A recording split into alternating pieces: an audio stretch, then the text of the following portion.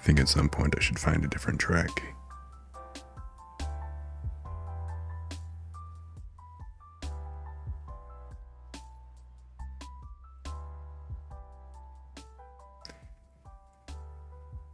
So, how's everybody doing tonight?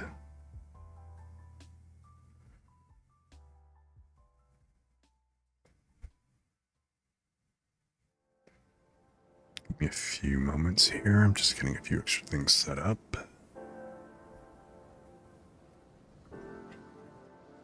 Trying to, anyway.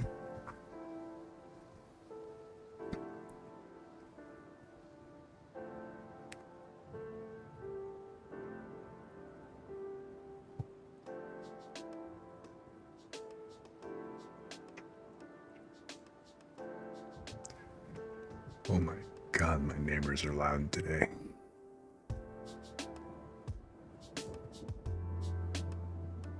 Well, guess we'll just have to see how that goes.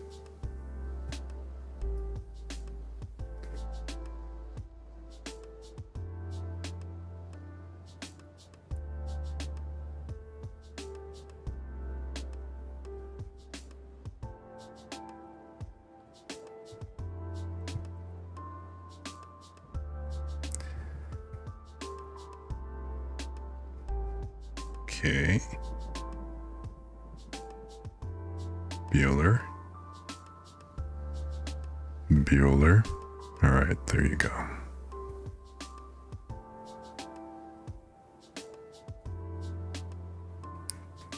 The Attitude Mini is a little bit finicky sometimes. Like it loses its microphone input, which mic it should be listening to or something. And then it won't let me switch back, or it won't let me select the microphones at all, so I just had to kind of restart that for a second here.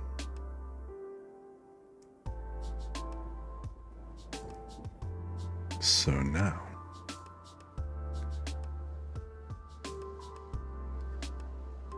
welcome to another wonderful little fun episode of another chill evening. Anyway,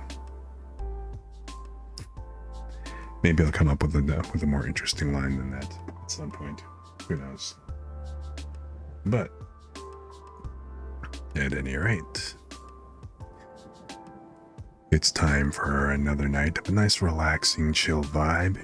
We're gonna kick back, just relax, listen to some chill music, or maybe the soundtrack to whatever game I'm gonna play. And then we're just gonna have a nice, relaxing, chill time.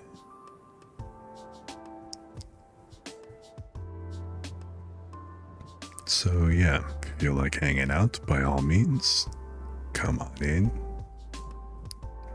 Throw me on in the background, or, you know, hey, if you like what I'm going to be playing, go ahead and, you know, feel free to just kind of idly watch.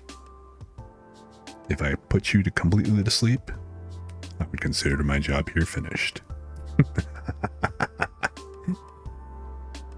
Hey, so whatever works is fine by me. So, that being said, if Steam would eventually go ahead and kick this game on, I would be really appreciative. So, I guess this is the point in time where I sit here and stall, waiting for everything to kind of come together, right?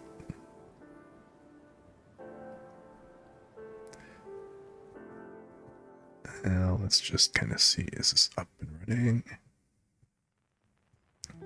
Okay, it looks like. So, it just wouldn't be the same if it wasn't a little bit of scuff, right? So today, what I thought we would do is play a little bit of the first game that I actually started streaming with, Game Dev Tycoon. So This is just basically a game developing simulator where you get to simulate being in a stressful office environment, trying to create blockbuster games and keep the company afloat. So, just exactly what you'd call relaxation, right? Let me see if I can go ahead and get this up. And hold on 1 second here.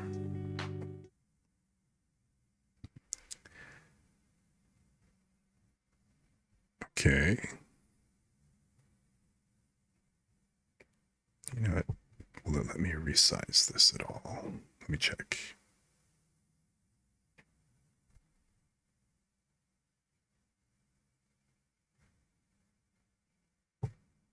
Okay. That should be cool.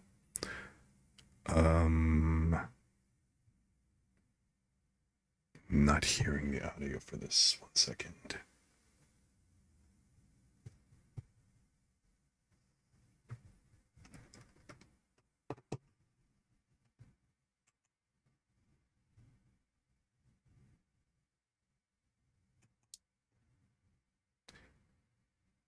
Okay, hang on. Let me check to see, make sure that the music or that the sound is actually active. A little hard to tell.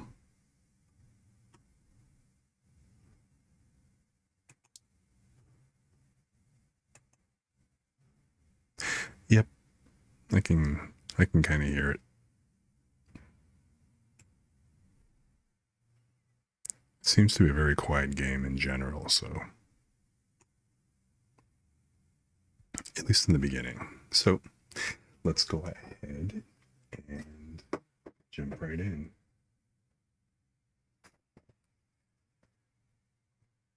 Let's see, where did I leave off? Come to think of it. Let me check and see.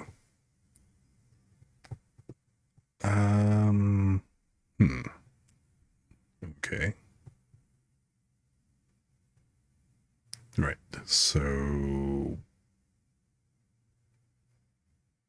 wow, I was already in year 20, month 8, and we're still hanging in there. Always a good sign.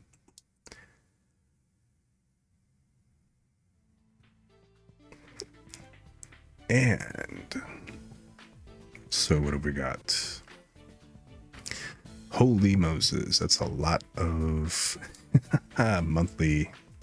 It's a pretty serious monthly rate. Okay. So there we go.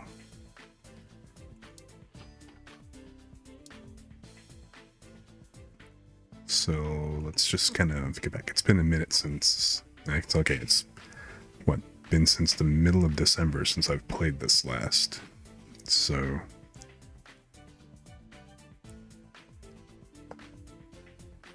hopefully the game music isn't exactly too loud. It's a bit loud in my headphones. So whatever works for you guys and relaxing. No, maybe this isn't quite as relaxing as before.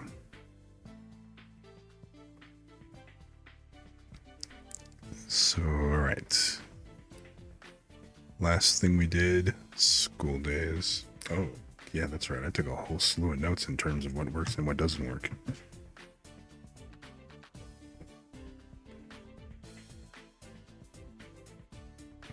So, people who aren't familiar with this game, Game Dev Tycoon is essentially, it's a business simulator. You are the head of a game development company. Your job is, of course, to try to be successful creating and producing video games. Now, the dynamic of the game itself, it's actually a lot more like a puzzle game when you really kind of look at it, when you kind of think of the mechanics of how everything works, because you've got the different types of hardware that you can release the game on. The game kind of spans 30 years, and it kind of covers from like 1980 to 30 years into the future, and so far it's loosely been following like the basic history of the actual console releases, which has actually been pretty wild to watch. So if you're into this kind of stuff, it's all right. That was kind of cool, and it's funny how they parody this stuff. But of course, the game itself, it's all about kind of mixing and matching and finding out what combinations work best in order to maximize the sales. So you've got the different genres. You have like, the mature, young, and I don't mean mature like we're not necessarily talking about like adult games here. Just kind of like the mature audience. Not like the kid level games and stuff. Think Call of Duty versus Pokemon on a loose basis. So you've got the audience, you've got the hardware that particular audience prefers, also what genres of game they prefer, and you kind of have to put all that together to come up with winning combinations in order to stay afloat. So that the whole goal is to get to year 30. I think it's like either year 30 or 35, and try to get there in one piece.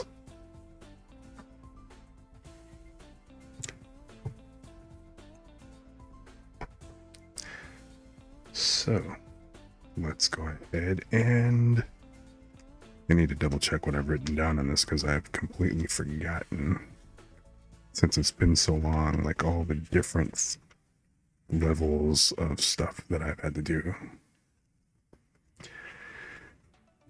But let's see, the last game, School Days, then Daywalker.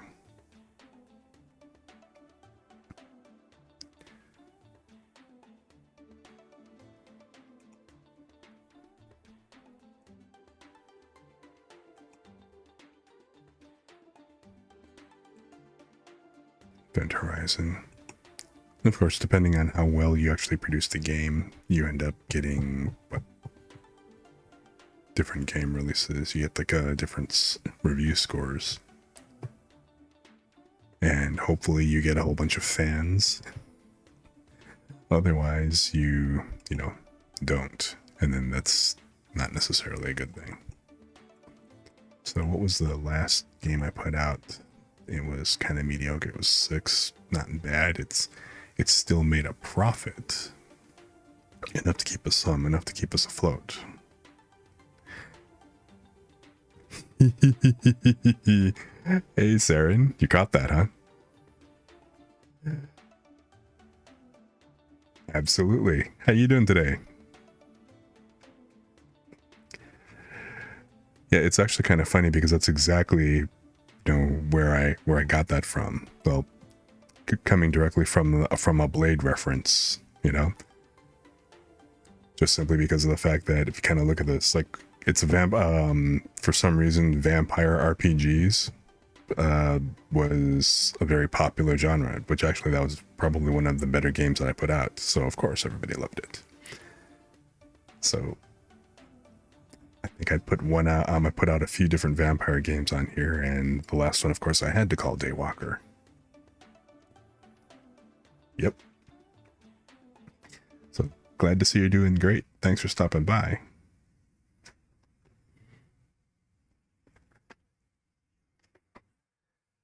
So, I mean, the funny thing is like I said, it's a business simulator, but then it's like an oversimplified version because it's more like a puzzle game in that regard. You just have to figure out the best combinations, and then there's a little bit of luck. Hey, by all means, please feel free to lurk, hang out, throw me in the background. Like I said, if I put you to sleep, then I consider it a job well done. Kind of curious. You said you're clip hunting, so you're doing this a couple of days. What kind of clips are you looking for?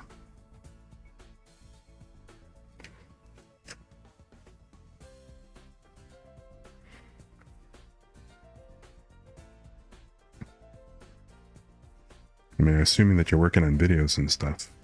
Oh, so you're basically you're going back over all the VODs and kind of checking out and trying to see what you can pull up. I really got to get to doing that too. there is like I assume you've got you've already got some clips up and running, I assume, because you know you're much more put together than I am so far. Ooh, see, I should have put that on silent. Who the heck is even who the heck is even texting me? I don't get it. Anyway, but up until next June, nice, cool. That's pretty awesome. Yeah, because the important thing is, you know, having those clips, especially depending on how people do shoutouts and stuff, really important. Like, for example, the that clip browser, when you do certain shoutouts, will go and hunt down and stuff whatever random clips that it kind of picks up.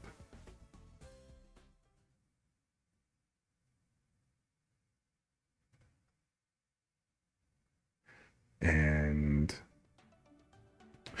wait, do I have it active on this view? Hang on, let me check OBS real quick.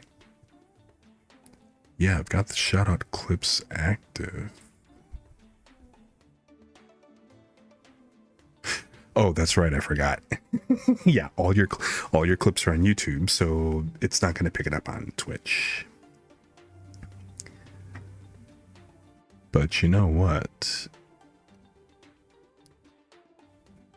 I'm not going to let something like that stop me. I'm going to go ahead and hit up YouTube's API because there's got to be... I'm going to check their API. There actually has to be a place where you can go hit up and look at, like, you know, the different, either the shorts or the clips, and probably do like a play. Some kind of like replay. It's been a long time since I've actually looked at their API, so that should be pretty interesting.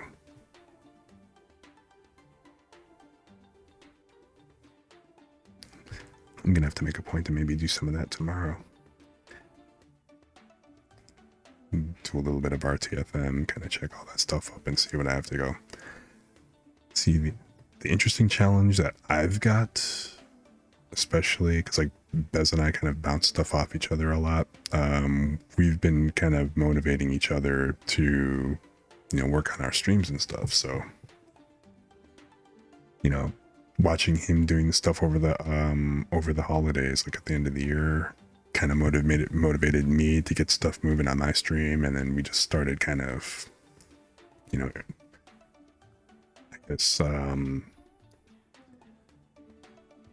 influencing each other, stuff like motivating each other, you could say, to just go ahead and, you know, move forward and everything. I mean, I have only been doing this now for since about a month, give or take,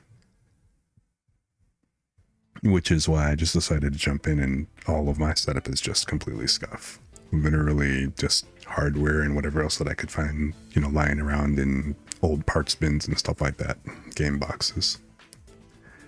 So yeah, 3 months in, and you're doing fantastic. You know, it's awesome. Yeah. So, but the big thing is I'm on a Mac, and I'm kind of running into a few. It's an older iMac, late 2015 iMac. So yeah, I'm kind of limited as far as which games I can play. Work-wise, I love the thing, but you know, when it comes to gaming, you know, Macs aren't exactly known for being like serious game machines by any stretch. And because it's so old, I can't really, and it's also an iMac, it's not like I can go in and switch out the GPU or anything.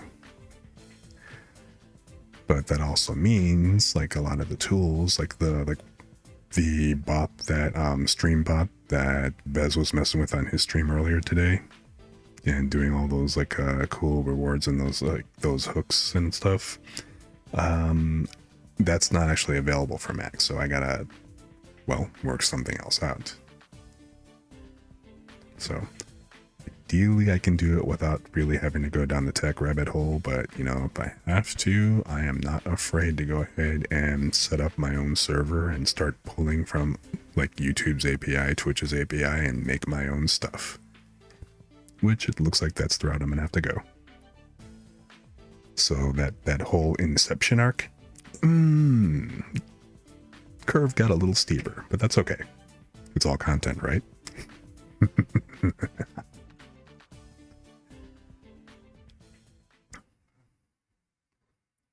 So, well, I mean, thanks. I appreciate it. So, I salute you. Oh, thanks. Nice. Seriously, I do appreciate the vote of confidence. Or at least the well wishes and secret condolences. Oh my god, I'm back. Seriously. Poor guy.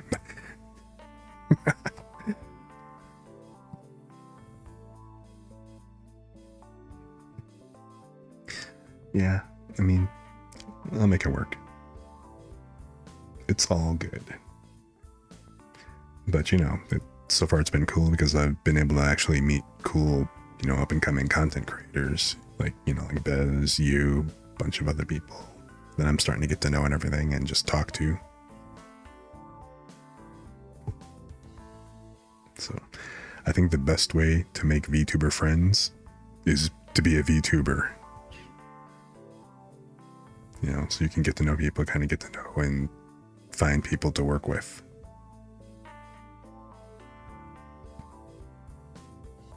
Yeah, exactly.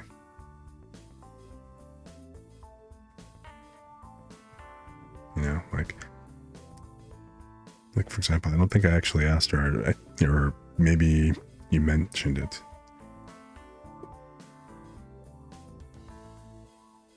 Yeah, I saw, what was his name? Sage?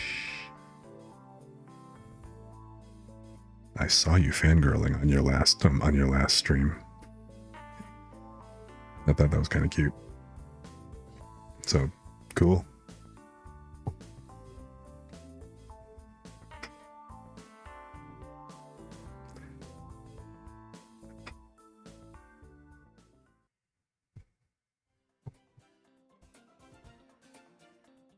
So, I mean, I'm kind of curious. What made you decide to become an anime lady in the first place? I'm always kind of curious about, you know, what motivates people to do for this. Yeah. Hey, you know, when you actually meet people you respect and stuff, especially if they're very well known, starstruck happens.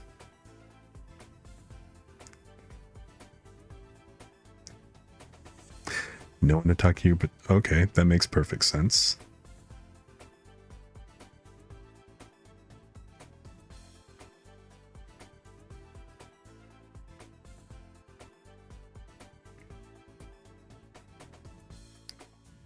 Cool. Hey, it's as great a reason. It's great as reason as any other, you know? There's no wrong reason, I think. Well, okay, there are a few probably wrong reasons, you know? You know, to kind of get it. Sorry, excuse me one sec.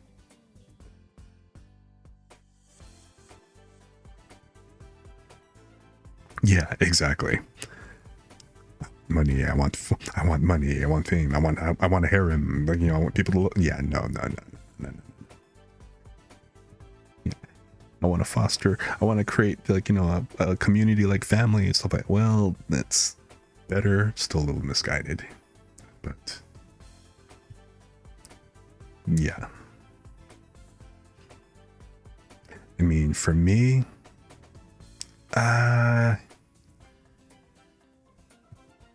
guess on one hand, well, okay, the simplest reason is, frankly, I started watching, you know, I started getting on Twitch and actually watching VTubers and stuff probably the middle of last year.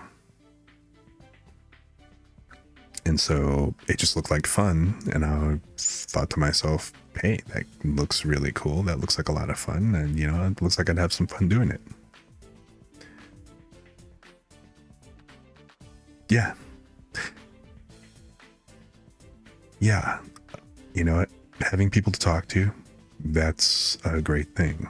And, you know, kind of going into it a little bit deeper with me.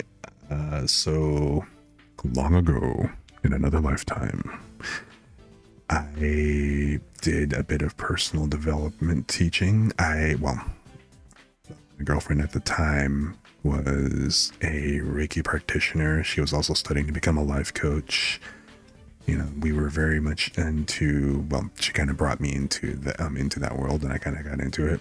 And so we did a lot of presenting and stuff, and, did a lot of personal development, helping raise other people's enlightenment and kind of, just making them more comfortable with themselves. I did a lot of meditations, guided meditations, exercises, relaxation type stuff. I actually became a paper certified hypnotist.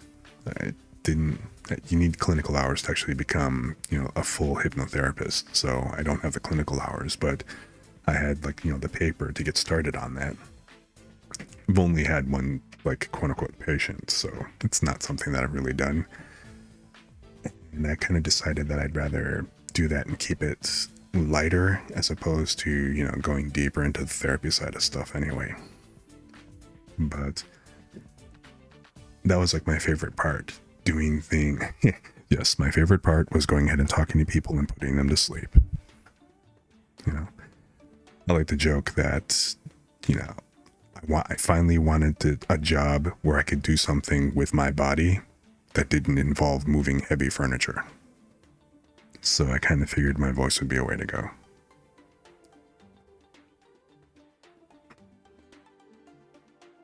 Well, thanks. I mean, I really appreciate that.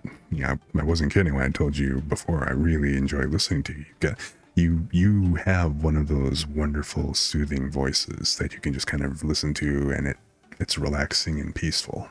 And that's exactly the kind of vibe that I like. And that's the kind of vibe that I wanted to set up over here. And as I was watching all the Twitch people and into the streamers and people on YouTube doing their thing, I kind of come across some of my older recordings, and I'd wanted to put them up on a YouTube channel. And then I decided, hey, this VTubing looks fun. If I'm going to do this, why not be an anime guy?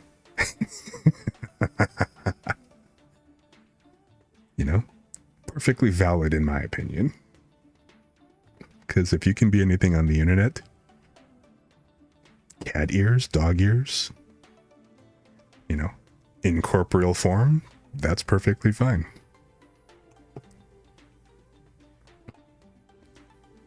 So, at least I'm currently, non-corporeal until I finish my VTube, my Vroid model first. So, yeah, it's pretty funny. It's you have no pants. I have no legs either. So, okay. You know what I mean?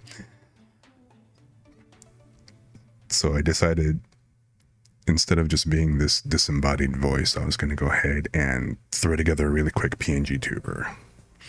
And so I kind of did this in a day, just threw it together, put it up in ViaDoTube Mini. And since I haven't really... Okay, I guess it's kind of a cop-out, because you could say that this is a stall, since I haven't really finished my quote-unquote character design. I decided to kind of go for, all right, let's just make it kind of like a ghost, an apparition. But instead of a blob, let's make it some kind of humanoid form. And you know what? Let's put him in a jinbei. Just because. I've never worn one, but they look really relaxing. Just casual Japanese lounging clothes. Why not? And that's how the character started to form. So kind of I don't know if you ever saw the anime Dagashikashi, the one where the one with the Japanese snack store. So yeah, I mean it's basically it's the top half. So it kind of looks like pajamas. So if you imagine a kimono, which, I mean, that's pretty much, it's the kimono style top, but of course cut at the waist as opposed to, you know, being longer. So the top half is just this basic wrap. The second, you know, the bottom, the pants, they're just standard pull-on type pants, nothing really spectacular. They're usually kind of long cut shorts, like where they come down like right around the knees or right below the knees and stuff. Yeah, and of course there's longer pants if you want to have longer pants. But in that anime, there is, well, the main character's father, the one who actually, you know, the guy who actually owns the snack store, the candy store, he always tools around in a Jinpei, walking around town and stuff. You know, so this is like his daily wear. You know, so he's kind of got that big laid back uncle vibe going. Yeah, and also kind of same with another anime. That time I got reincarnated as a slime, one of the ogres, or the Kiji, as after they evolved and stuff. The guy who was a blacksmith, he also walked around wearing a Jinpei. Same deal. It's, I don't know. It's kind of like the uncle trope. You know, the Ji-san walking around all laid back, you know, wearing Geta and, you know, Geta sandals and a Jinpei tooling around town. Yeah. Yeah, the dog. I forgot. Was he the middle brother or not? He wasn't the younger hothead. Because, you know, that was the cat. But yeah, I know who you're talking about. I actually loved Fruits Basket. So yeah, usually I just kind of keep this down here and stuff and keep the lower half confined for the time being.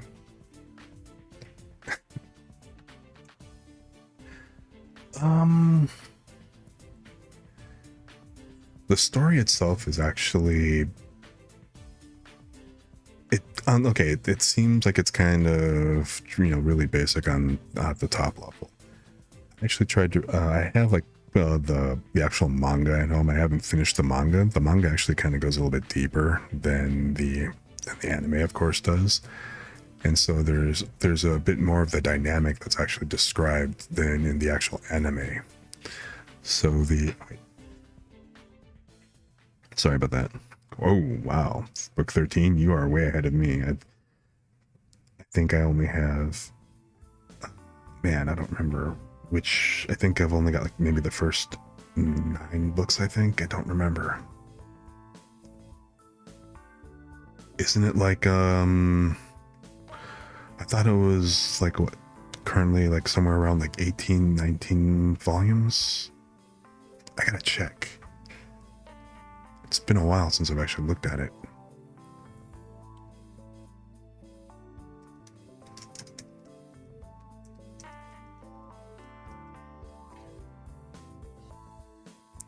$23 tankobon.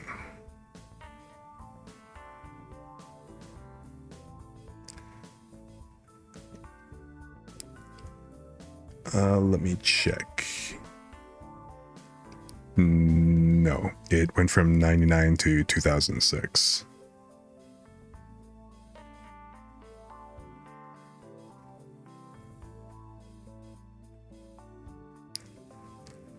Now, did you actually watch the original? Did you watch the original? Well, you didn't say whether or not you watched the manga or not, because you just said you've read up to book 13. But so I remember the original 26 episode anime, but then they went ahead and they did a reboot in 2019. I remember that. I never got to watching it, but apparently that was 63 episodes where they did the entire series, the entire manga. Yeah, it's kind of like, it's like you kind of saw that they redid it, but the first one was actually pretty good. Yeah, I thought from what I could tell, they did pretty well with, like, you know, with the story and stuff. But yeah, I mean, since I never actually read the full, I haven't read the entire manga series itself in the first place. I think it'd actually be kind of cool to go take a look at that.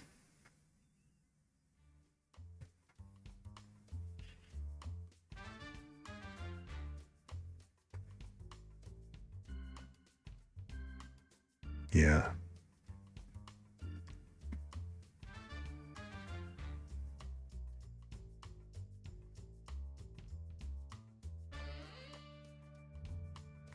Yeah, they have been doing a bunch of remakes, haven't they? It's actually kind of funny. I I I won't say I used to because I still do watch a lot of anime and everything. But of course, I mean, I love anime and I do love manga as well. I've probably watched more anime than I have read manga, at least initially. But then with some of the stuff that had been coming out, I got tired of the drip feed. I got tired of actually waiting, week to week. And so I started like hitting the actual light novels and the manga to a lesser extent to go ahead and read ahead. And now I'm at kind of at the point where I'm so far ahead with stuff that I get jazzed when I see new series come out of actual books that I've read.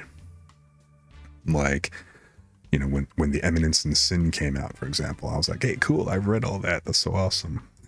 I'm glad that they actually got an adaptation.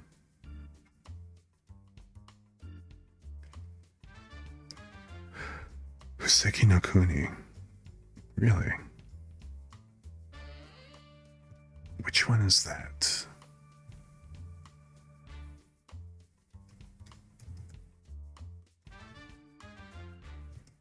Is that the Land? Useki no Kuni, Land of the Lustrous.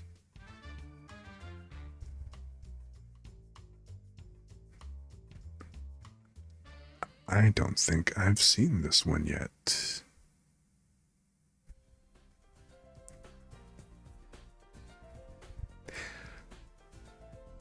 Land of the Lustrous is set in the far distant future where the Earth had been struck 6 times by meteorites, ravaging it in the process. All of the remaining land was reduced to a single coast, whereas nearly all life was destroyed. Over vast stretches of time, a new race of sentient life forms emerged, immortal jewels that take the form of people.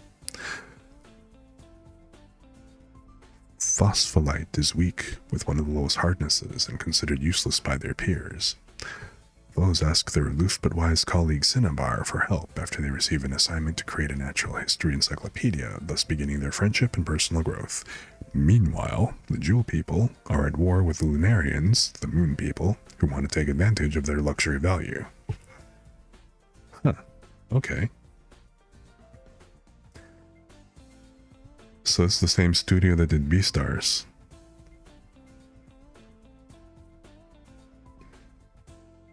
And Beastars was actually really well done, I thought. At least art-wise and stuff. I haven't finished the actual full series. But it looks good.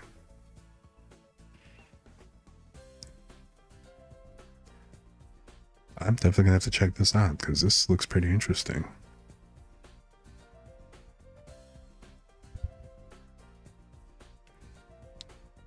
The TV series came out in 2017. Where? Okay, so who picked it up? Sentai. If it's on Sentai, then it's probably okay. Anime Asia, Animax. If it's Sentai, it might be on High Dive, because I know that High Dive carries a lot of Sentai's titles.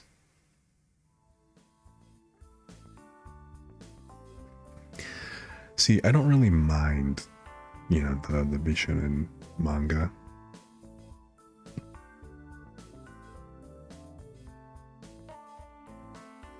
If the story is good, then that's, pretty much the most important part, right?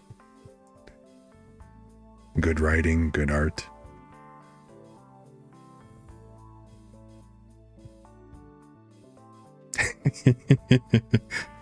Homophobia alert. That's okay. Because you know what? There's absolutely nothing wrong with being queer.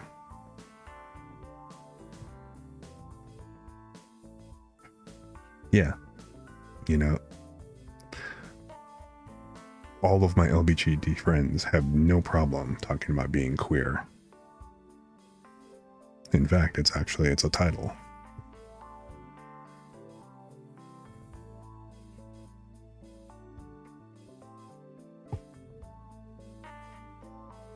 Yeah, exactly. You know, and just not straight. It's like, you know what the running joke is. It's like you know, so is spaghetti until you get it wet.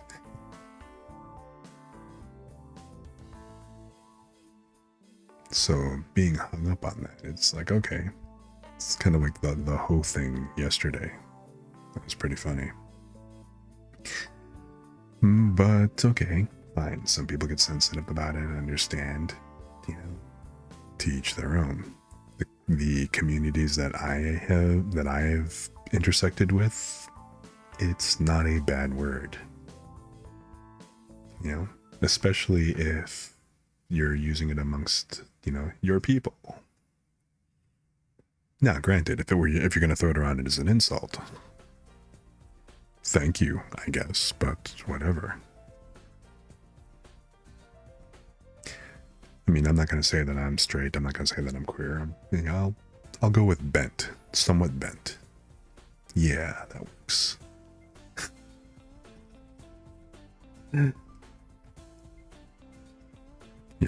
Flexibility. Flexibility is always a good thing.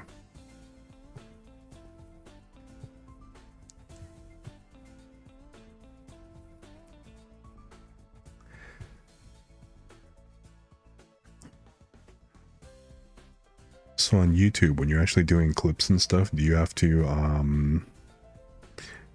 because I saw that YouTube has a clipping mechanism. So do you actually have to just go ahead and kind of just watch the videos and then find something interesting and then use that clip tool and clip it out? Or do you actually have to go ahead and, or are you downloading it and doing an actual edit locally and stuff to compile the good parts?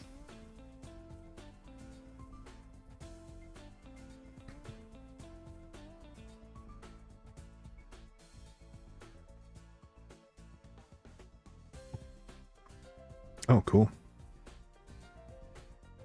Good to know.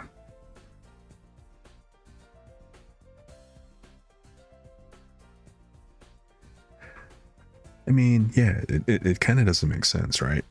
So far, I haven't been recording at the same time as streaming.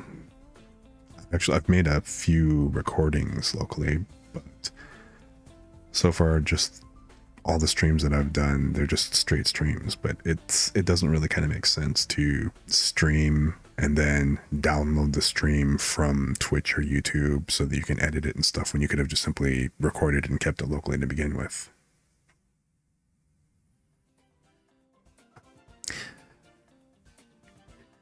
Yeah, you know what? If you do, I'd love to see that. So whenever, if ever you go ahead and you decide to do a behind the scenes on any of the stuff that you work on, I'd totally love to see what kind of things that you're actually doing.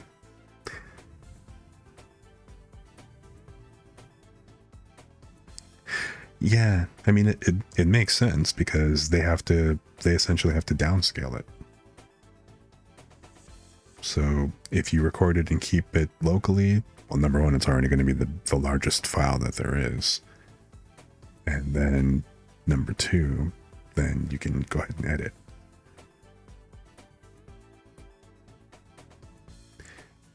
I'm a little worried about that on my end.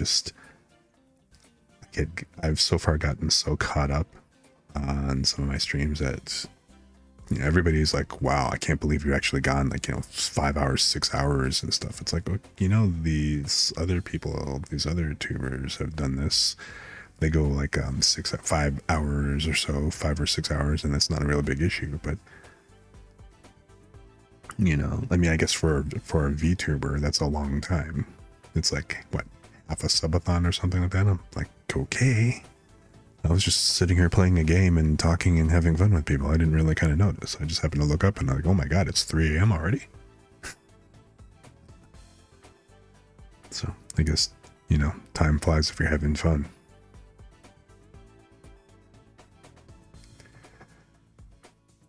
That's what they say, right? If you enjoy what you're doing, you're never going to work a day in your life. I mean, if you're genuinely having fun with it, It just doesn't feel like work. And next thing you know, it's the next morning, and what are you going to do, right?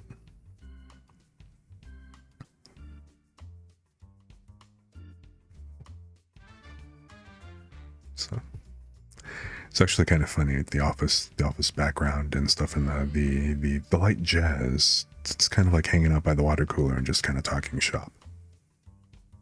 So this should be a VTuber studio instead of a game studio, I think, right? Yeah, it is. It's the background game. It's the game background music.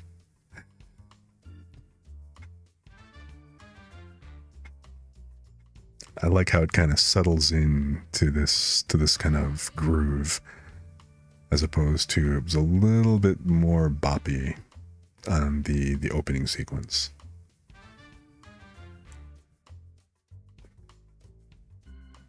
Really? I mean,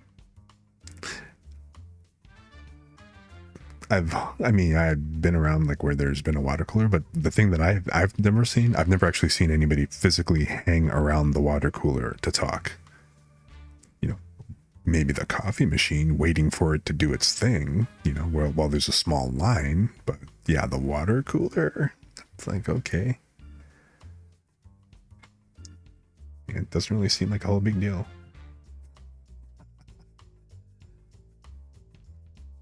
So that just kind of cracks me up. But yeah, you know, better there than somebody randomly coming by your desk and just, you know, wanting to shoot the breeze.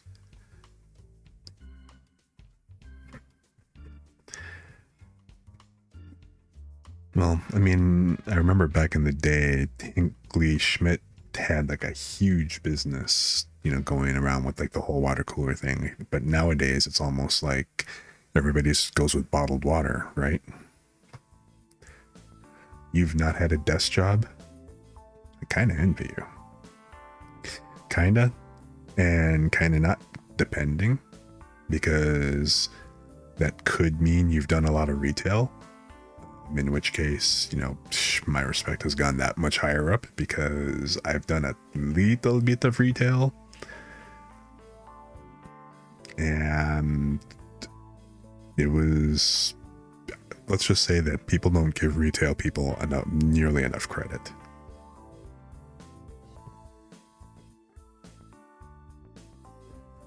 People want to talk about, oh, you know what, you just need to get a real job, you know, go work in an office. It's like, yeah, you know what, I've worked in an office, and I would much rather, yeah, the real reason people would rather to work in an office than work on a retail floor is because they don't have to work a retail floor. You know, they don't have to deal with front side customers. Most office jobs aren't real. Hey man, typing is physical labor. Kinda. Sort of. It's an exercise.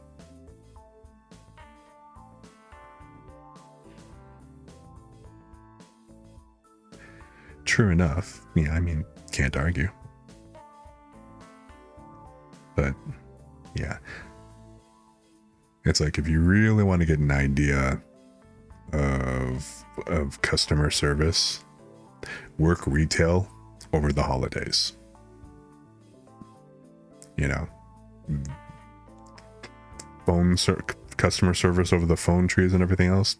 I mean, okay, fine, but when you got to do face-to-face type stuff, yeah, not the same. Which, of all the places I actually worked at a long time ago,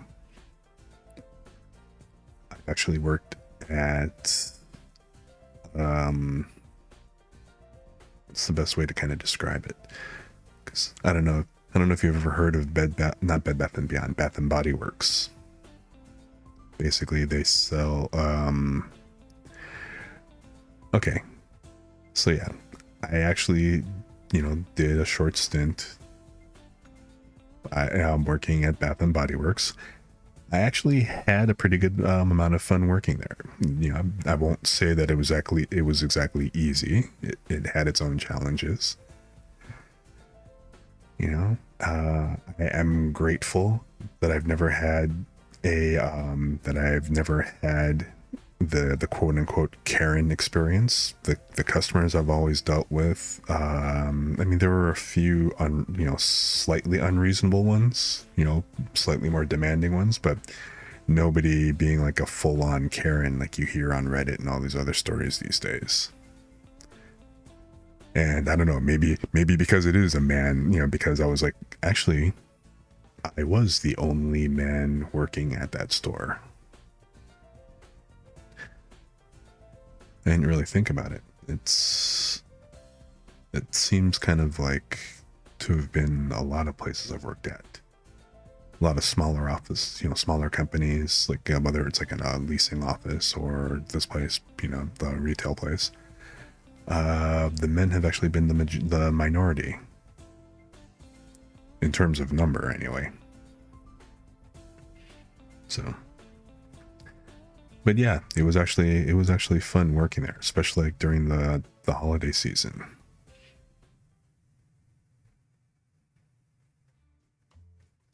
So, yeah, it's mainly female in the U.S. until I guess you get to the quote unquote important positions. Then all of a sudden it's like, oh wow, go figure. So, but I mean, I'm kind of glad that things are balancing out and changing more, and things are looking up in that regard.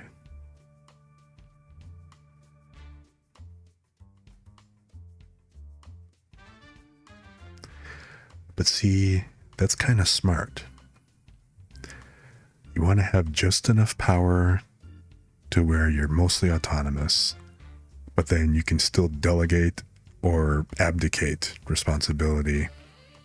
Basically, pass the buck off to for when you have to do that. The person at the top ultimately is the one who's like responsible for everything else that goes on. They might try to throw people under the bus, but ultimately they're the ones who get looked at and all this stuff.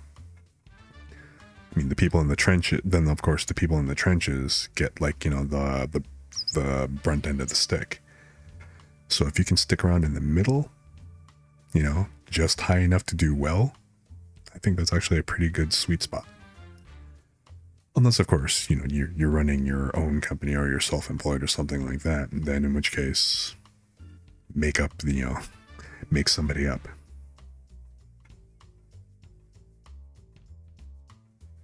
Oh, what do you mean when France did that?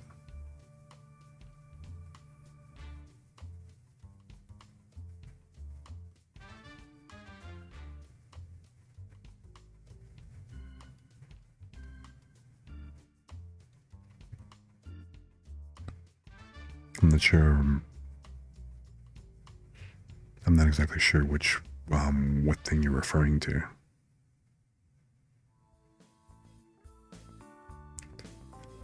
Of course, unfortunately, I'm kind of stuck in America. We don't get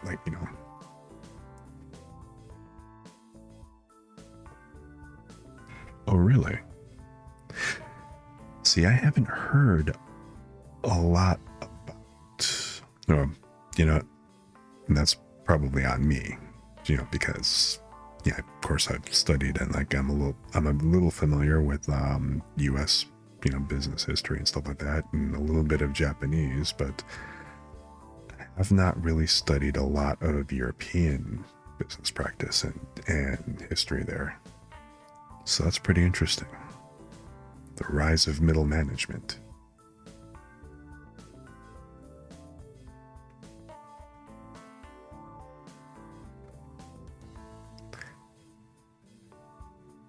Yeah, true. As long as you actually know where to find the information, that's the biggest part. You don't have to have it all in your head at every given moment. As long as you know where to go find it, where to look it up, that's the important part. I was never good at games like Trivial Pursuit and stuff like that. Number one, partly because of the fact that my brother would have a habit of going through and reading the cards in advance and stuff, and he just used to read the cards for kicks. So of course he already knew all the answers. One of my other cousins used to brag about being a fountain of useless knowledge. My career has pretty much centered around me being a subject matter expert. So I tend to go deep in a handful of stuff, whatever's kind of relevant to what I'm working on. But I also have a whole bunch of different interests, which is why I'm kind of also all over the place to at least to an extent. So I know a bit, I guess. But it kind of works for me. It's like, I have many hobbies. I just don't get to them.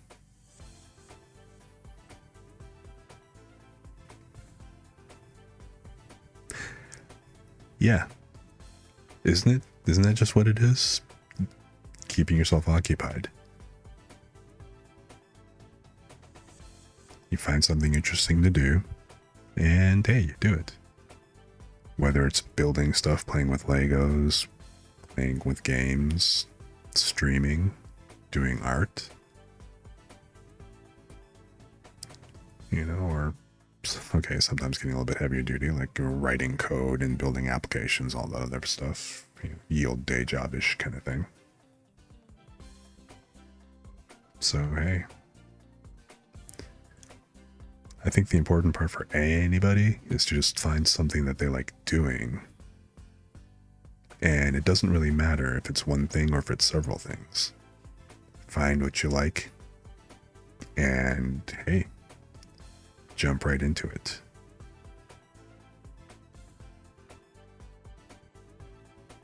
It's certainly better than just kind of being paralyzed and not doing anything at all, right?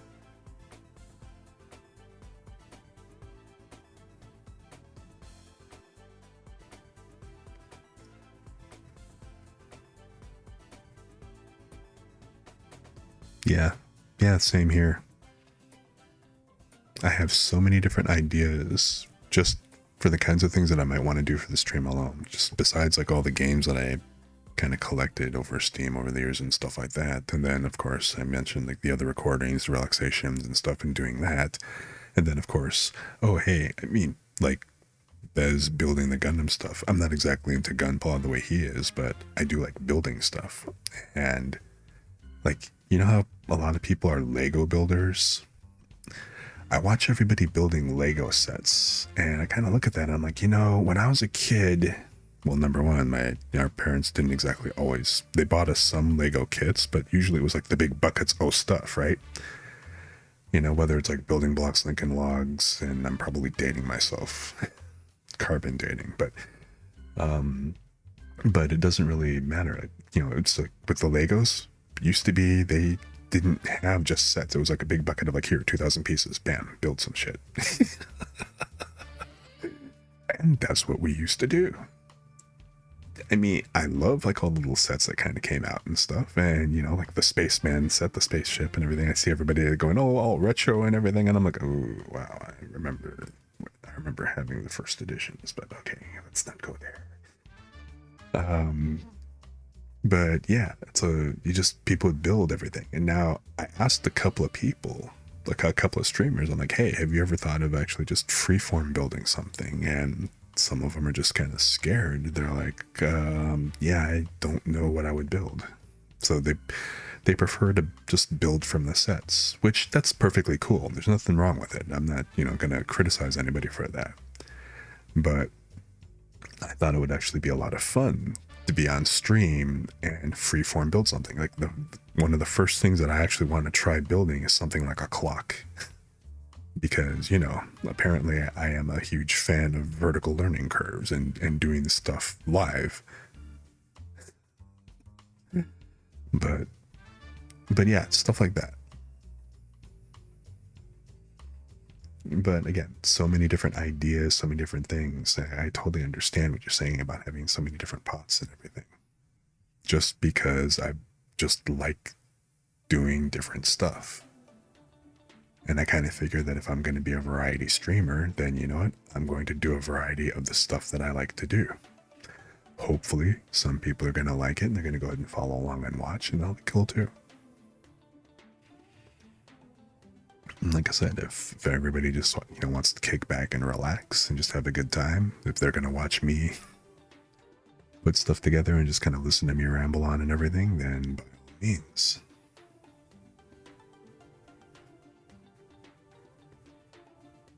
It's like I think I actually threatened yesterday that I was. Oh yeah, because one time I joked about it.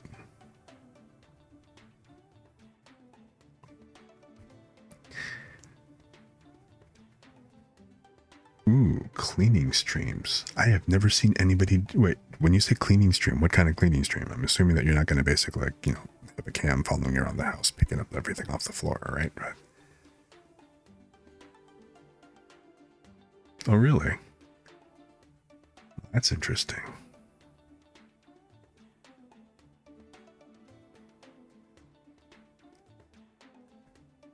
See, that would be kind of cool. Just like running water is pretty relaxing in and of itself, listening to it. Even artificially, like listening to me watering the plants, like Bez was talking about with like the watering ASMR from the watering can. Right?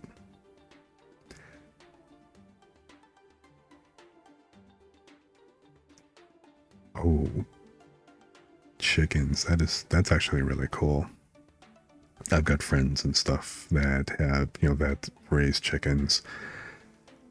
There is absolutely nothing like having literally the freshest eggs possible. It's like once you've had that, you never go back. Or at least it's really, really hard and, painful, and what makes you wish that you could have fresh eggs more.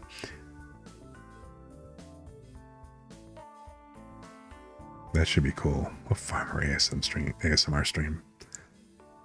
It's like, yeah, I actually kind of want to mess with some ASMR as well.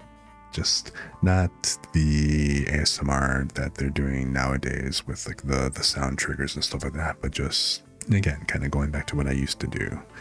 Reading, doing guided exercises. Yeah, ambiance. I actually joked about it. One time on stream, I was joking with Bez, and he had mentioned the voice thing. And I had someone a long time ago once say that I could probably read a dictionary and somebody would like it. So that was kind of a joke. And so for kicks, I just grabbed a dictionary and just started kind of rattling some stuff off and literally put Bez to sleep practically. So yeah, so I think, like, for one, my very first reading ASMR stream, since I don't have any book titles that I've decided on just yet, so I'm going to, like, read a dictionary for my very first ASMR. I love it. Ambient auditory ASMR. Yeah, that's it. Guaranteed to put you to sleep.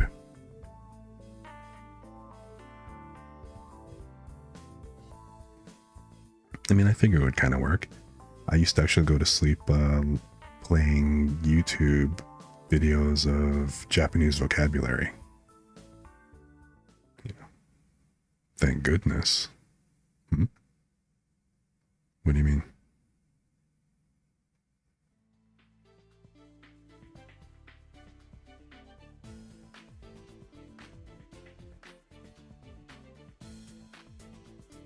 Oh, yeah. Yeah, see, people talk about how sleeping is for the weak, or they feel like they're wasting time. It's like, yeah, no, you don't understand. Sleep is underrated. It's not overrated. Sleep is fantastic. Besides the obvious part about getting rest and stuff. I've rarely had things like lucid dreams or things like where I remember my dreams or stuff like that.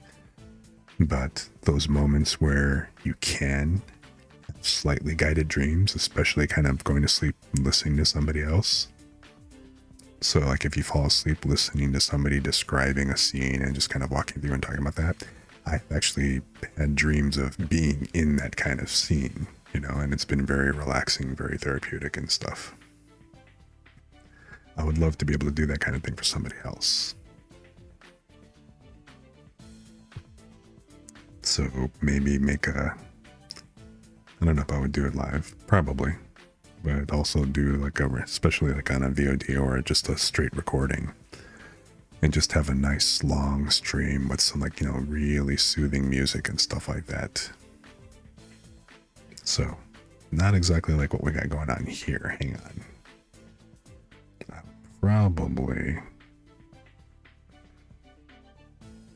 I would actually have to kind of go with the YouTube laid back kind of sound.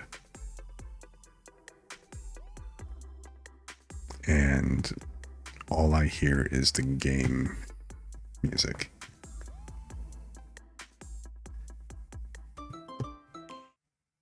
I gotta switch my headphones to actual streams here.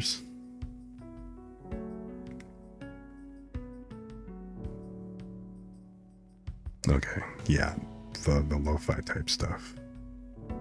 Something nice and relaxing like this.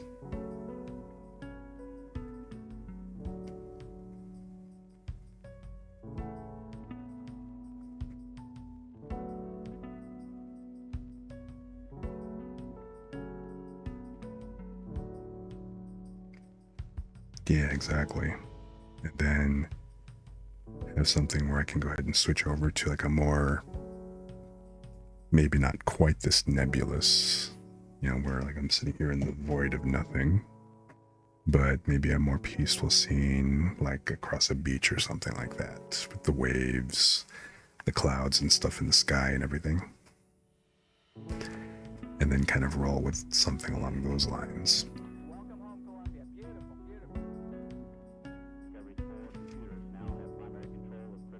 See, that would be a lot more laid back and interesting on my end, at least.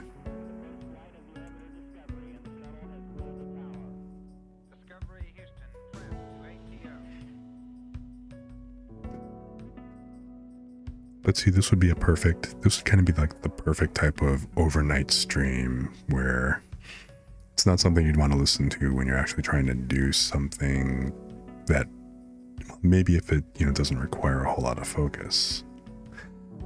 But especially if you're trying to kick back, like those moments where you just want to, like we were talking about yesterday, it's like, we drink alone. Like when I, want to kick back and just have a nice drink and sit and kick back and relax and just kind of let everything go. This is the kind of thing that I'd like to do.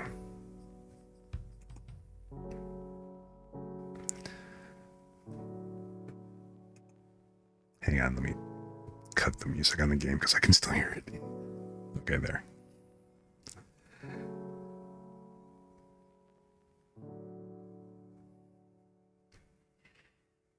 But yeah, I mean, this is a mood, right?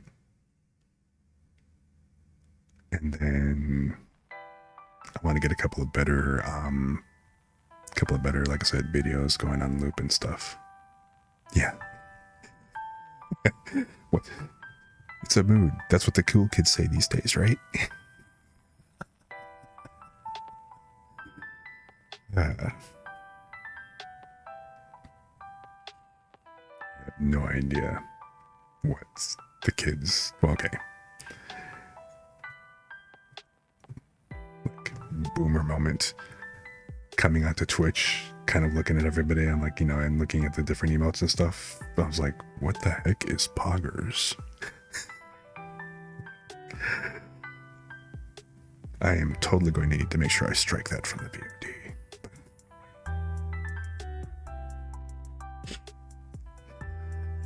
I was like, Mr. Google, help. I don't understand this. It's so different. What happened to Groovy? Everything was copacetic up until copacetic up until recently. Well, okay, maybe not recently, but still. Yeah. Okay, enough of the carbon dating again.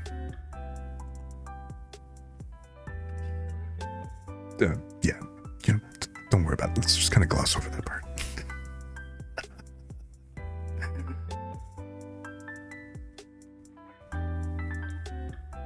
So I don't think anybody actually knows what the hell copacetic actually is.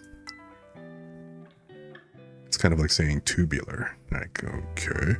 Well, at least that has like, kind of like, skateboarding and surfing lingo.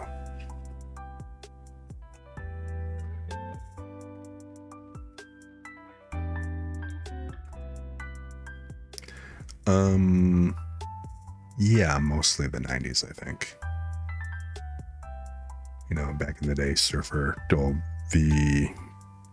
the return of surfer culture, kind of like, I guess that'd be early Teenage Mutant Ninja Turtle Michelangelo.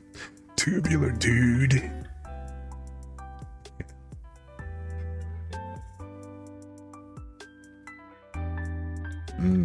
Good point.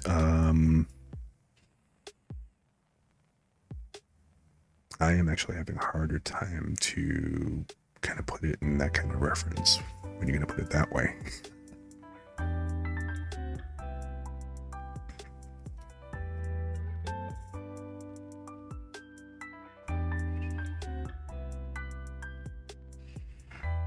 Yeah, tubular is one thing.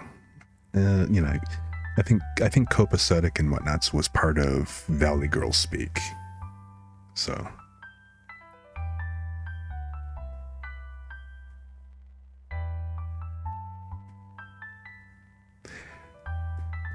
trust me, you're probably better off.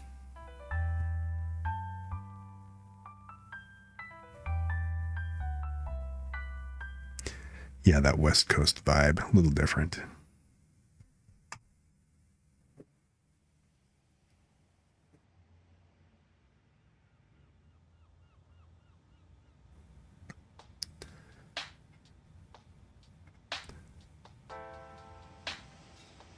See, I need to work on getting better visuals for this. This is just kind of... I thought it'd be more interesting than it being just a black screen. Yeah. For better or worse, right?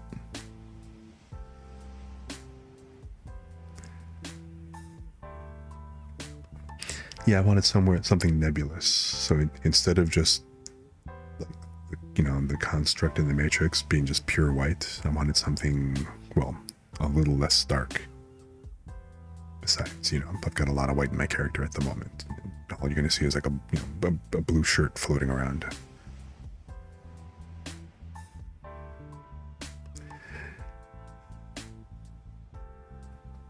But I figured this is just the in-between space, in between the different worlds that I want to create. I want to create like maybe like I said, a beachfront scene, kicking back like off of an island with that wonderful, lovely blue sea and pearl white sand and the sound of the ocean just kind of off in the background, and then the wind blowing through trees and stuff in the back. And then maybe have another scenario, like not exactly a rainforest or whatever, but kind of like a forest backdrop. So these are all basically places that I've either had like on ambient sounds that I listen to when I go to sleep on, playing YouTube stuff, or like places that I've been that I just like to hang out and meditate in.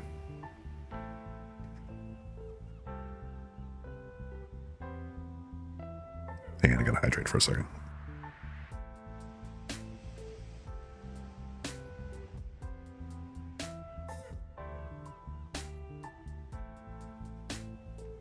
But yeah, I mean, maybe have a traditional library scene, something like a study. I originally thought it'd be kind of cool having like, that uncle look with like the looking like a salaryman. Well, I originally thought that, hey, nobody's going to sit here and watch like a salaryman who just got off of work, just kicking back into reading a book. And then I saw Best Dad VTuber and I'm like, okay, well, I guess that idea is taken. Next. So But yeah, kicking back a la Masterpiece Theater in a library with bookshelves and a fireplace. That's that's another kind of ambient place that I'd want to do, where I'd want to kick back and just kind of sit there and read. So I could sit there and read stories or dictate from a dictionary or anything else that kind of comes up. It would just be something that would be background noise for people who just want to listen while they're doing other stuff. Really? That is awesome. I'm so happy for him. I guess that explains why I haven't seen Orc Guy around.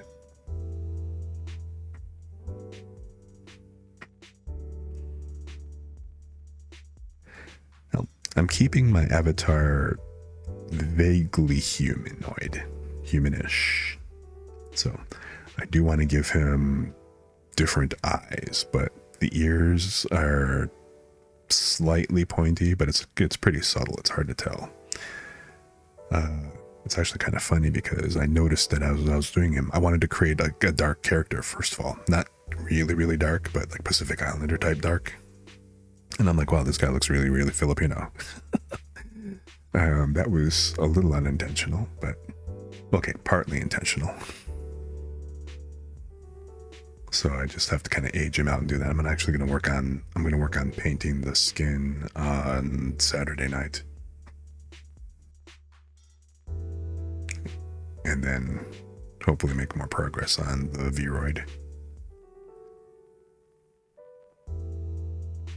So then that way I won't be a ghost. I'll still keep the kind of the ghost PNG just because I think it's fun. But then I'll also have the Vroid, and I'll wind up making a PNG version of the Vroid because I'm kind of evolving the character look based on what I'm doing in Vroid Studio anyway. You know, going for the uncle, the laid back uncle vibe, kicking back, having a good time, and it's all good. You know, mahalo, man.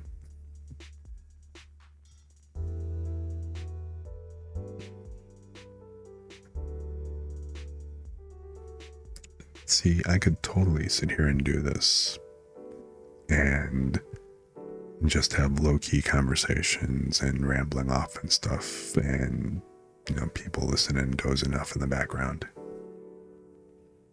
Exactly what we're doing right now. This is the kind of stuff that I don't mind doing, that I really like doing.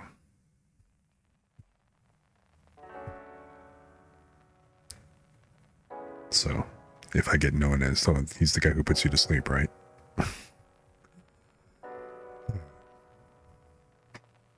That's okay. There are way more than enough people out there that are high energy and screaming and doing everything else. Yeah, it's a market. It's a market, and not a lot of people are doing it. You can't do what the screaming and the high energy and the yeah, no, me either.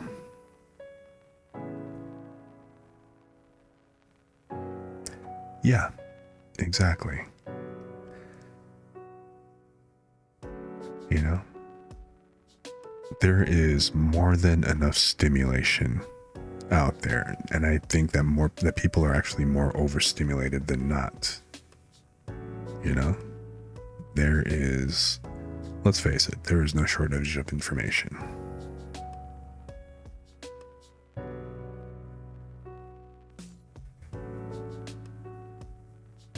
Really?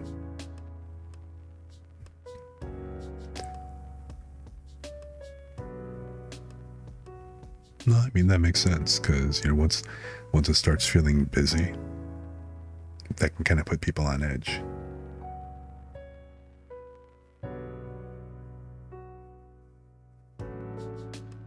And, you know, I think that sometimes people just need to have some place where they can just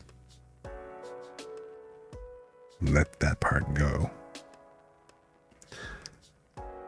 You know, the equivalent of just having somebody kind of take them and lead them off into like a secluded corner where they can just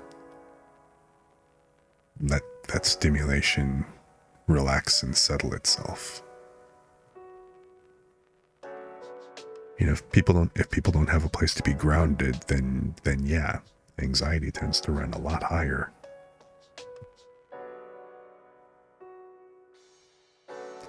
And I don't mind being that parking spot for people.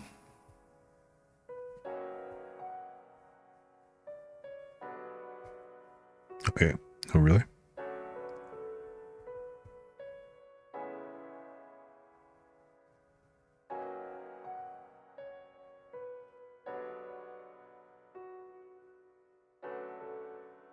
I mean, I guess I've kind of a little bit of my own as well. Maybe not quite the same. I mean, obviously, I don't know what your situation is, but so I can't say whether it's the same or not. I doubt it's the same because, you know, totally different people, but it could be similar. I mean, of course, on my end, I was just kind of bullied a lot, so I wound up keeping to myself.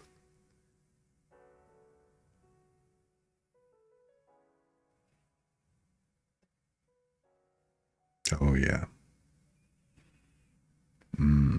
Yeah, I can totally see.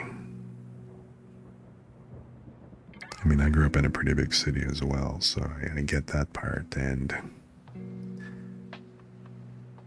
the benefit, I guess, on my end was that, at least for a while, my parents had a house. But then they also had weird ideas like going and becoming farmers, so it's not like, you know, I've also had a taste of open country as well.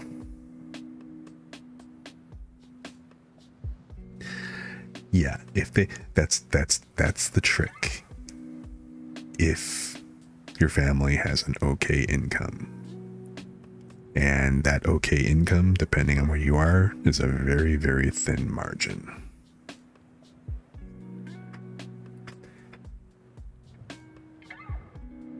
So I got a lot of entrepreneurial spirit from both of my parents and stuff.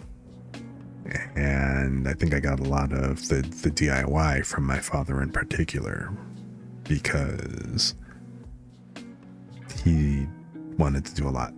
He bought a house, which was an utter fixer-upper. Actually did that a couple of times, and so I spent a lot of time doing fixing up around the house, painting, putting in flooring, digging out crawl spaces, which I'll never do again. We'll avoid that trauma. So yeah, the country is a nice change of pace. I mean, back when I was actually a kid, there weren't very many lights around my grandparents' farm. There was one light in the middle of the field, but everything else, until you go like I think about half a mile down the road, that was like the next street light.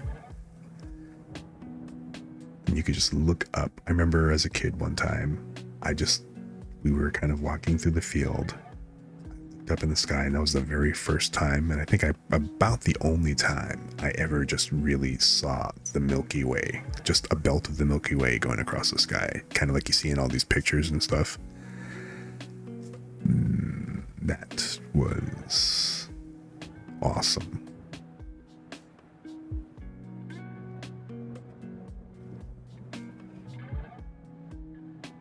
Totally, you know, kind of thing I could do.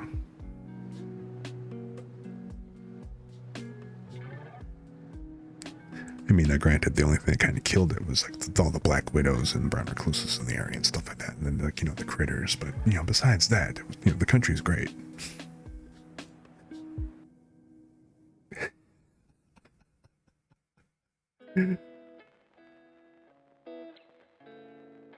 It's kind of like I would actually joke, just like how they have like on, you know, in movies, they got that they have that trope every now and then, you know, the people coming in from the city coming into the country. It's like, I can't sleep, it's too quiet, you know, can you go outside and, like, you know, knock over the garbage cans or something? I'm going nuts here.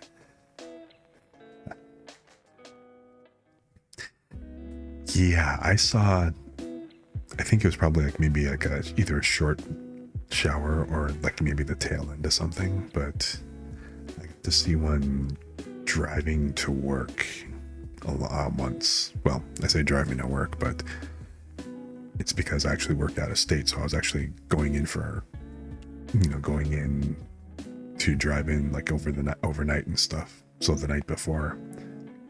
And it was just so nice and clear. And then I saw a star. So I pulled over and just sat on the hood of my car and just stared up into the sky and like watched maybe about half a dozen come through.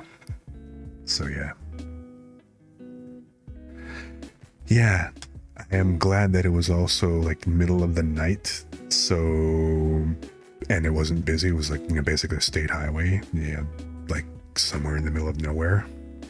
Because I can't imagine what that would have looked like, some guy laying on the foot of his car and, traffic driving by, like, what's his deal?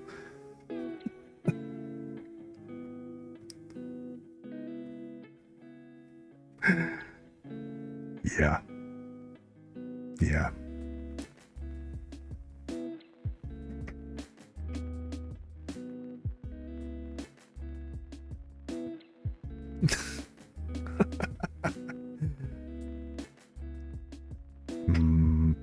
Even though I said that my mom, like, she came from the country, she lived out there and stuff, and then she kind of moved into the city and whatnot. So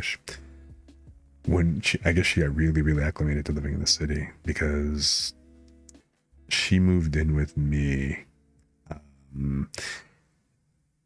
Well, the way it was actually going to kind of work is when I moved out of my dad's place, I was going to move in with her, but then her place was kind of falling through, so I had to go get my own place, and then she ended up moving in with me. But then I decided to move to the suburbs. First time as a city guy my entire life that I actually moved out to the actual suburbs. And so it was, I didn't really mind it so much because, I was used to it from hanging out with some of my friends who lived in the area.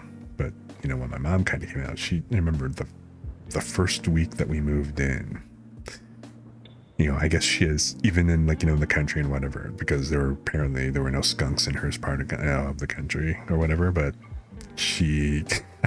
I came home one day and she had this weird look on her face and I was like, what happened? And so she went to describe okay, she went to go take out the trash or whatever and went to the car and come back and stuff. And when she came back, she heard a rustling in the bushes by the door to the apartment complex. And then she kind of looked over, and then this skunk stuck its head out of the bushes and they just kind of looked at each other for a second. Mom backed away. The skunk kind of slowly receded back into the bush, and apparently nothing else was said of the matter. And she went inside and was just like, "Oh my God!" I'm like, "It's just a skunk." Now, granted, I haven't seen a skunk either, so I thought that was pretty interesting. But hey.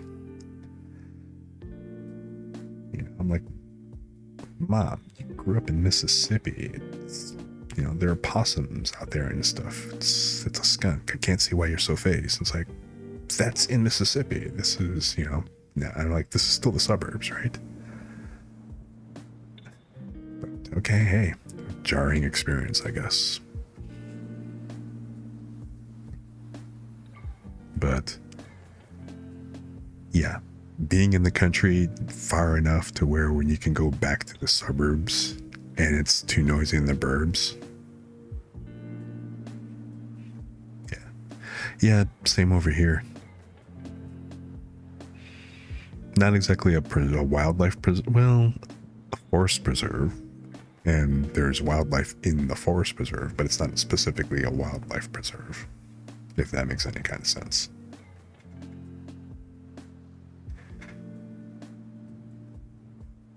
Because as a general rule, it's not like you're gonna not like you're gonna walk down the street and suddenly catch a coyote crossing the street anywhere. Although it has kind of happened in isolation once or twice. I actually heard after the that so when the pandemic hit and everybody started staying indoors around 2020 around late 2020, they were starting to get reports of stuff getting overgrown, and I guess the coyote population grew a little bit in my area, which was hilarious because I am still, granted, I'm closer to the next state than I am downtown, but at the same time, I'm still in the city. So hearing about coyotes and coyote sightings around me, that is just entertaining.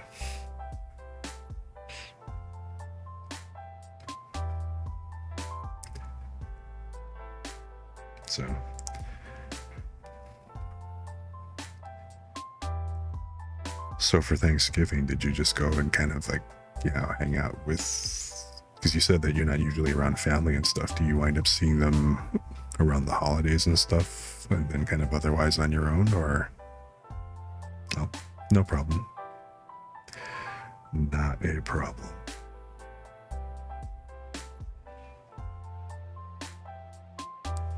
Cool.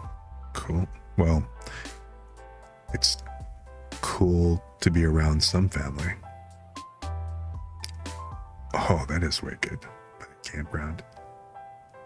Like an actual campground by the wildlife preserves, right? And, not like campground meaning where people drive in their RVs, hook up the power, and then they go ahead and walk to like the public brick building with all the showers and stuff, right?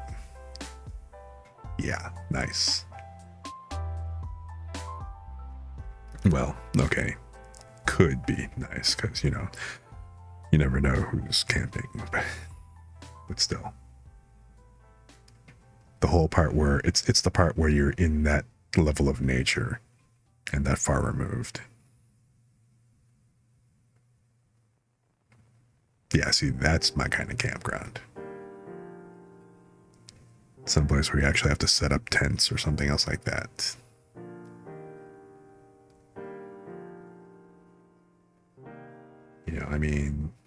Hey, getting out in nature of any degree is cool. So if you go to a parking spot and, basically everything's already there and pre-made for you and you don't really have to do anything, there's no such thing as roughing it. That's cool too. Getting out in nature is always great. But I've rarely gotten to go ahead and go that far. I haven't fished since I was, early teenager, I think. Not including Stardew.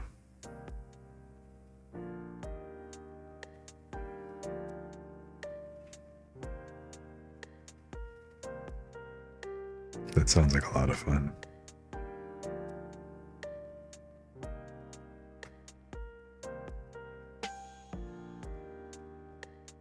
So yeah, that's cool.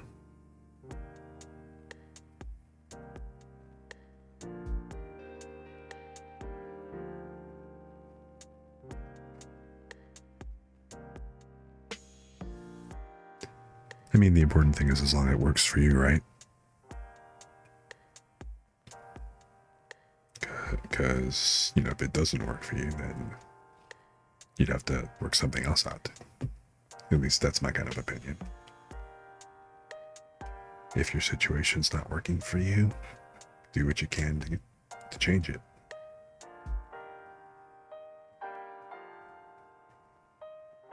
Of course, easier said than done. I'm not going to sit here and say, oh, it's like magic. Get yourself out of it. It's like, yeah, no, that's not how it works.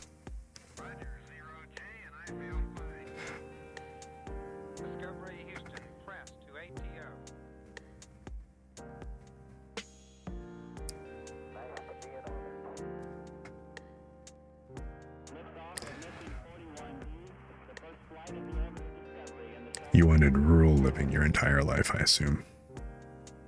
Not that you spent decades in the hell of rural living.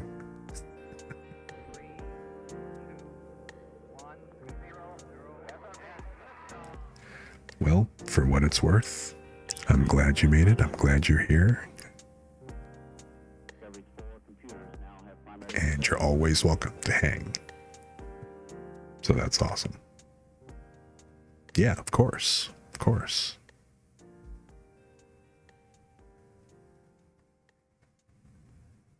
Definitely. I appreciate that.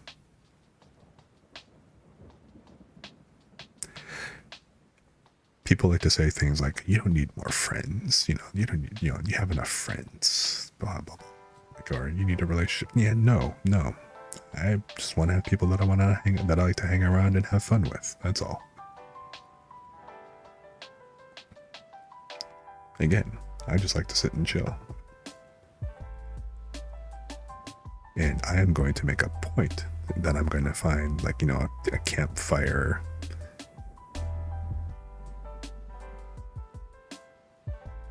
Well, yeah, you should.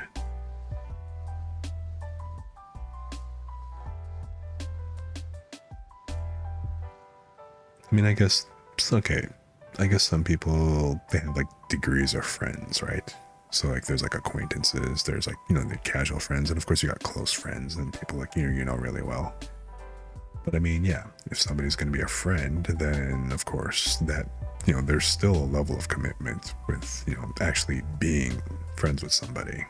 Otherwise, like I said, you're just mostly acquaintances.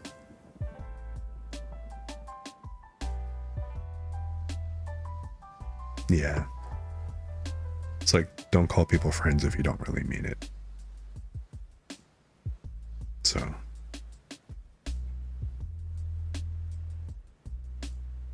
you know, and if you don't know somebody well enough, then yeah, I mean, you might be, you know, good acquaintances, but you might not be close enough to be friends or not. There's nothing wrong with that. You know, there's definitely nothing wrong with it. You know, an actual friendship takes time and it also takes a bit of work. So,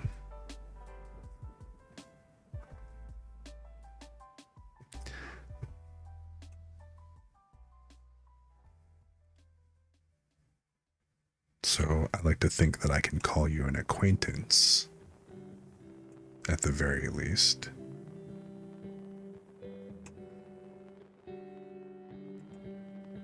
You know, but hanging out with, well, I mean, I guess that's the interesting thing.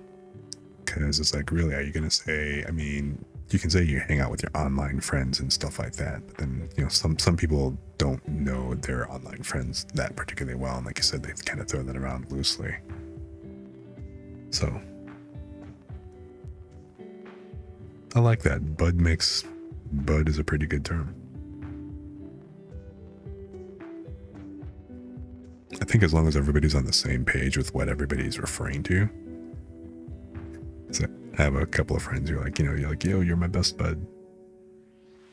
So it's like it's reversed for a couple of them. Like when they call somebody their bud, they're referring to like a close friend. You know, and then when they say, oh, we're just friends. But like I said, as long as the people you're talking to are on the same page with, I guess, then you're using common terminology. That's the key thing. Like, what was that thing that they say in business? Yeah, in business presentation stuff. The greatest myth of communication is the illusion that it has been achieved.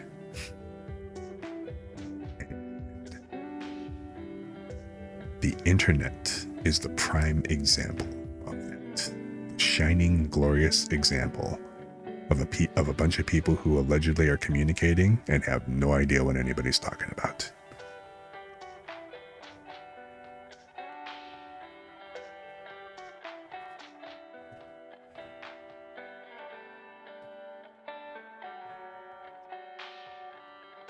But hey, I'm just an uncle that wants to kick back and just hang out on the beach and just enjoy himself.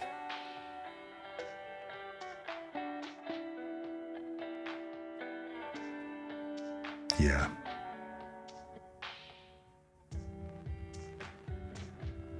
Yeah, it is nonverbal. Which probably is why everybody on the internet is just so lost. Without the verbal cues, you don't know when to shut up and not get hit in the mouth.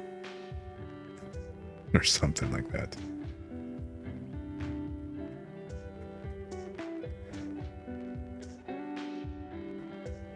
Yes, put me out in the back patio, overlooking a large body of water with a big with a fire pit. I like fireplaces. I like grills. Gas grills, all right if I have to. You know, charcoal is okay, but give me a wood fire I would cook anything over a wood fire. That's like the best thing. Campfire, stuff like that. That's the way to just kind of kick back and enjoy stuff.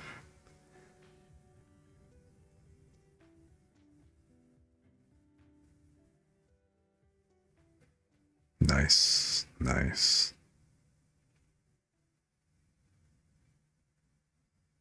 Yeah, no problem.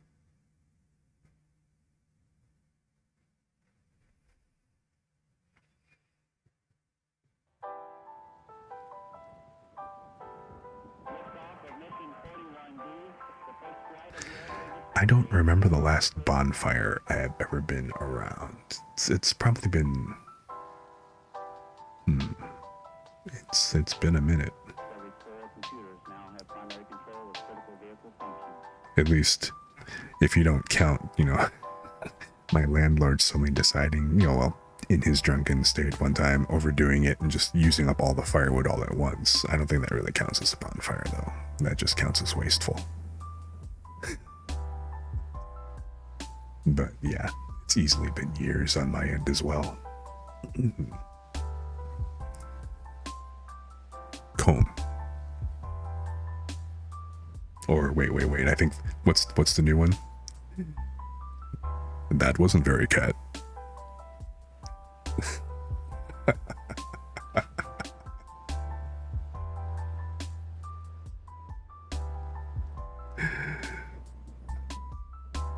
So we were just kind of hanging out and just, kicking back in the void. I'm going to apparently have a fire pit running next time so that we can actually have a nice chill, relaxed area outside of the nebula.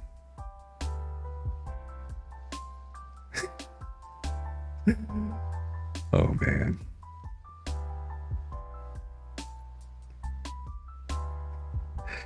Yeah, I mean that totally makes sense that you couldn't hear it. I don't know if you were actually were you lurking in the channel, Saren, when he was making that channel redeem.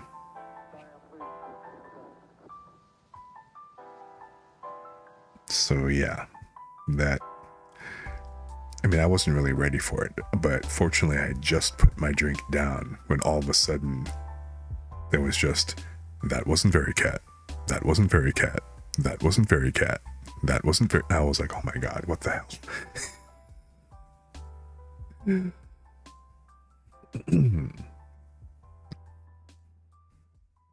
So it was very cat.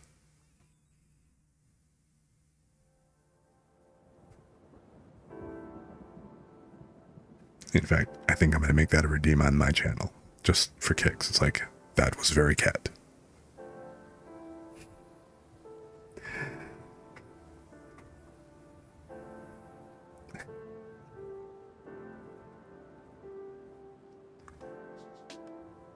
So,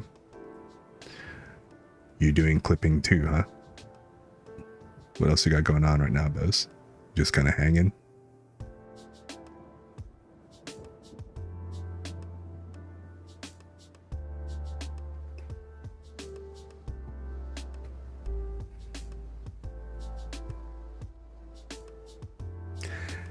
Yes, no, Saren is always around.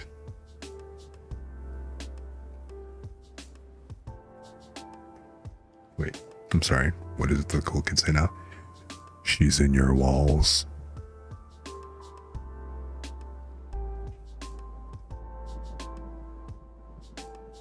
Yeah, I feel you on the sleep schedule.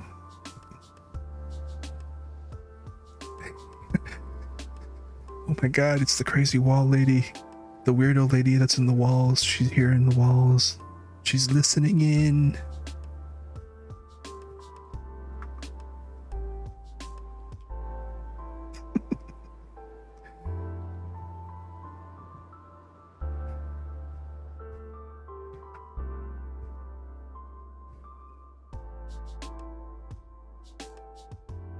Yeah, she's cool peeps. Definitely cool peeps.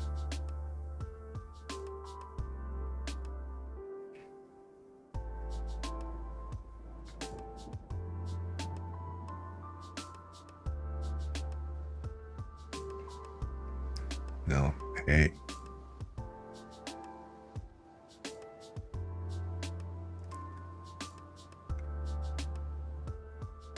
Whatever works for your situation.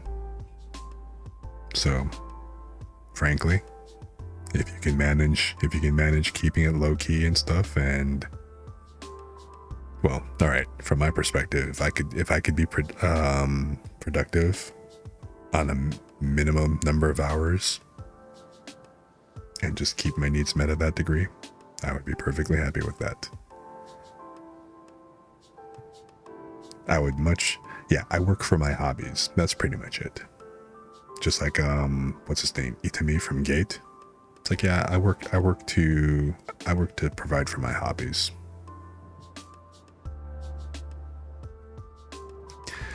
What am I up to? Well, on one hand, there was this game that was sitting around, but we're just kind of kicking back and just relaxing and just chilling in the void and stuff and just having a nice moment. You know how I was talking about just wanting to have a relaxing stream of just nothing but chilling and talking and being in the background and everything? And that's what this is kind of turning into. It's one of those need a campfire, toast some marshmallows, throw something into the fire, letting it cook or whatever else, and whatever munchies. And this is one of the those times where, all right, I do drink alone a lot, and hey, drinking with buds, drinking with friends, drinking with like acquaintances and stuff like that, just kicking back and having a good time.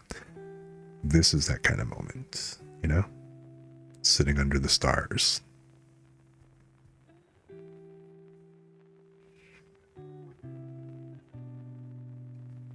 So I'm definitely gonna have to make a scene for that, because that's my whole VTubing shtick. I'm creating my existence. So if I'm creating my existence, then I can pretty much create whatever the heck I want, right? I need a variety of things.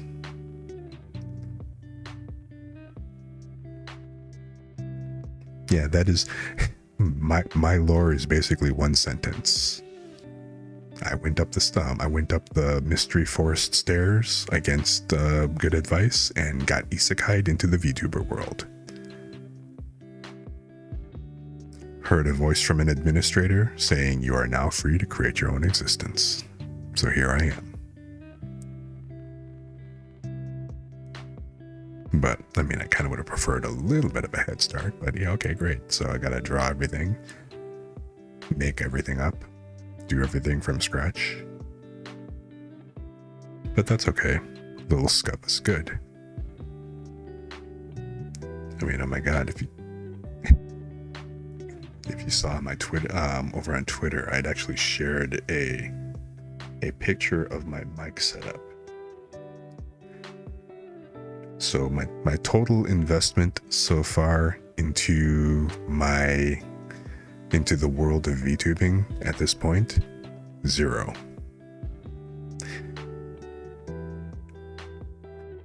The first test that I did was through the built-in mic on the iMac, and it sounded terrible. So I wanted to see, okay, do I have a mic that I can use? And I was rummaging through my old game console equipment, and I'd totally forgotten about these, but like in the bottom of a drawer, I had these 2 mics, a Rock Band and a Guitar Hero mic, which was left over from my PS4 from a karaoke game that I had gotten for a party when a couple of Christmases ago. Well, several Christmases ago. This was 5-7 years or so that I'd totally forgotten about. And just for kicks, I tried plugging them in, and they came up as USB mics, and lo and behold, hey, guess what? I have 2 mics. Hey, guess what? That also means that I can have stereo mics. I've got a poor man's 3D IO. I mean, I'm only using one mic for the most part right now, but if I turn on the other mic and I do that setup, Then I can have a stereo mic where I can go from ear to ear, from left to right, and do all that other neat ASMR stuff. And then your well, I'm in each individual ear at that point. I'm like ASMR this.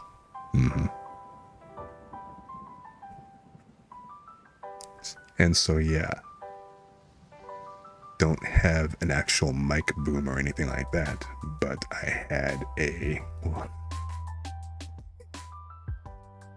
God, it's almost embarrassing to kind of admit it a bit, but I've got some leftover poles from wire shelving and stuff. I have that jammed into a rack, so I guess it's a manually adjustable boom at this point, and I've got some clamps from my lighting kit that I've clipped the mics to, and that is my mic boom. So you are basically listening to me on a $9 used mic that I got from GameStop.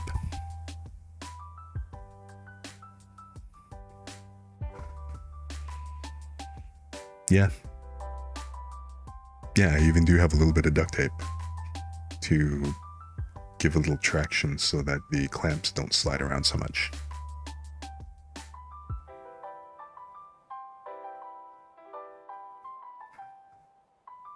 Thanks, I appreciate it.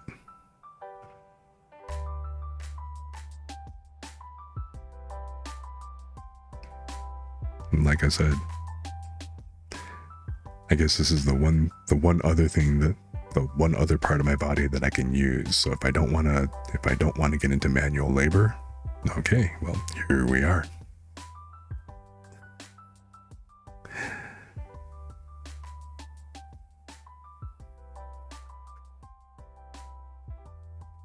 That is a heck of a compliment. I really appreciate that.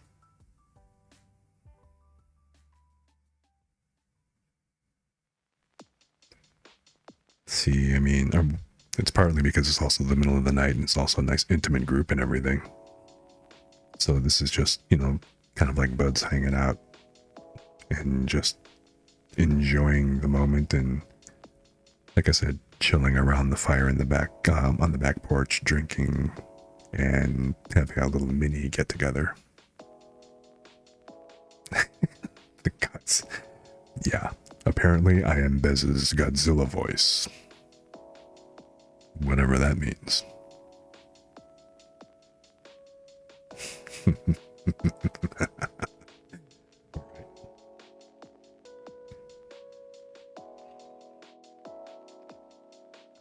You do one little phrase, and next thing you know, it's all about the rar.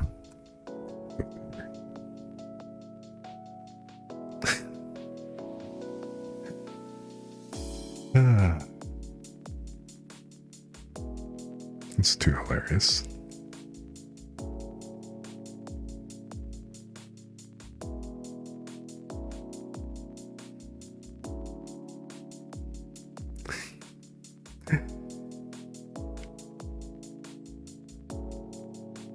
I need something voiced. Absolutely.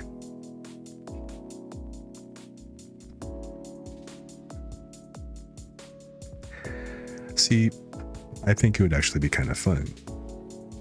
The whole reason why, well, when you asked me about doing it in the first place, I thought it was hilarious, but it's like, yeah, you know what? I think it's great. It's like I said earlier, the best way to become friends with VTubers is to become a VTuber yourself.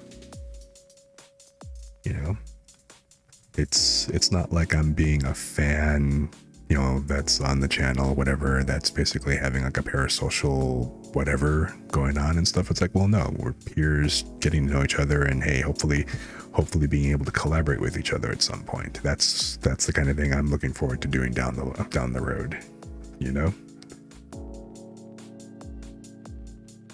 just being able to kind of sit here and hang out. It's like, okay, you know what? If you could actually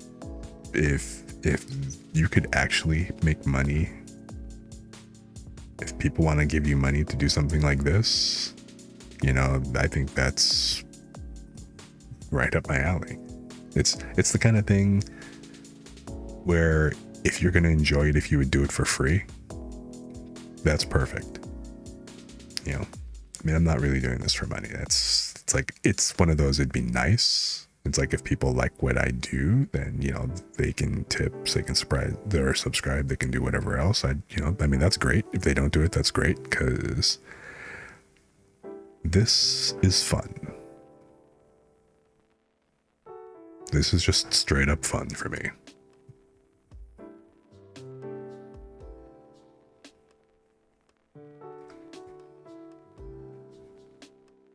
And I think the funny part is, I am not exactly somebody who would necessarily sit there and just talk. In person, especially if I'm not that familiar with you, or if it's like a bigger crowd or something like that, I'm probably wallflowering in a corner more.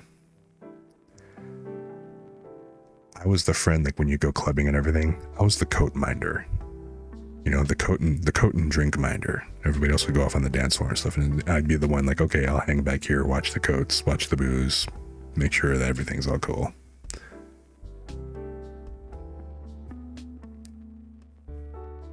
You know, so me doing this, fantastic.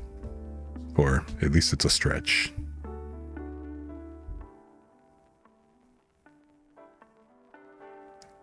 Plus, I've really discovered that I really like this lo-fi stuff, man.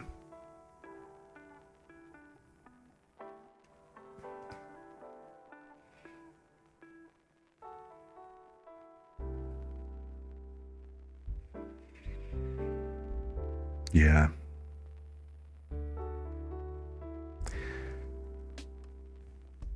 Yeah, and I think it's, for me, it's like kind of like a little bit of a hang up, being overly self-conscious from being picked on and bullied a lot. So I sadly never got to be, well, I never got too much opportunity to really kind of practice a lot of dancing.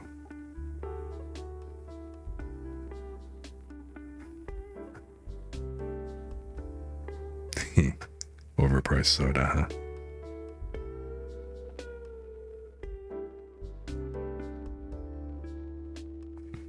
Yeah.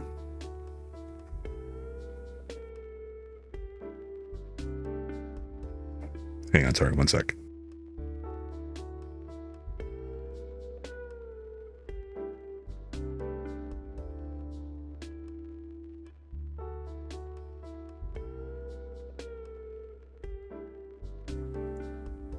That's actually kind of funny. I just suddenly realized that, I mean, the auto tube is still reacting to the mic even when even though the mic is muted in OBS, it's still a valid mic source on the auto tube. So even though I've actually got the mic muted so that you can't hear me, like clearing my throat and taking a sip of water and everything, it's like, yeah, so what's he doing in the corner? It's like, he's just kind of sitting there quiet and vibrating. Well, okay.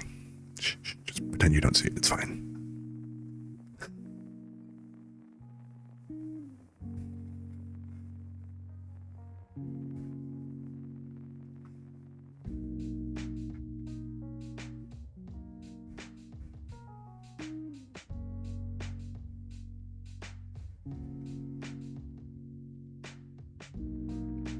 So let's see here.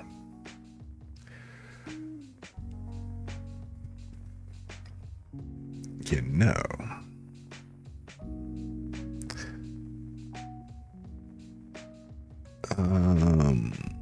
wow, I can't believe it's already. Would you believe that 2 hours has actually already gone by? That is pretty trippy.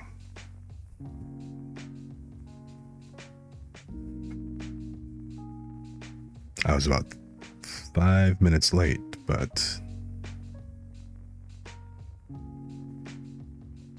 yeah, and all I've been doing is just, you know, I mean, started up the game, but I didn't really kind of get into playing it or anything just yet. I mean, I kind of let time flip through a little bit for like, I don't know, a couple of weeks, but other than that, I mean, it's just been kind of spending time up here and hanging in, like, you know, this area up here in the void and everything. Listening to, like, you know, nice chill tunes or kicking back. It's like I'm actually feeling kind of more laid back than anything.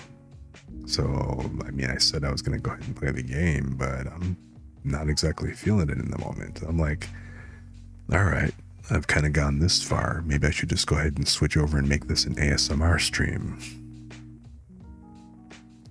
And suddenly, like, you know, switch over and do something like that. Oh, you know what? Oh, man. That just suddenly reminds me. I had the stream info set to Game Dev Tycoon all this time. Let me switch that over to just chatting real quick because, you know, we haven't really been doing anything else like that. But go figure.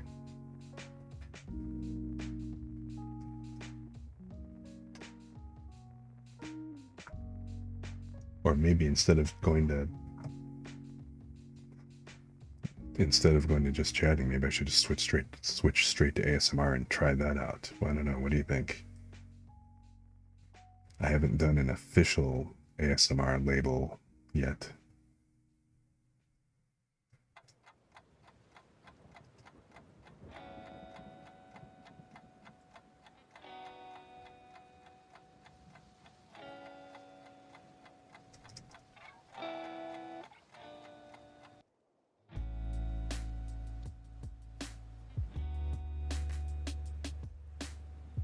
So I don't know, you know, I haven't thought specifically of a title to read, right? Yeah, I just changed it now. So right now it's just chatting, which I probably should have done an hour and a half ago. But that's okay.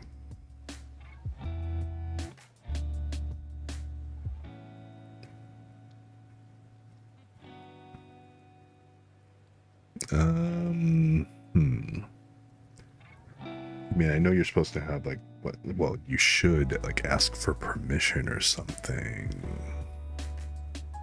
Technically before you go and read like on stream, but I don't know. What do you got any suggestions or any ideas that I can use for a test reading stream besides a dictionary? What do I have? Maybe I can grab some. Oh, you know what? Well, I mean, this kind of goes right back to the whole thing I was just talking about, but oh shoot, I'm sorry, I forgot to mute.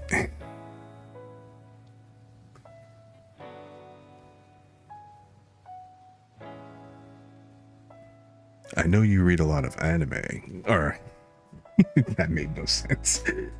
I know you watch a lot of anime, and you've read manga and stuff. Do you also like check out things like light novels as well?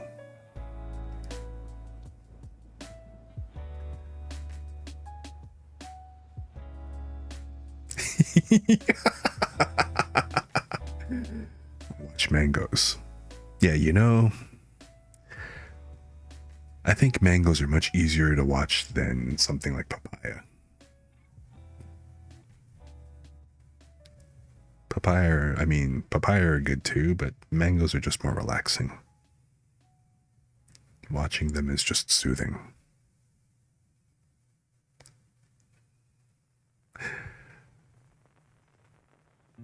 You know, it would actually be kind of funny. There is... Hang on, Opera's acting up a little bit. So I have a membership to J-Novel Club. And what they are, they're basically, they're a translation company. They translate novels into English.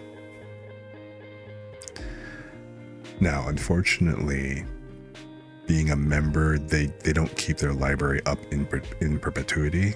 So you can read the stuff that's currently being translated, like whatever like the current volume is, and also you can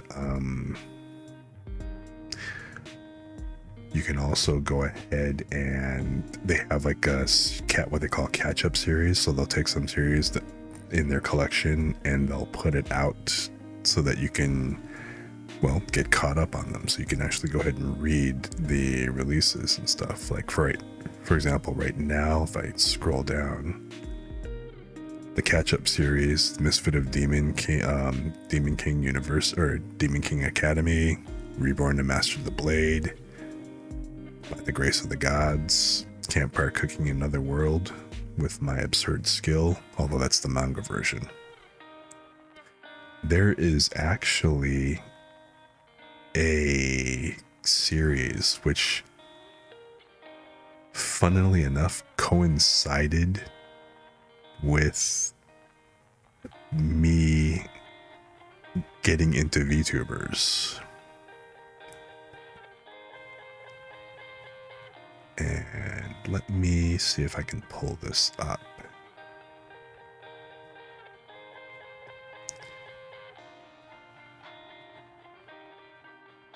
So it is, I gotta go to the next page or whatever, because they've got a bunch out already.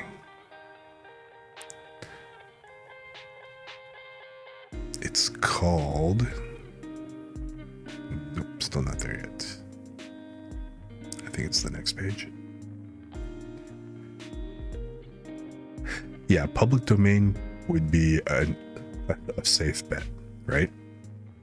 So I know I could read the public domain books, but then like, okay, so the question then becomes, all right, so I've got to find some interesting public domain stuff, which, okay, there's things like fairy tales, stuff like that, so I'm not really sure.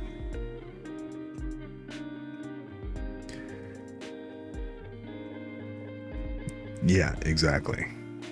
You know, it's like I could sit here and read the Iliad, but yeah, all right, I might fall asleep. I'm not saying the Iliad was necessarily bad. I'm just simply saying I'm not sure that, like, the things that people had to read in school, yeah, I'm pretty sure nobody wants to actually hear that. Oh yeah, this is the book, VTuber Legend, How I Went Viral After Forgetting to Turn Off My Stream. It's currently on, like, I think volume 3 right now. Nope, they're on volume 4, which I just thought that was actually pretty hilarious, because I happened to find this book right as I was starting to, like, you know, really start taking notice of and watching VTubers and stuff.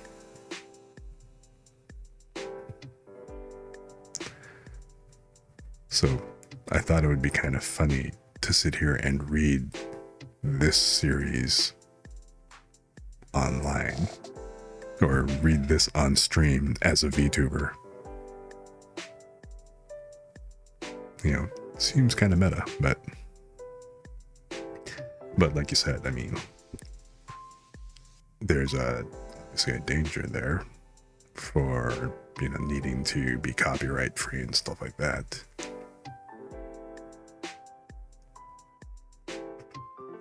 So yeah, I'm not sure. Now, as a test, I have to wonder how much I could go ahead and get away with, or something like that, or because, especially if it's not something that I'm really doing. But again, it kind of becomes an audio book, or like an audio book type of translation or derivative work, I guess.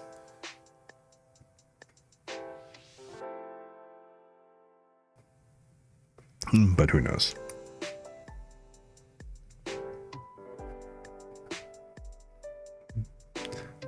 But I think the interesting thing was just having an interesting story just to kind of start with, or having something to read would be kind of cool.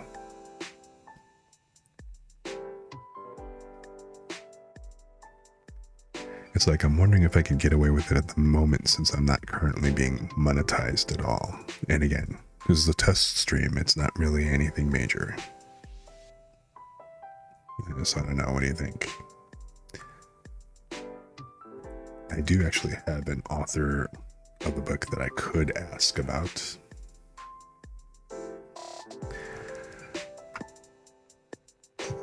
So let's see. I wonder, I mean, I don't need to actually have it up and stuff while I'm reading it, but I don't have the whole, yeah, see, I can't go directly on J-Novel because volume 1 is expired and I only have parts 1 and 2. Hold on a sec. Let me, because I have a ridiculous light novel book collection.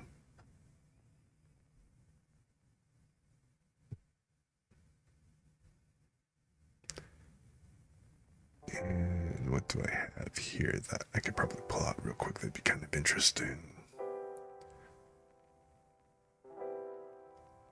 See all these books of anime that just came out, like Black Summoner, Everyone Else's Returnee, Heavy Object, going back and forth.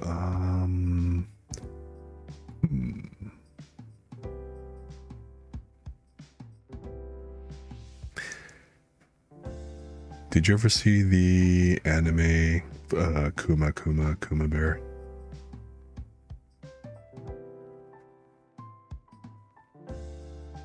Basically about the girl, the online gamer girl who got isekai'd and she has to wear the bear suit. The bear onesie, specifically.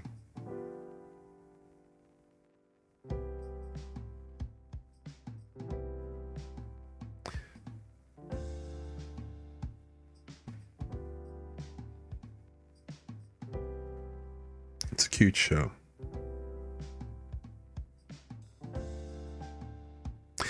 Oh, here's one that I thought was, well,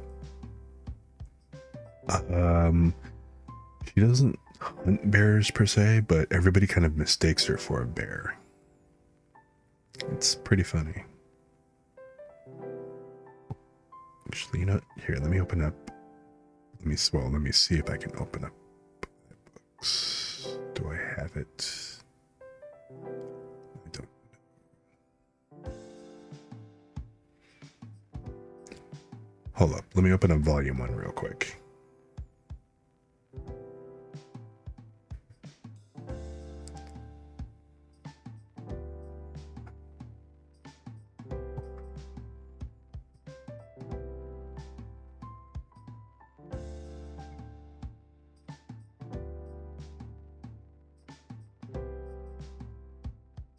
So you know what? Yeah, I'm gonna go ahead and do this. Let me open up volume 1. I'm gonna go ahead and switch over the tags on the stream to ASMR real quick.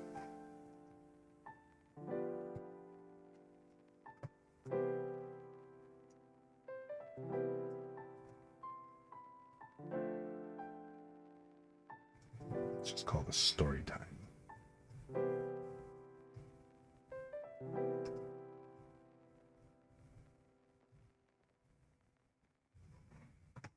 And let's change the tag to ASMR. So it's official. I'm now doing an auditory ASMR. Up to 10 tabs. 1, 2, 3, 4, 6.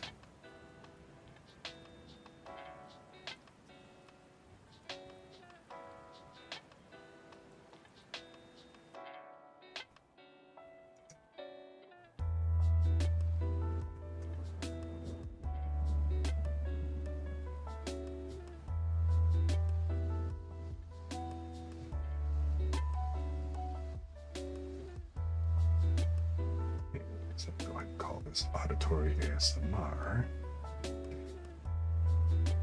All right. So reading, chill, auditory ASMR, and let's see.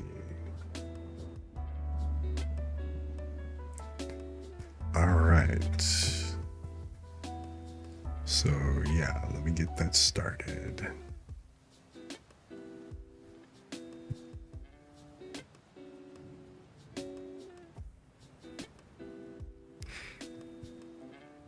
Oh, egads, that glare. I gotta switch this to dark mode.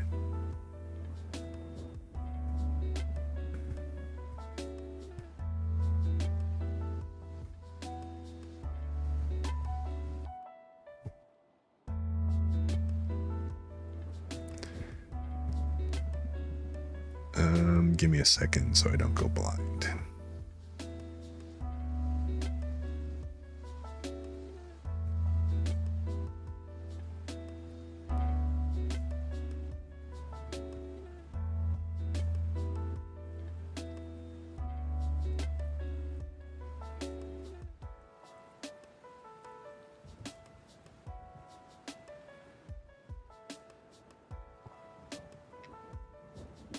Okay, that's better.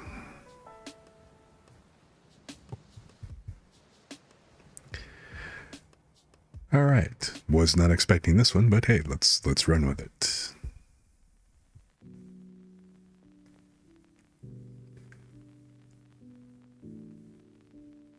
So for today, I am going to be reading Kuma Kuma Kuma Bear Volume 1.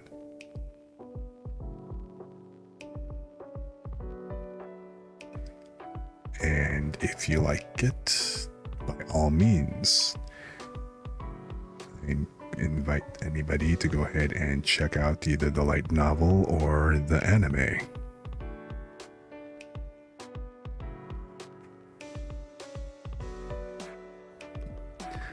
You know, this will actually be the first time I've actually read out loud or read a story. Well, barring to like, little kids or something.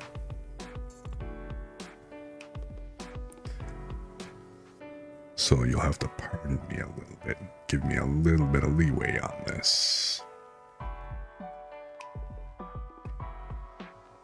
Plus, what the hell, this is dragging. So yeah, again, back for, back to the background sound.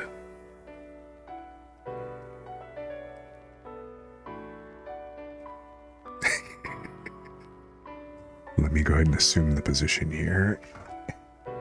The reading position.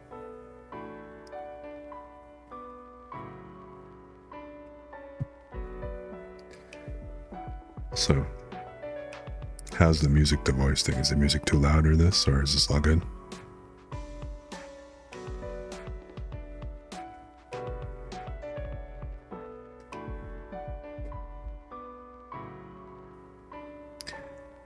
Okay, cool.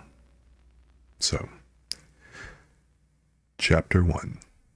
Bear Gear, I Choose You. The world's first VR MMO, virtual reality massive multiplayer online, fantasy RPG. A game with a diverse array of races, numerous classes, and a variety of skills for broad gameplay, was called World Fantasy Online. Today, a year after it went on sale, the game was finally receiving a long-awaited update. I was 15 years old, and it had been 3 years since I became a hermit. I'd come across WFO about a year ago and immediately foregone going to school in favor of dedicated everything I had to the game. What about sleep, you might ask? I slept 8 whole hours a night. Did still get tired, My first priority was sleep, the second was tasty grub, and the third was the game. And school? Only idiots went to school. There's a neat little thing called the stock market in this world. You invested money, sat back, and watched it grow. It was easy, just like a game. All you had to do was acquire the right information, then collect the money that flowed right in. Told my parents about my activities, they were like, school is where you make friends. Friends? Do friends taste good? Their nagging got so bad that I finally just handed them 100 million yen that I'd made by playing the stock market, and they shut right up. They even, get this, stopped coming home. They're probably off spending that money right now, having the time of their lives. I assumed they'd come asking for more once it was gone, so I switched residences to a luxury condo without telling them. Goodbye, parents. It was nice knowing you. Sure, I was 15, but I had money. I was an adequate cook, and I was perfectly fine living on my own. It's all's good as long as I can send my laundry out to the cleaners. I was playing solo when I started up WFO on the day of the hotly anticipated update, like always. I didn't want to waste a single second, so I logged in the second maintenance ended and the update was done patching. Welcome back, Lady Yuna. Would you like to hear about the updates? On login, a girl in a maid outfit guided me through the menu. She was a guide NPC I'd selected on my first playthrough. Given the choice between a butler and a maid, I hadn't hesitated to pick the cuter option. No need, just hurry up and start the game. Understood, she said. Then we will commence the update campaign. There was one of those? You have received a gift item based on your total hours of gameplay from the past year. Really? I was second to none in this game when it came to total hours logged. I wasn't a recluse for nothing, after all. Please choose whichever box you'd like. A trove of gift boxes appeared before me, stretching as far as the eye could see. There were too many to even count. You want me to choose from these? Yes, please choose the one you like. I didn't even know where to start, but there was no point in overthinking it. I chose the box right at the maid's feet. The rest of the boxes vanished the moment I touched it, so there was clearly no changing my mind. I opened the box. The heck is this? Item name, Bear Set. Right hand, black bear glove, non-transferable. Left hand, white bear glove, non-transferable. Right foot, black bear shoe, non-transferable. Left foot, white bear shoe, non-transferable. Clothing, black and white bear clothes, non-transferable. I'd wanted to start playing right away, but the ridiculous freebies made me balk. Even a friendless hermit like me drew the line at parading around in something this embarrassing. And they were non-transferable, so they were doomed to molder in my inventory.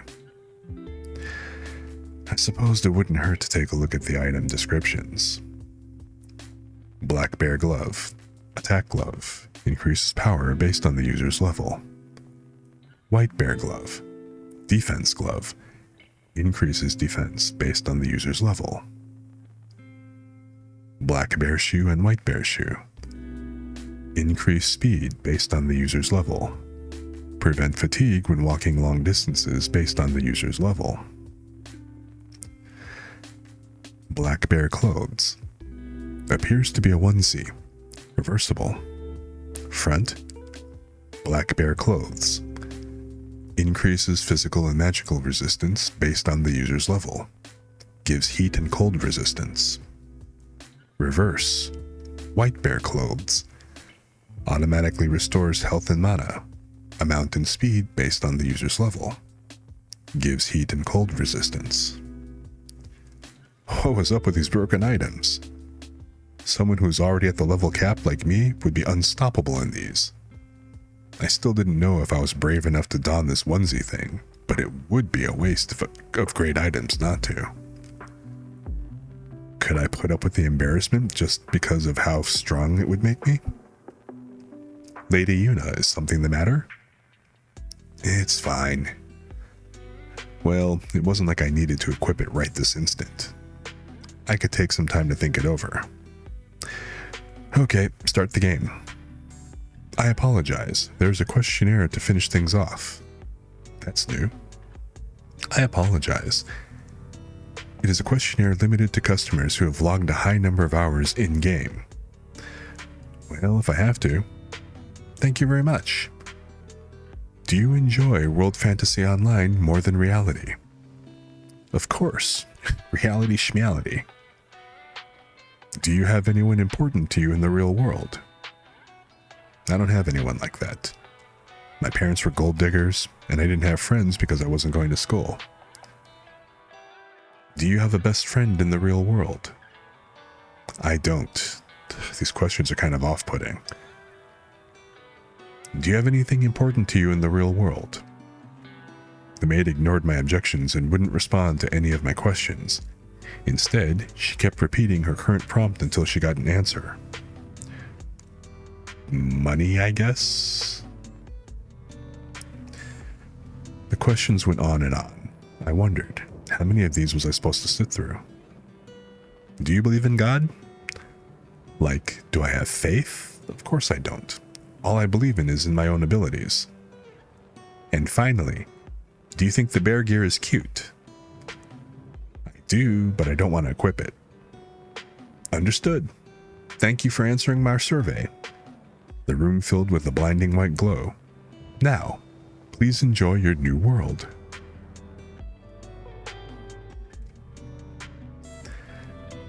So I don't know, what do you think? Still there?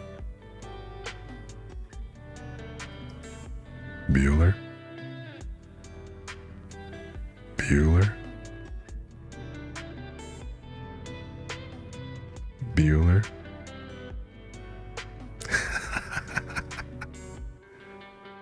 Is everybody asleep already? Am I on mute?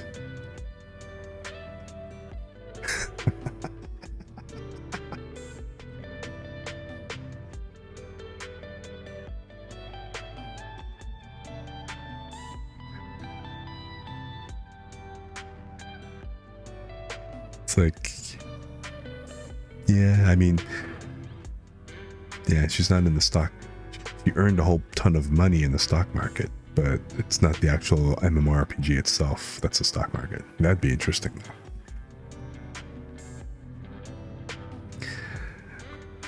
So, well, hey, if it sounds good, I'll go ahead and I'll continue then, I guess.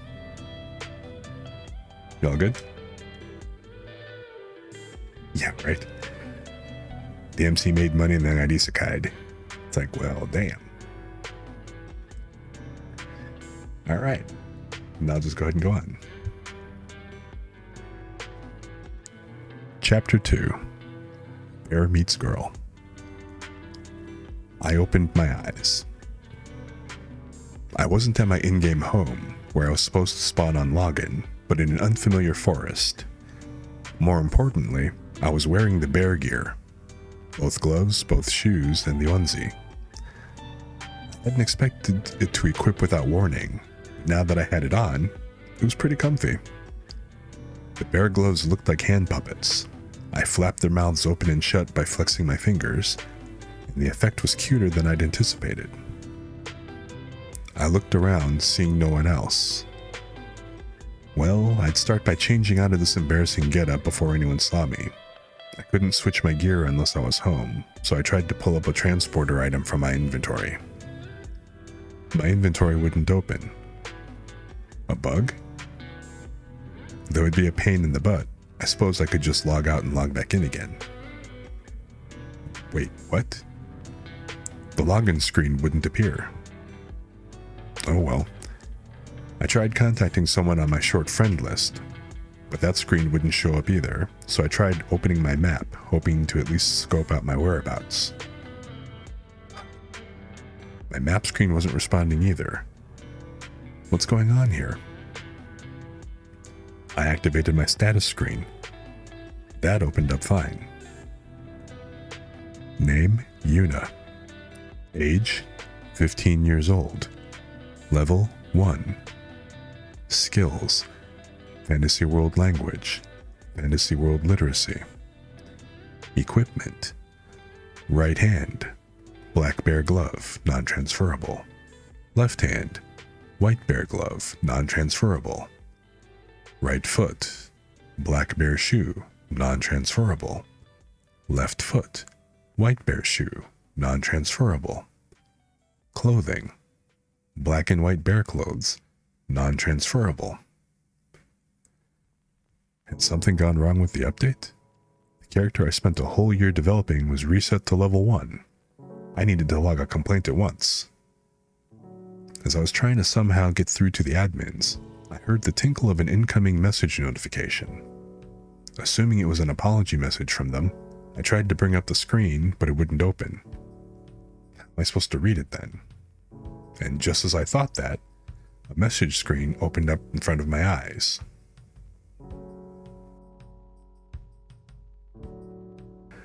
Sender, God. Congratulations, Yuna. You were selected based on the results of the questionnaire. Well, or rather, I guess I should have read that. Clap, clap, clap, clap, applause. The space you're in right now is no longer the game world, but a fantasy world that I control. In other words, you've been transported to another world. Starting now, this is where you'll be living. Of course, I couldn't just leave you with nothing but your name, so I gave you a bear outfit as a present. There are other presents around, so do your best to find them. SFXEXE.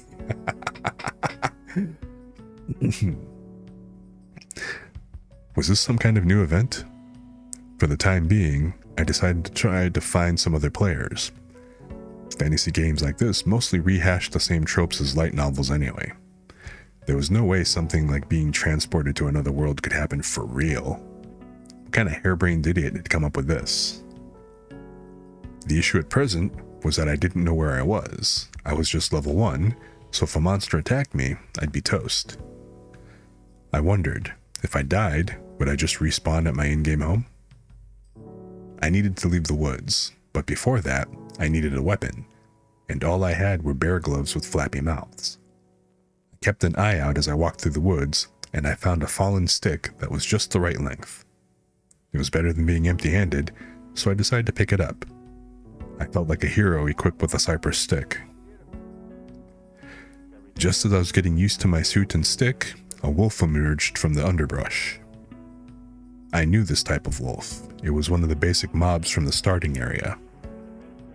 I tried to check its level, but its status screen wouldn't show up. It'd be fine if it was weak, but I wasn't convinced I could beat it with a tree branch. At least it was alone. I readied the tree branch like a sword. The wolf broke into a run and leapt straight at me. I darted to the side like I always did in the game, and the tree branch hit the wolf in the side. If I'd been holding my usual sword, I would have cut it right in two. The wolf whimpered and stopped moving. Who could have guessed? I'd beat it in one hit. Maybe this really was the hero's cypress stick. I raised the branch high in the air.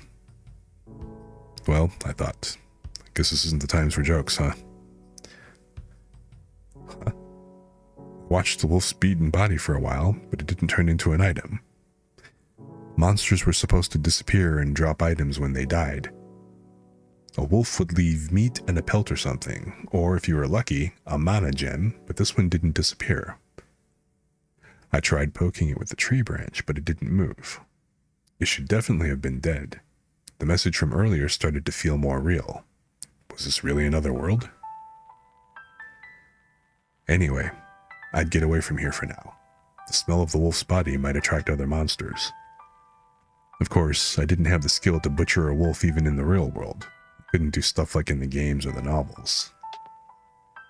I resumed exploring, but the woods were seemingly endless. I couldn't open my inventory, so I couldn't pull out food. I suppose that if I really wasn't in the game, it was highly likely there wouldn't be any food in it. It was highly likely there wouldn't be any food in it anyway. I felt like if I didn't find other people soon, I'd die from starvation, even before a monster could get me. I'd been walking quite a while, but I didn't feel all that tired. Maybe it was because of these bear shoes? They were embarrassing, but pretty nifty. Someone help! I heard someone's voice. I figured it would be dangerous to get involved, but it was my first time hearing another person here. Knowing the risks, I chased after the sound and came out into a narrow clearing. A small girl was collapsed there, surrounded by 3 wolves. She looked too afraid to stand. I snatched up 3 baseball-sized rocks that were lying on the ground as I ran, holding them firmly in the black bear's mouth. In order to get the wolves' attention, I threw a rock as hard as I could. Then the next, and the one after that. Each rock connected, and all 3 wolves collapsed, spraying blood. I hadn't thought I would make a direct hit. Maybe this bear gear even had aim assist? I flapped the bear mouth open and closed. It looked like the wolves were dead, so I approached the girl. "Are you okay?" I called out to her. Her hair was dark. She looked to be about 10 years old. I didn't remember being able to pick that kind of character. She must have been an NPC. Thank you, she said. Thank you, she said. Why was that a question? Are you going to eat me? I'm not. Are you a bear? I remembered what I looked like and pulled off my hood. Feel better now? Oh, yes. I tried to pull up her status screen, but it wouldn't come up. One of 2 things was going on. The UI that let me get at her stats was bugged, or she was real, and this was actually another world. When I looked at the wolves' gory corpses, I knew which I'd risk money on. For now, I decided to talk to the girl. Are you alone? Oh yes, my mom is sick, so I was looking for medicinal herbs. A little girl like you? We have no money, so I was gathering them in the forest because we couldn't buy them in town. Then wolves attacked me. A town, you say? Is it one that's close by? There we go, I thought. Just got some great intel. Did you come from another town, miss? The girl asked me. Yeah, I got a little lost. Could you lead me to the town? Yes. I moved to go, but she stayed in place. Are you going to leave these wolves here like this, miss? She asked. I figured. It's not like I can take them home. But it's such a waste. You could sell the meat and pelts. The mana gems don't go for much, but they sell too. If we break them down here, there'll be no great load to take home. I don't know how to butcher an animal, so that's not possible. I'll do it, miss, if you don't mind. You know how to do that? She nodded at my words. Then have at it. How about we split the profit 50-50? That'd help me too. Are you sure? Yep. The girl pulled out a small knife and skillfully butchered the first wolf. You're good, I told her. Uh-huh, I do this for work sometimes. She cleanly disassembled the wolves into pelts, meat, and mana gems. We divided the load between the 2 of us to carry. Life without an inventory screen sure is tough, I thought. In the game, I could have just touched the drops and that would be it. Is the town close by? Uh-huh, it is. That's why I came here to pick herbs. Did you find any? Yeah, but then the wolves attacked me on my way home. Well, how about we head out then? I meant to call her by her name, but I realized I hadn't asked for it yet. She seemed to infer that, though. I'm Fina, she said. I'm Yuna. So how about we get going, Fina? After we walked for a while, I caught sight of a town walls in the distance. They looked tall, even from far off. Way bigger than I expected. They'd definitely be safe from monster attacks in there. On the way down, I peppered Fina with all kinds of questions. This really wasn't the game world that I knew. Nothing she had to tell me about the area matched the maps that I knew from before the update. It could have just been a new continent introduced by the update, but the more I heard from her, the more likely I felt that this wasn't the game. I could probably find out more once we got to town. If I didn't run into another player there, then I would accept this was another world. Apparently, on top of the toll, only a silver piece thankfully, and a background check, you needed a residence card or a guild card to get into town. When I told her I didn't have either, Fina told me I could get a card from the Adventurers Guild. I hadn't been around long enough to pick up any kind of criminal history, so I'd probably be okay. There was still a ways to go until we reached the town, so I checked my status. Huh? I leveled up? Name, Yuna. Age, 15 years. Level, 3. Skills, Fantasy World Language, Fantasy World Literacy, Bear Extra-Dimensional Storage. Equipment, right hand, Black Bear Glove, non-transferable. Left hand, White Bear Glove, non-transferable. Right foot, Black Bear Shoe, non-transferable. Left foot, White Bear Shoe, non-transferable. Clothing, Black and White Bear Clothes, non-transferable. I'd gotten a new skill, too, so I checked the rules text. Bear Extra-Dimensional Storage. The white bear's mouth opens into infinite space. It can hold, eat anything. However, it cannot hold, eat, living things. Time will stop for objects that are inside of it.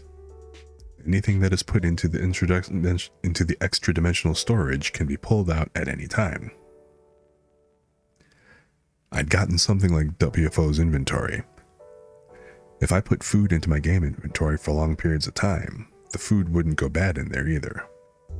Maybe I was in the game after all? But why'd that functionality come attached to a bear? I'd expected the inventory to be empty, but it had money in it. It also contained a piece of paper. I pulled the paper out from the bear's mouth and read it. I brought you that money you held so dear in the real world. Of course, you can't use it here, so I exchanged it for this world's currency, God. I was thankful, but this tipped the scales from this being a game towards it being a fantasy world again. Still, if this really were another world, then this money would come in handy. I felt around in my glove and found a ridiculous amount there. I wondered, did I have enough to live as a recluse for the rest of my life, even in another world? I'd think about it after getting to town.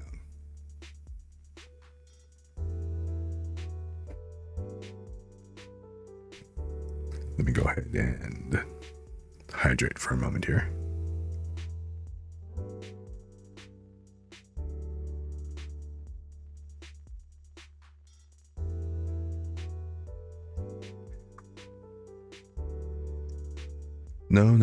No. She basically looks like a girl in a bear onesie.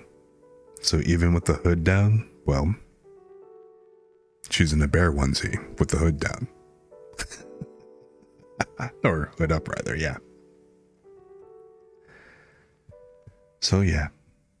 But of course, Fina's a scared little girl and all she saw was basically a bear onesie. And, they've probably never seen a onesie in this world. Go figure.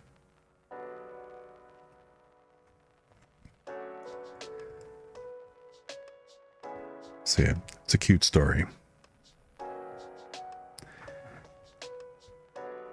Chapter 3. The Bear Trades in the Wolves. A guardsman was waiting for us at the gate. He stared straight at me, and that was when I remembered what I looked like. Like I was just saying.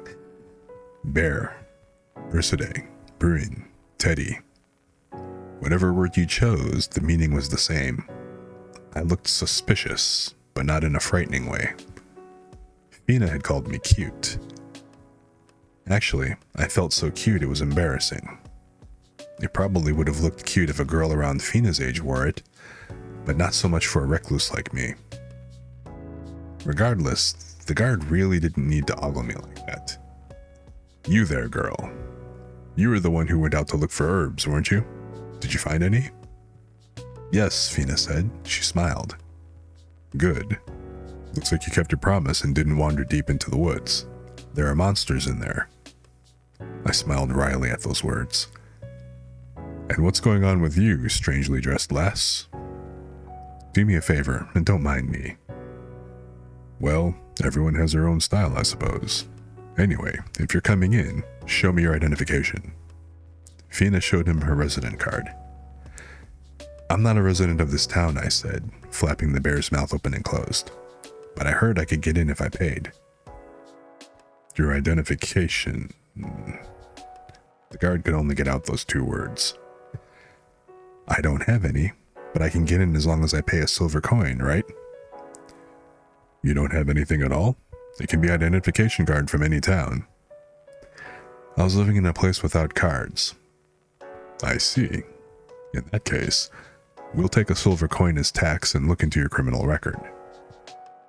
I pulled a silver coin from the white bear's mouth and handed it to the guard. Well then, if you could come over here. There shouldn't be any issues, since I hadn't committed any crimes since coming into this world. I hadn't committed any crimes in the real world either, obviously. No, really. The guard brought me over to a building close by, probably one of the standard issue barracks that always seem to show up in fantasy novels. He led me to an area like a reception desk and had laid a crystal panel in front of me. Please place your hand on this crystal. If you're a criminal, it'll turn red. I just need to put my hand here. Yes, it will react to your mana and look you up. I put my hand on the crystal panel, but it didn't react. Looks like you're fine. Can you really tell with something like this? You don't even know what the panels are? Where are you from? A distant village. Well, I suppose I'll explain it to you. This crystal panel is connected to all the other crystal panels in the country. When a baby is born in town, it gets issued a residence card and has its mana registered at the same time. They do the same thing in the capital and all the other towns. That way, we can tell where someone came from. So it's like a citizen registry. When someone has committed a crime, he went on, we can log that data in the crystal panel. If the person is registered, the data will be transferred to all the crystal panels. Based on that, a criminal won't be allowed entrance to the towns or capitals anymore. What happens if they use a guild card or someone else's card? That'd be impossible. The cards are made to respond to mana. If the mana doesn't match the one that it's been registered to, the card won't respond. So mana's kind of like a fingerprint.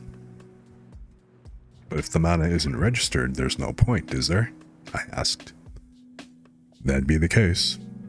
But it's essentially only villagers from way out in the boonies, who've never traveled to the towns or capital, who don't have cards. It's unlikely they would be felons. I thought that was unlikely too. That's it for now. Anything else you'd like to know? If not, you can go into town. When I thanked him and left the room, Fina was waiting for me. I gave her a pat on the head. Was everything okay? Yeah, it was fine. Then let's go sell the wolves at a guild. Though the town wasn't that far off from a town in the game, I felt like there was something different about it. Also, for some reason, I felt like everyone was looking at me. Maybe it's because I'm an outsider? Your clothes sure do stand out, Yuna. Oh, right. I was wearing a bear onesie. Fina led me to this big warehouse-looking place. There was a good-sized building next to it, and adventurers carrying swords and staffs milling around. Since their status screens wouldn't appear, I couldn't tell whether they were players from the game or NPCs. I wanted to examine them more, but I decided to follow Fina for now. They'll buy them here. Excuse me, Fina called out to a guy behind the counter. We'd like you to buy wolves from us. Well, if it isn't Fina. What are you doing here at a time like this? I came to sell stuff. Fina placed the wolf materials she held on the table. I did the same. How'd you come across wolf meat and pelts? They tried to eat me while I was picking herbs, and then she saved me. You went into the woods? The man at the counter exclaimed. Yeah, I ran out of herbs for Mom. Haven't I told you over and over again, if you need herbs, I'll get them for you. But I can't rely on you forever, Mr. Gens, especially since I haven't paid you for them.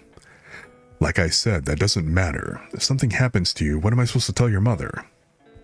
It'll be fine. Besides, I've gone to the woods tons. Didn't you just get attacked by wolves? And you got saved by that odd girl there. Thanks, miss, for saving Fina. He seemed to struggle with talking to me and looking at me straight on at the same time. No problem, I said. I was lost, so she helped me out too. I'd like to thank you, said Mr. Gentz, but this is my job, so I've got to give you the normal amount for buying those off you, if that's fine. That's all right. The man checked the wolf mats. Meat and pelts, huh? This is what I can pay for this much. Mr. Gentz put some coins down in front of us. I couldn't tell if it was a fair price or if he was lowballing us. Yes, please. Fina looked pleased, though. She tried to give me half the money that she had accepted. Fina, I don't need that money, but could you show me the way to a good inn? I don't know where to go. I guess you gotta take the herbs to your mom quick, though, don't you? It's okay, she said. There's an inn on the way to my house, so I'll take you there. Thank you. Fina, said Mr. Gentz, you'd better not put yourself in danger again. You tell me when you need any herbs. Okay, I will, Fina answered, then turned and left. Do you know that man? I asked. Yes, he's always taking care of me. Sometimes he has me help with the butchering when there are a lot of monsters brought in. Ah, I thought.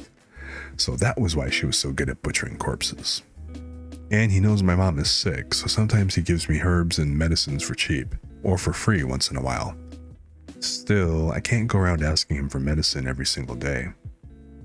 So that was why she was out alone in the woods to pick herbs this time. I wanted to do something to help her, but it would probably have to wait, especially considering my current situation. The inn was a 30-minute walk from the trade-in shop, and of course, I was showered with stares the whole time we walked. This is it, said Fina. Everyone says their food is good, too. Thank you. Well, you hurry up and get those herbs to your mom. Yeah, thanks, Una. Fina ran off. An amazing aroma drifted past me as I stood outside the inn, watching her leave. The sun started to sink. It was time for dinner. For decorum's sake, I tried to batten down my glee at the prospect of a tasty meal as I headed in. A girl in her late teens waiting tables stopped mid-stride and gave me a perplexed look. I didn't know what to do with everyone giving me the same exact reaction every single time. Welcome? The girl asked as she stared. I heard I could stay here? Yes, you can. It's 1 silver coin every day, morning and evening meals included. It's half a coin without the meals. In that case, I'd like a 10-day stay with meals. The bath is open from 6 in the evening until 10 at night. You have a bath? Yes, indeed. Rest assured that the men's and women's areas are also properly separated. That was a happy accident. I never expected an inn with a bath. Can I get a meal right away? Certainly. After I was done listening to her explanation, I pulled 10 silver coins out of the white bear's mouth. When she took the money, the girl squeezed the black bear. Whoa, I'm sorry. It was so cute. So that was 10 days with meals, right? I'll get the meal prepared right away, so please take a seat and wait. Oh, I'm the innkeeper's daughter, Elena. Nice to meet you. I'm Una. Looking forward to my stay.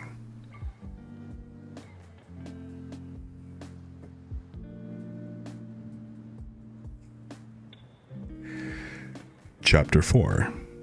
The bear agonizes after seeing herself in the mirror.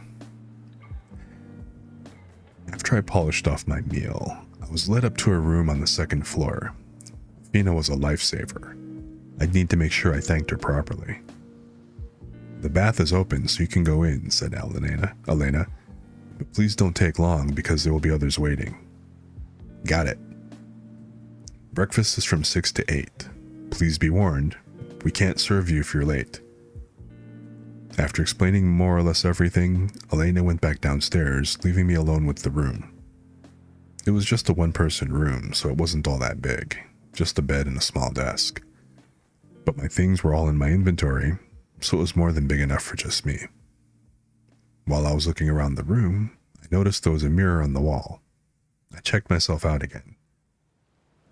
It was embarrassing. There was no doubt about it. I was dressed in the kind of loungewear girls would sometimes wear at home. I was so embarrassed that I'd been walking around outside looking like this that I thought about not doing it tomorrow. I worked up my courage and looked at myself in the mirror again. There was something uncanny about my reflection.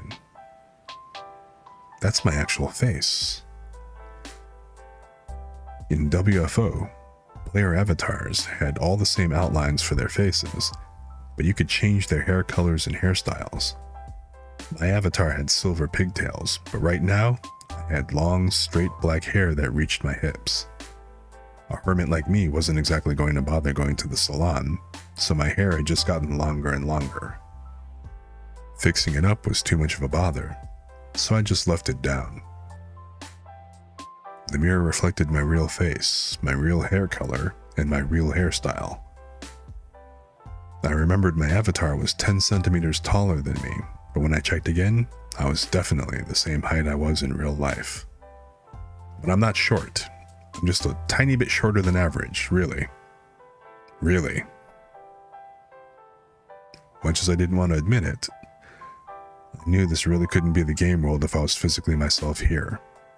The confirmation that it was real made me begin to panic, until I realized there was nothing to panic about. I didn't have great parents or friends, nobody I would miss. The only thing I'd left in the real world was the money I'd earned from stocks, and according to the letter from this place's god, they'd converted that money into this world's currency. The only things I'd regret losing from my previous world were entertainment and food. But there were probably fun things in this world, and the food at the inn was great. If I wanted to become a recluse again, I could. Unfortunately, this world didn't have the internet or TV, so it'd be boring. Then again, if I thought of the world itself as a game, it might be worthwhile to travel around and have fun. When I thought of it that way, I was starting to warm up to the idea. Okay, I told myself, I'll prepare for tomorrow by taking a bath and turning in for the night. When I went to the bath, I stripped off the bear gloves and onesie in the changing room. All I had on without them were my underwear and bra, which meant this was all I was wearing while I'd been walking around town. At least give me a shirt, I thought. Come to think of it, I didn't have underwear to change into, so I needed to buy some. I pulled off my current pair, and something caught my eye. I slowly unfurled my underwear. What the heck? My underwear had bears on them, one white and one black. Was the god that brought me to this world really just into bears? I'd rather not think too much about it. The bath left me feeling rejuvenated. Long soaks were forbidden, so I got out earlier than I was used to. I didn't have a change of clothes, so I tried putting on the bear underwear and clothes again from earlier. Guess I've got some shopping to do tomorrow. Not the surprise you're expecting, huh? I suddenly remembered something. The item description for the onesie had said that if I reversed it to the white side, my stamina would be recovered. In the spirit of discovery, I did just that and pulled it on. The effect was remarkable. I could feel myself being healed. My body filled with warmth from the inside out. I got back to my room and slid under the covers to rest from that day's fatigue. Nice and cozy, I thought. Good night, I said, even though no one would hear it. I woke up early, possibly because I'd gone to bed early. Perhaps because of the white bear's effects, I didn't feel one bit tired. The prospect of keeping the bear gear on was growing more and more attractive. Maybe it was cursed. If only it at least looked like a cool bear. Apparently, I had some time to kill before breakfast. I pulled up my status screen. Name, Yuna. Age, 15 years old. Level, 3. Skills, Fantasy World Language. Fantasy World Literacy. Bear Extra Dimensional Storage. Gear. Right hand. Black bear glove, non-transferable. Left hand, white bear glove, non-transferable. Right foot, black bear shoe, non-transferable. Left foot, white bear shoe, non-transferable. Clothing, black and white bear clothes, non-transferable. Underwear, bear underwear, non-transferable. Gotten even more weird equipment. Bear underwear. Won't get dirty no matter how much they're used. An excellent item that won't retain sweat or odors. Will grow with the user. Ideal equipment for a recluse. I was particularly grateful that the underwear would grow with me. I didn't have much of a chest, but I'd sure need it for when I got a great rack in the future. I wouldn't have the hassle of resizing my underwear all the time. When I went downstairs for breakfast, Elena was wiping down the tables with a dust cloth. Good morning. Morning, can I eat? Yes, you may. Elena stared at me. What is it? You're white today. It looks great on you, she told me with a beautiful smile. I wasn't not embarrassed just because I wasn't a black bear anymore, but changing would be a pain, so I just ate breakfast in the white bear clothes. The bread and soup were delish. When I got back into my room, I changed back to my black bear clothes and set about making a list of things to do for that day. 1. Buy a change of clothes, underwear included. 2. Get some identification, go to the Adventurers Guild. 3. Get some gear, I want a sword. 4. Gather intel, maybe at a library or bookshop. 5. Figure out how strong I am. Those wolves were easy peasy. I asked Elena where the Adventurers Guild was, and discovered it was the next building down from where Fina and I went to sell the wolves. I'd be in for a lot of inconvenience without identification, so I decided to go there first. To my surprise, I ran into none other than Fina on the way out. Yuna, good morning. Fina, what did you need? I wanted to say thank you again, and I was wondering how the inn was. It was great, the food's delicious, and I'm thrilled they have a bath. Anyway, I'm staying for the next 10 days. I'm glad you like it. Did you do okay, Fina? Yes, I had my mom take the herbs. So where are you going, Yuna? I'm going to the guild, and then I was thinking of taking a look around the town, I said. Can I go to the guild with you? I don't mind, but I'm just going to get some ID made. I'm also going over to the guild in order to check for butchering work. Butchering work? I told you that I do butchering work yesterday, right? The one who gives me that work is Mr. Gentz. Mr. Gentz? Yeah, the man who bought the wolf parts from us yesterday. Sometimes the adventurers bring back a lot of monsters without butchering them. When that happens, I help out. That's why I always go check in the first thing in the morning every day. Oh, you did say something like that yesterday. This little girl had a job butchering monster corpses? I guess that makes sense in a fantasy world. I bet no one even bats an eye. Mr. Gentz always looks out for me. Maybe he's a pedo. I think Mr. Gentz likes my mom. Or maybe I just have a dirty mind. Assuming the worst of people from the available evidence was a bad habit of mine. Fina talked about Mr. Gentz and her mom as we made our way back toward the building where we sold the wolves. Needless to say, I was showered in stares the whole way over.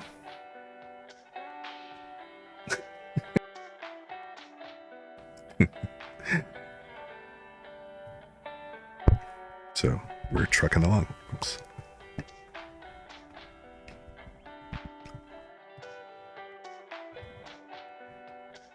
Oh, oops, forgot to mute. Sorry.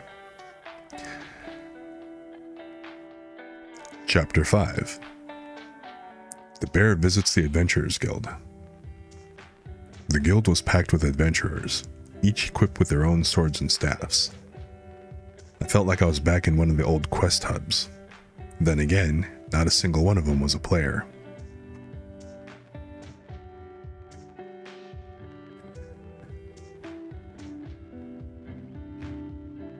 Yeah, I know, right? It's like, I'm the one that's got that of the people that I know, I'm pretty much the butcher. There's a lot of people around for this time of day. That's because it's a scramble for the lower level adventurers to get work. Everyone comes here early to get the best jobs. I separated from Phoenix and she was heading over to Mr. Gens and headed into the guild. It looked like most of the people there were gross old men. Their stares fixed on me, possibly because they were sizing me up, or because it was rare for girls to come into the guild. When I examined the crowd, there were female adventurers, but only a few. I ignored the stares and made my way to the receptionist, who looked like she was in her 20s. "So I'm new here," I said. "Oh, yes. So you'd like to become a member of the guild? I'd heard it would come with identification, right?" "Yes, you'll be able to use the guild member card in any country. In that case, could you help me with it?" When I told her that, I felt eyes on me and flipped around.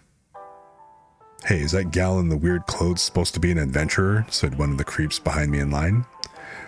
"Looks like she's really underestimating us. Little ladies like you drive down our market value." Was this guy a walking cliche? I should probably try to sound like a cliche. "I just came here because I wanted an ID." "All the more reason to say something. We don't need any adventurers who don't work." "I never said I wasn't going to work. I'll do the things I can." "And I said that'll lower our value." "Ma'am," I said to the receptionist, "this man talks a lot, but is what he's saying true? As long as you fulfill the minimum requirements for the guild, there isn't a problem." "There are requirements?" "You must be over 13 years old and rise to E rank within a year. If you aren't able to, your membership will be revoked." "What's E rank?" "E rank requires proof that you can slay low-ranking monsters like goblins and wolves." "In that case, we're good. I can beat a wolf." "Don't make stuff up," chortled the creep behind me. "There's no way a little girl like you could beat a wolf." "What's this guy's rank?" I asked the front desk lady. "He is Mr. Debornay of D rank." "And the ones laughing at me?" "They're all D ranks and E ranks." The adventurer smirked. Players like these had existed in the game too. Idiots who leapt to conclusions about you based on how you looked. In games, as in life, there was only one way to deal with idiots: proving them wrong to their faces. That said, I'd take any fight anyone picked on principle. I said, "This Adventurers Guild must be pretty lame if all these people are just D rank." "What did you say?" said Debornay. "Didn't you say it yourself? Are you an idiot? Do your ears not work? If someone like me can't become an adventurer, then that makes you all garbage, since most of you can't beat me." "Why, you had a death wish?" "Is there a place around where we can have a match?" When I was playing games solo, idiots like him picked fights with me all the time, and I always turned the tables on them with characters I'd funneled time and money into. If I didn't nip jerks like these in the bud, they'd multiply like roaches and give me grief down the line. "Yes," said the receptionist, "there is a place behind here, but in that case, if you guys win, I'll give up on becoming an adventurer and I'll leave. If you guys lose, you'll stop being adventurers and leave. That good with you?" "You underestimating us even though you're a girl? If we lose against you, we'll quit. Right, boys?" "Yeah," Debornay's flunkies cheered, looking smug to the last. "Miss from the front desk, you heard all that just now, right?" "Yes, however, I would suggest apologizing. Mr. Debornay has his quirks, but he really is a D rank." But she'd confirmed she'd heard it all.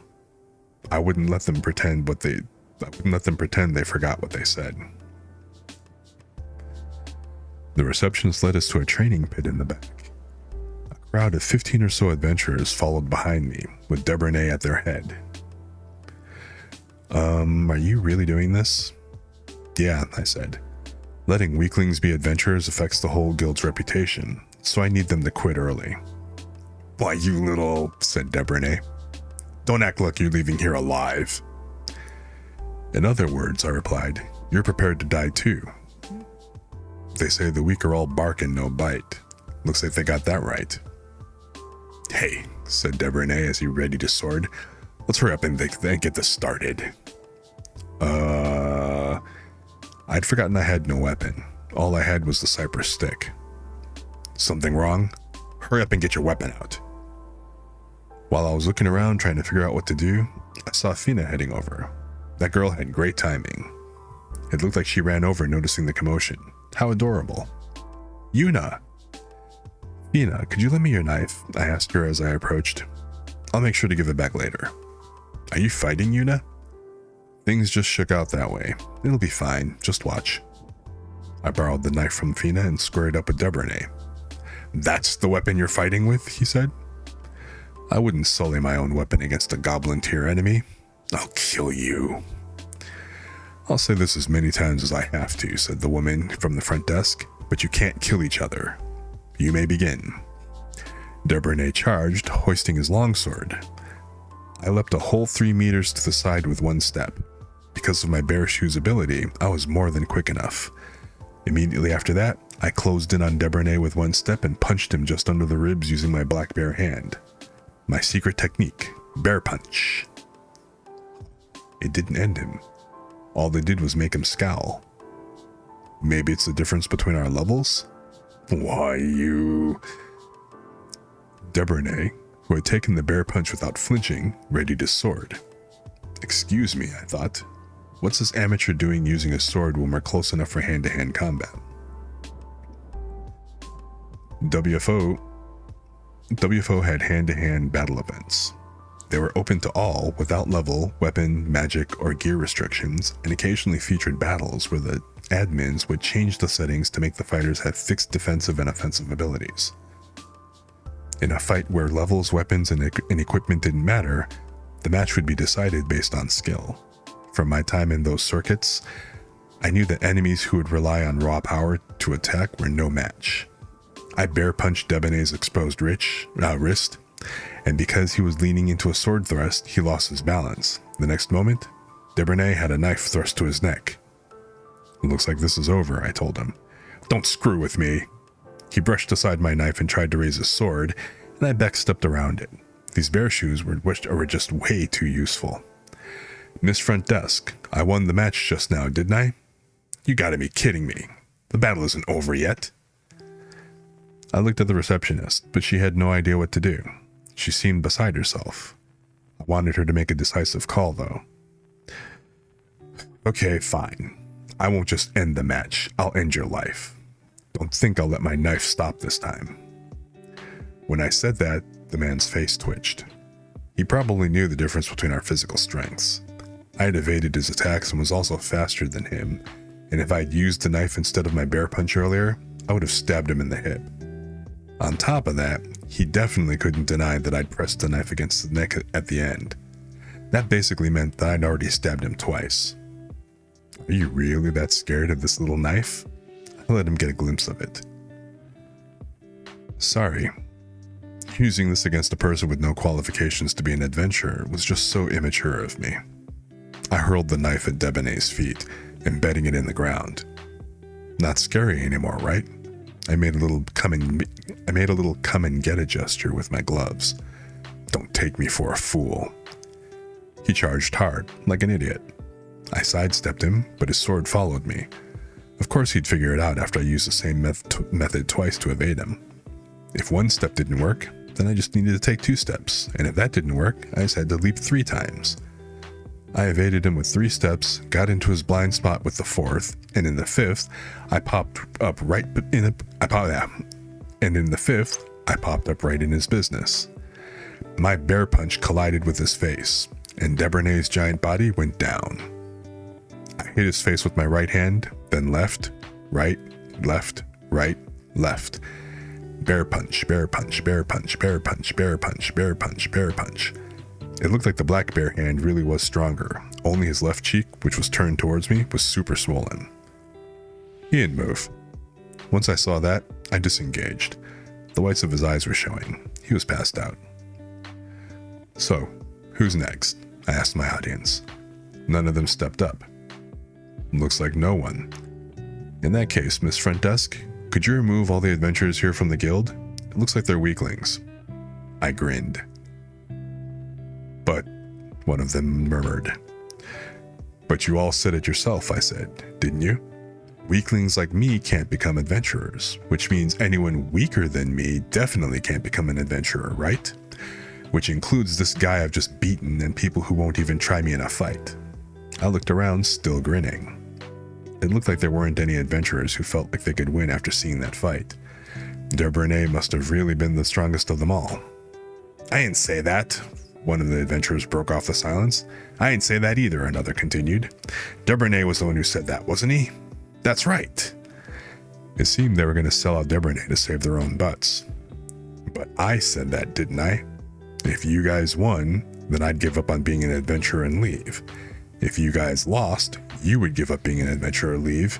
And then, when that guy said, if I lose against you, I'll quit, right boys? You all said, yeah.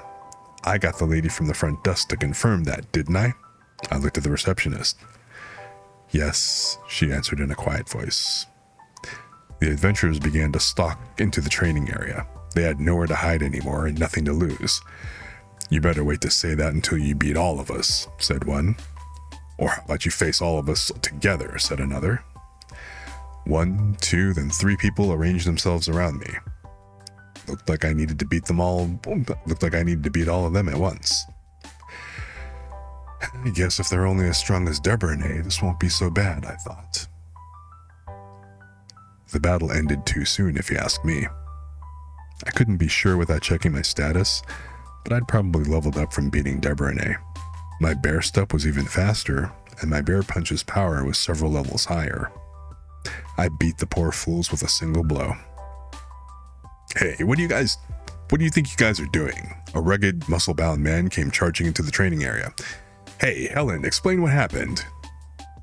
Helen, the receptionist, tried to explain as best she could. Once she was done, the muscle-bound man looked at me. You, girl in that weird getup. What? Were you the one who did this? Wasn't my fault. They threatened me with violence, so I was just defending myself. You're not going to make me shoulder the blame, are you? The guild is fundamentally neutral when it comes to fights between adventurers. In that case, you're on my side. And what makes you think that? I haven't joined yet, so I'm not an adventurer. I'm just a regular person. Since I was attacked by adventurers as a normal citizen, aren't they the responsibility of the guild that's in charge of them? You're not saying you're siding with multiple adventurers who ganged up on one normal girl citizen, are you? Well, in that case, you're on my side as an average citizen. Granted, I wasn't the president of this town, but he didn't have to know that. The man scratched his head and hesitated. So what do you want? I guess just to register with the guild and for them to be deregistered. I'll approve your registration, but I can't kick them out. They're bowing their heads and pleading for you to let them quit because they're weak, and you won't let them? Is the Adventurers Guild really that tyrannical? What? You guys wanted to quit being adventurers? The swole dude asked a handful of still conscious adventurers on the ground. The men assumed ambiguous expressions and declined to answer. That's what they said. Someone as weak as me can't become an adventurer according to them. They said if they got beat by a weakling like me, they'd quit being adventurers. Did you guys really say that? Several of them nodded. Well, I've learned that these guys are idiots, he said. That's for sure. Right. Good. In that case, can you do the needful? I'm going to ask again. Do you guys really want to quit? If you're not going to answer, then just leave your guild cards behind and get out of here. Sorry, the injured adventurers shouted, hanging their heads low. Could you forgive them? On one condition. Why not? Just tell me. I want to guarantee that the guild won't stay neutral if the other adventurers ever try anything with me again. I got it. If they give you any trouble, the guild will take responsibility. Well then, I have nothing more to say. Gotta love Yuna's badassery.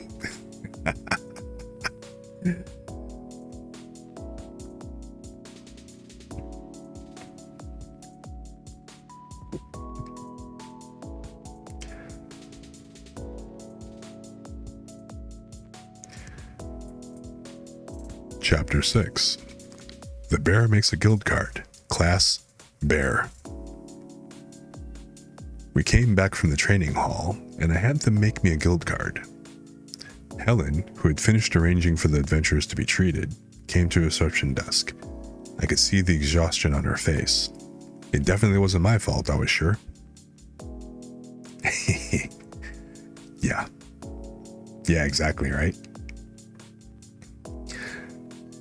Please fill out your name, birthday, and class. My birthday? Yes, we needed to check your age. Can't I just tell you how old I am? If you do that, your guild card won't update, even when your birthday comes. Right. If I just told them my age, then I'd just end up being 18 or whatever forever. But what would I do about my birth date? This world had to have a different calendar from Earth, but I did have the skill fantasy world literacy, so maybe it'd translate. For the time being, I filled in my name in Japanese and the date I was born in Japan according to the Western calendar. So you're 15, Miss Yuna, said Helen. It had worked. You had to hand it to the fantasy genre. I needed to fill in the class column next. My class? It'll be referenced for companion recruitment and limited quests. Companion? I didn't just react to the companion because I'm a loner, mind you. I totally had friends, just not a lot. When I was playing the game, I was a magic swordswoman. It was the optimal choice for the sort of solo play that I preferred. It gave me good options for handling enemies that couldn't be killed by either physical damage or magic alone. It wasn't really popular for playing in a party. Swordsmen did better melee damage, and when you needed magic, you just recruit a sorcerer. That was why I'd never end up joining a party. It wasn't like no one ever invited me or anything. I don't need one, so can I leave it blank? It'll help if you could write something. It wasn't like I was a magic swordswoman right now, but I had to write something. What was my current class? I couldn't use magic. I had no sword. Was I a fighter? I tried my best to ignore the voice that seemed to issue from the heavens to tell me, your class is bear, isn't it? Name, Yuna. Birth date, month, XX. Day, XX. Year, 20XX. Class, bear. I ended up writing it down. Helen looked at it with disgust, but I guess she wanted to get this over with since she didn't say anything. Well then, please put your hand on this crystal panel. It was identical to the one at the gate. These things supposedly checked your mana, which made me revisit a question that had been bugging me. Was magic something unique to each person, like fingerprints? While I was puzzling that over, Helen operated the crystal panel. It'll take some time for your registration to go through, so I'll explain how the guild works in the meantime. Your guild card has your name, age, and class on it, plus your adventurer rank and the number of quests you've accepted. This includes information about each quest, how many times you've succeeded, and how many times you've failed. Your currently accepted quests will be recorded. This information can be accessed from any guild. Right, so that meant the number of times I failed would be recorded too. No one would want to hire an adventurer who failed a lot after all. You don't have any records for how many monsters I've slain or something? No, we don't. There's no point. Huh? Even if you brought in a mana gem as a trophy, we wouldn't tell whether you beat it yourself or had help from 100 people. So things didn't automatically get recorded like if you beat up a monster in a game. That was fair enough. If 10,000 people teamed up to battle a dragon and only the person who dealt the finishing blow got credit for the kill, things would get ugly real quick. On the flip side, giving 10,000 people the title of Dragon Slayer didn't make much sense either. Next, I'll explain the guild ranking. The guilds start with F, and then you'll rise to E, D, C, B, and A. Hey, thanks for the follow. What? Sucking Tom Cruise toes? Rock on. You do you, man. But welcome. You enjoy your stay. We're just kind of going through. We're reading Kuma Kuma Kuma Bear, Volume 1.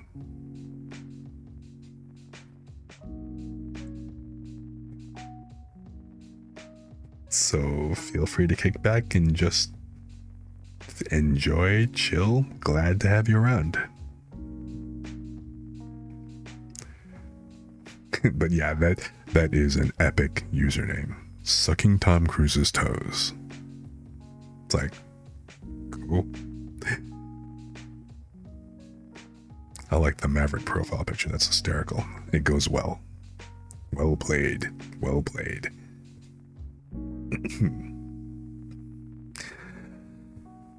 Next, I'll explain the guild ranking.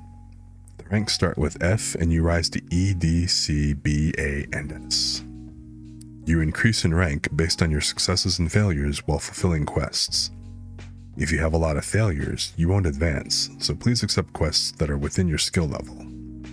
Also, if you continue to accept quests of the same rank as yourself, you won't increase in rank. Why is that? You can accept quests up to a rank above yours. Because of that, no matter how many hundreds of F rank quests you accept, as someone in F rank, you won't rise up. In other words, if I complete a quest a rank above mine, then I go up a rank?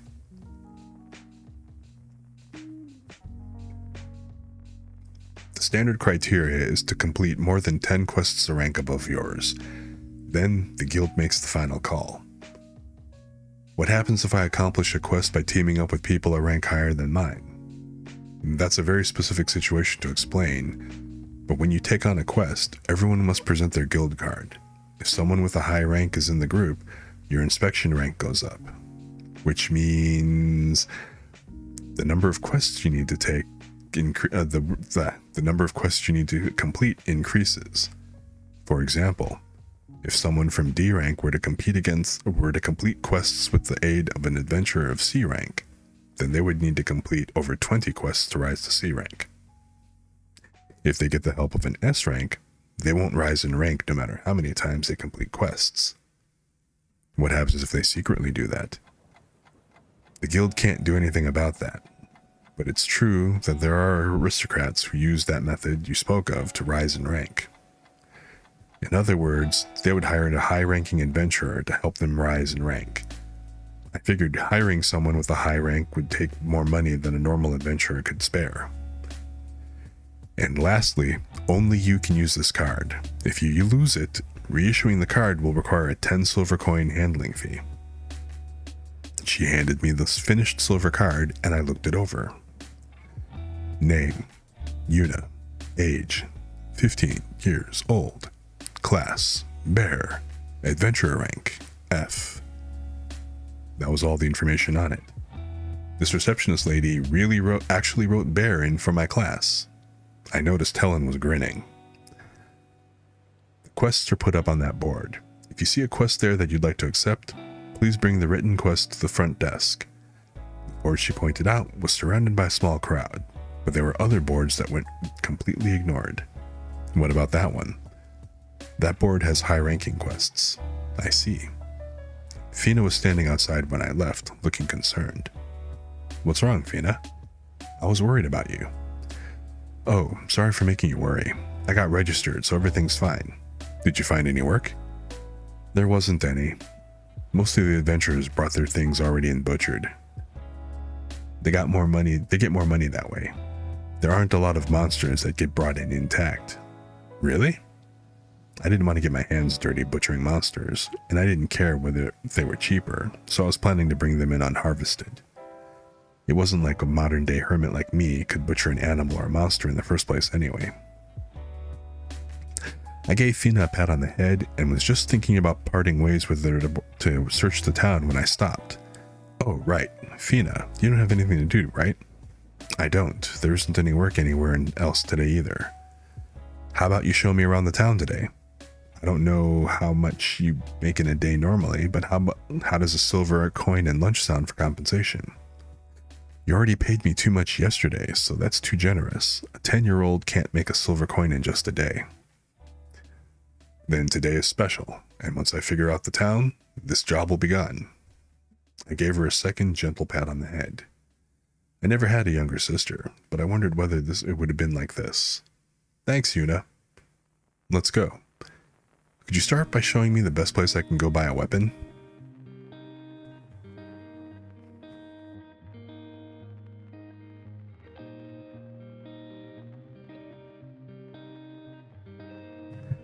Give me one quick second. Let me go ahead and go refill my water real quick. I'll be back in a moment.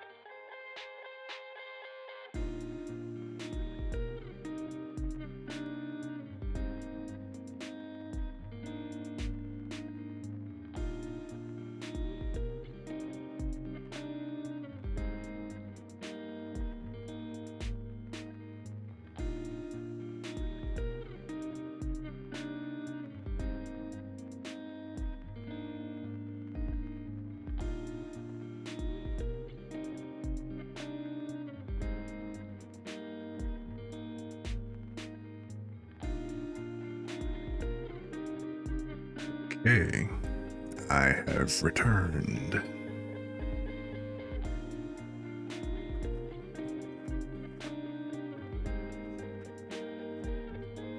So, you guys liking the story so far?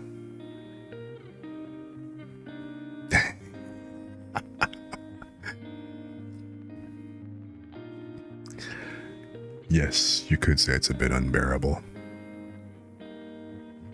But fortunately, I like to take a moment to pause where necessary.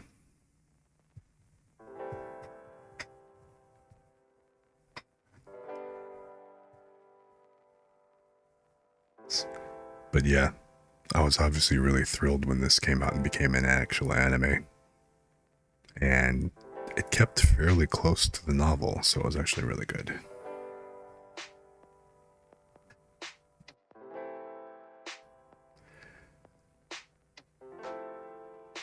Cool. Cool.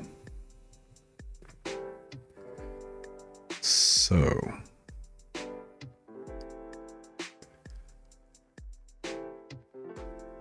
Chapter 7. The bear goes to the weapon shop. Before Fina led me along, I checked my status. My bear punch was stronger, and I definitely felt like I'd grown a level. Name, Yuna. Age, 15 years old. Level, 8. Skills, Fantasy World Language, Fantasy World Literacy, Bear Extra-Dimensional Storage, Bear Identification. Gear, right hand, black bear gloves, non-transferable. Left hand, white bear glove, non-transferable. Right foot, black bear shoe, non-transferable. Left foot, white bear shoe, non-transferable. Clothing, black and white bear clothes, non-transferable. Underwear, bear underwear, non-transferable. I really had leveled up, and I'd gotten another weird new skill. Bear identification. By looking through the bear eyes on the bear clothes hood, one can see the effects of a weapon or tool. It doesn't work without wearing the hood. That's a super useful skill, I thought, but why'd my bear gear get skills when I was the one who leveled up? If I was going to live in this world, I might have to do it dressed as a bear for the rest of my whole life. Fina led us towards the weapon shop. What kind of weapon are you looking to buy, Yuna? I haven't decided yet. I think I want a sword and knife at least. Actually, do you not have a weapon, Yuna? I do. A cypress stick totally counted. Right. There's no way anyone would walk around the woods without a weapon. In that case, why are you going to the weapons shop? Well, that's because I might find a real gem there, right? There might be a weapon that really strikes my fancy. So, what kind of weapons shop are we headed to? My secret technique. When I'm in hot water, I deflect the conversation. It's a shop that Mr. Gold runs. Mr. Gold? He's in charge of the weapons that the guild has. I got my knife from Mr. Gold too. He gave it to you? He must be nice. He told me, this one's meant for the scrap pile, so I'll let you have it, when he gave it to me. Is he a secret softy, I thought. And when he comes to check on the weapons the guild is keeping, he sharpens my knife because he might as well. Definitely a softy. This is it. Fina stopped in front of a building with a painted sign of a sword hung by the door. Did they not sell any armor, then? Sorry, excuse me. I heard clanging coming from inside as we approached and wondered if they were forging stuff right now. Fina entered first, and a short girl greeted her. Weapons shops in fantasy games tend to come part and parcel with dwarven shopkeepers, so I wondered if she was one. Or was she just a normal kid? Oh, welcome, Fina. Did you come to get your knife sharpened? No, I brought Yuna here today. Apparently she wants a weapon, so I came here to introduce her to Mr. Gold. Oh, so you've brought a customer. Thank you. Yuna, this is Mr. Gold's wife, Mrs. Nelt. Okay, dwarf confirmed, I thought, a little relieved. Otherwise, he would have been a pedo. Did you just look at me funny? No, actually, I was wondering whether you were a dwarf. That I am indeed. Have you never seen a dwarf before, by any chance? No, this is my first time. Well, I suppose you can't help it then. You've got quite a peculiar look, miss. My name is Yuna. Nice to meet you. So, what kind of weapon do you want? I haven't decided, so could you just show me what you have? So you're a beginner? Of course I can. My husband has some work he needs to attend to, so he can't speak with you at present, but you may look around at your leisure. I could hear Mr. Gold clanging away at something in the back. I supposed I didn't need to meet him, since I was just going to buy a sword. Fina looked disappointed, though. She probably wanted to see him. Since I'd gotten permission to browse, I inspected the weapons in the shop. I tried picking up a nearby sword. It wasn't heavy. I wondered if it was because of the bear gloves. To test it out, I took off a glove and tried lifting it again. Okay, I thought, definitely can't hold this thing. I could pick it up, but that was all I could manage. I couldn't even try swinging it or anything. I put the bear glove back on and held the sword. It was light. I wasn't going to be able to make it in this world without the bear gear, was I? I tried out bear identification next. Iron sword. Skills, none. I tried checking the other swords the same way. Iron sword. Skills, none. Iron sword. Skills, none. Iron sword. Skills, none. They were all the same, only varying in shape and length. Swords without magical abilities were probably just the norm. They weren't selling anything subpar, but I didn't see any hidden gems. If this were a game or light novel, they would have had a legendary sword stashed in the corner all rusted and unrecognized or something. After all the fuss I'd made to get it, my identification skill was useless. I decided to cut my losses and picked a sword that looked like it would be easy to carry one-handed. Iron sword. Skills, none. I'd also like to look at the knives. For skinning and butchering? Sure, one of those, but I'd like throwing ones too. I wanted to have something better than rocks to throw if the situation ever called for it. Nelt showed me a small knife. Do you have 100 of them? You want that many? Yes, and if you don't, I'd like all the ones you've got. We have 100, but please give me a moment. They're in the back, so I'll bring them over. But are you really going to use 100 of them? They're useful for defeating monsters. No, throwing knives are cheap, but aren't you going a little overboard? They're cheap? They're basically disposable. We make them with leftover iron scraps. Imagine it. You're battling monsters in the woods. You might be able to hit your prey with a throwing knife, but it's just as likely it'll bounce off, miss, or fall out after it wounds them. You don't want to be spending real money on something you might not be able to retrieve, right? That was why I asked you whether it was for butchering earlier. Of course, we have knives for battle as well. As a newbie adventurer, I was grateful to have her explain the little details of the industry. I'd also like a butchering knife, I told her. All right. She brought out a knife that seemed sharper than the throwing knives. I might not have needed it, but it wasn't like it'd cause trouble if I had it, so I'd buy it. I pulled out the money from my white bear glove, and Mrs. Nelt brought the knives from the back room in multiple trips. So when will you come to get them? I'll take them home right now. I started putting away the 100 knives in the bear's mouth. To finish it off, I put away the sword and butchering knife. Is that bear doll a bottomless bag? She was looking at the bear in surprise. A bottomless bag? I cocked my head at the unfamiliar term. A bottomless bag's a bottomless bag, she said. They each have their own restrictions, but they're useful bags that you can put items in to carry. They're useful for merchants and blacksmiths like us who have to handle their heavy luggage. Are bottomless bags rare? You don't even know that? I got this from somebody I know. That's why I don't really know much about it. There are some generous people out there. If you ask me, they're not incredibly unusual. A bottomless bag's value is dependent on how much stuff it can hold. You've got a range of types, but the more it can hold, the higher its value is. I was surprised because it was my first time seeing a bottomless bag that's bare like yours. I wondered whether this bear had an item limit. I suppose that if I ever ran out of space, I could just buy another bottomless bag. But Yuna, if you had something useful like that, couldn't you have used it when we were carrying back the wolves? Fina asked.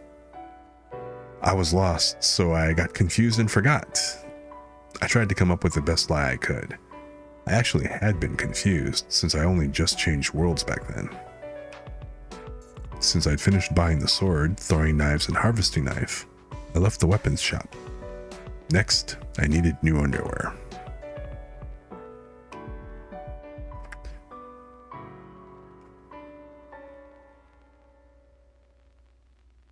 Give me one quick second here.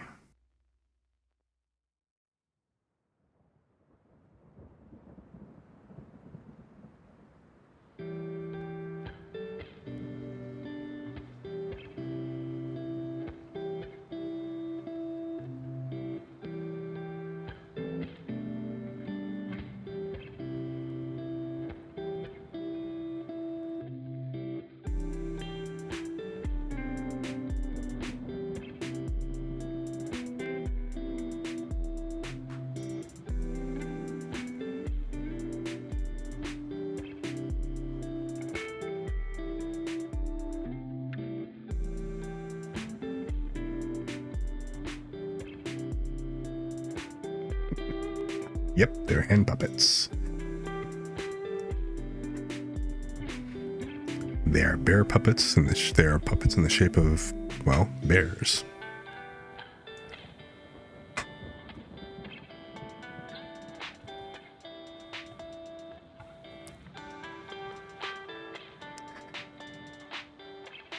Chapter 8. The Bear Goes Shopping.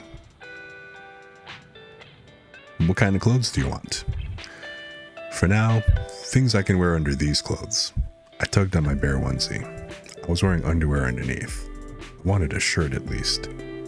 So there's an expensive store and a cheap one. Either one is fine, but how are they different? The expensive one has clothes that the aristocrats wear. I haven't gone in before, but the prices are high, so they seem finely made. The cheaper store sells things priced so that normal residents can buy things. And there are also stores that sell secondhand clothes. Sometimes there are good finds there, so I like checking it out. Which would you like?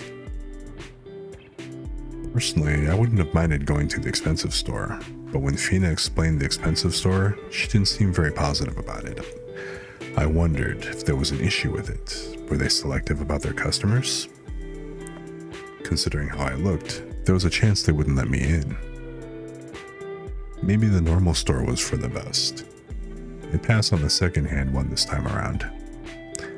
For now, could you take me to the normal store? I'll consider going to the other stores later. Fina led me where I asked. A woman in her mid-20s. Oops. Shoot. Sorry.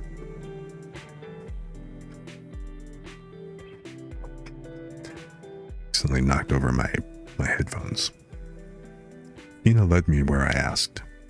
A woman in her mid-20s greeted us inside. When she saw my clothes, she looked shocked for a moment, but immediately went back to smiling at us. Welcome! What kind of clothes are you looking for today? Just some underwear and clothes. The underwear is over there in the back. Actually, we don't have clothes similar to the ones you're wearing. That's fine.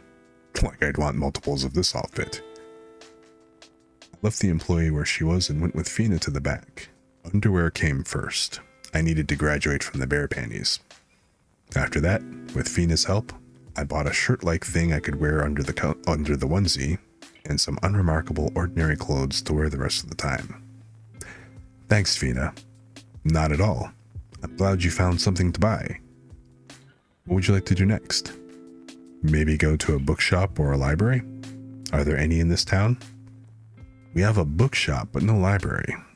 I feel like I've heard an adventurer saying they have one in the capital, though. Then I guess we'll go to the bookshop. But before that, let's eat lunch. Do you have a place you'd recommend?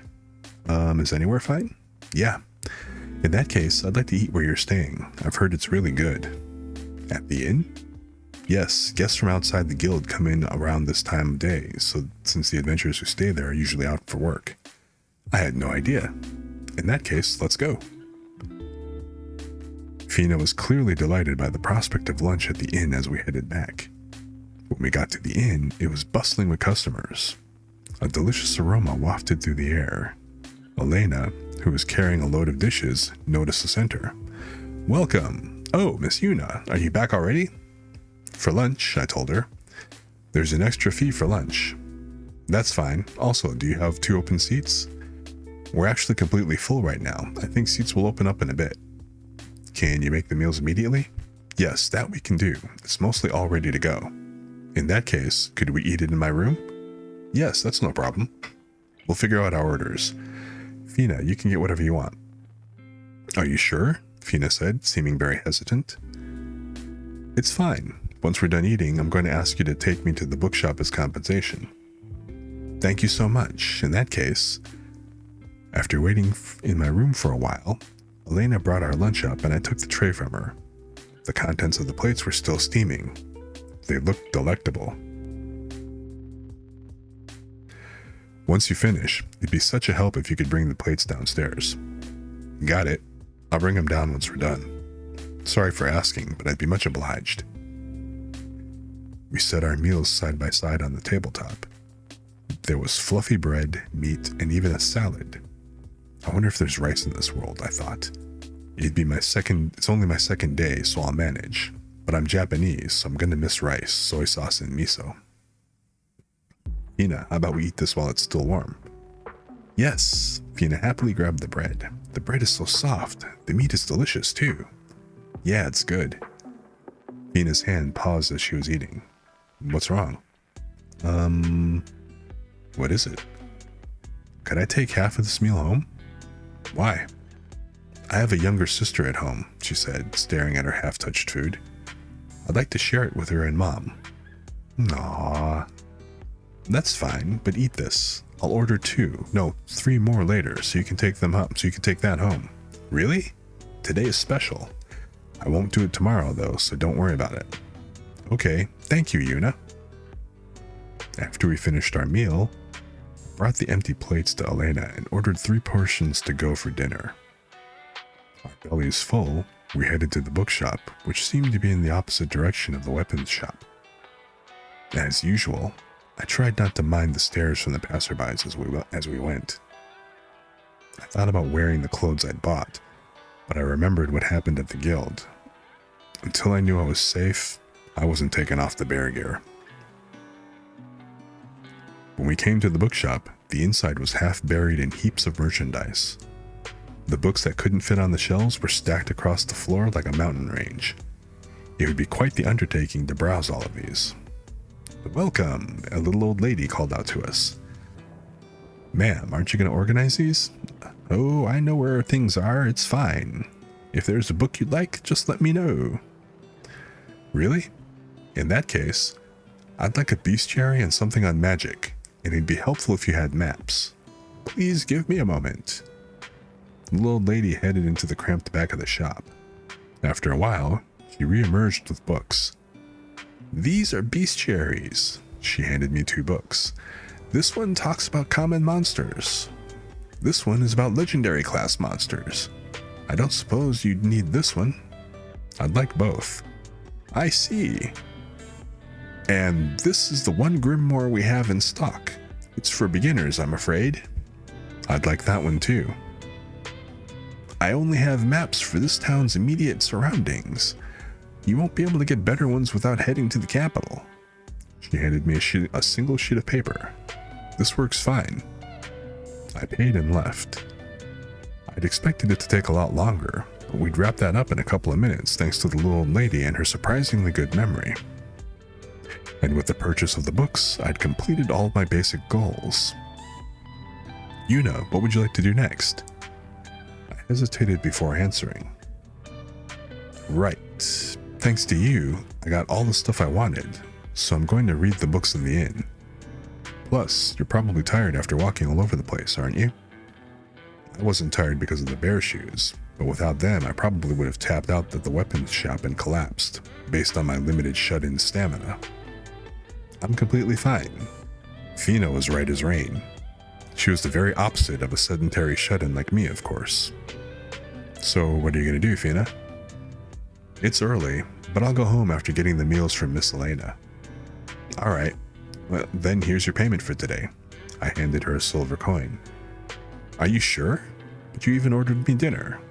Like I said, that's just for today. Thanks, Yuna. Once I got to my inn, I parted ways with Fina, and because I had time until dinner, I went back up to my room alone. I pulled the books and map from my bear storage. I took a look at the map first. So these are the woods where I started, I thought. There were some woods a bit away from the town. If you followed the path through them to the other side, it seemed like that was where the capital was. I couldn't really tell how far it was without knowing the map's scale, but it was probably a decent bit of travel. Maybe it'd be good if I headed over to the capital next, I thought. It looked like there were a few villages around. I memorized the important locations, thinking wistfully about how it'd be great if I had a more detailed map. WFO's auto-mapping would have been useful. I pulled out the grimoire next.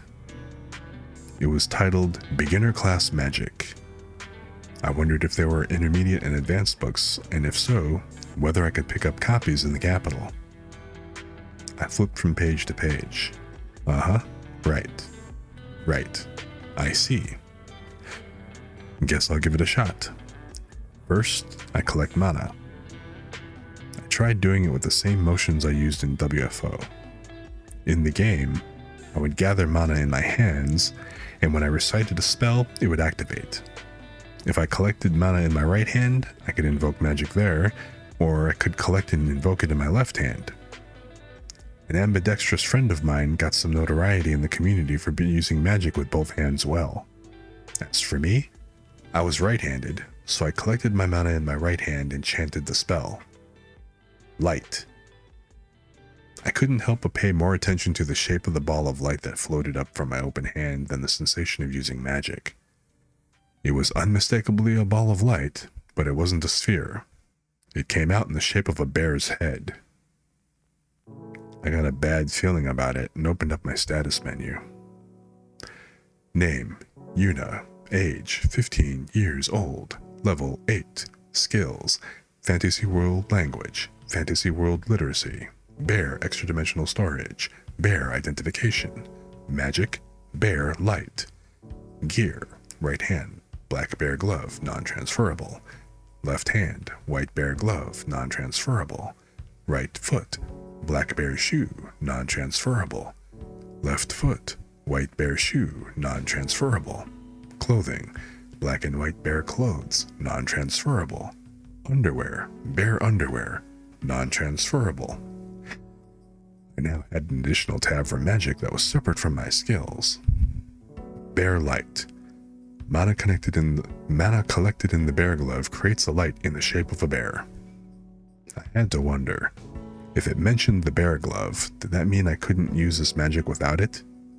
In order to test it out, I took off the glove and tried to invoke the light magic just like earlier.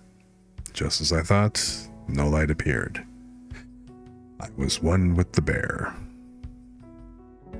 I put the bear gloves with their round eyes back on my hand. I wanted to practice attack magic, but I couldn't do that at the inn, of course. I decided I would just read the magic book and learn what I could for today. When dinner came around, I went back to the ground floor and ate a grand meal. I got in the bath, changed the onesie to the white bear side, and crawled into bed to clear away the exhaustion from that day. Good night.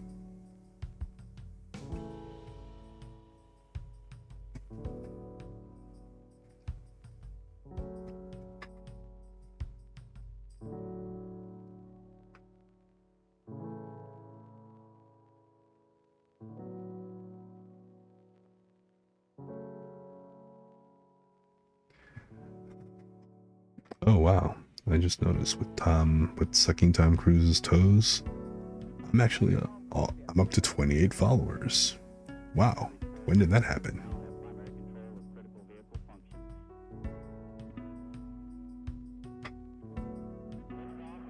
So, I guess that's progressing pretty nicely.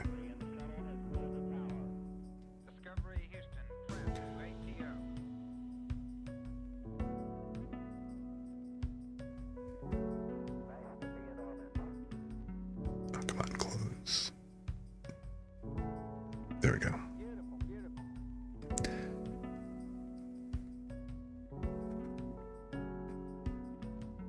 Yeah, that's right. I'm a little over halfway there. Woohoo!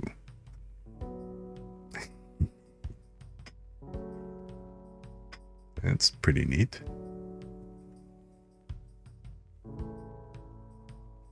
So, cool. Hopefully more people come back and check it out. Works for me. So, shall we continue? How are you holding up?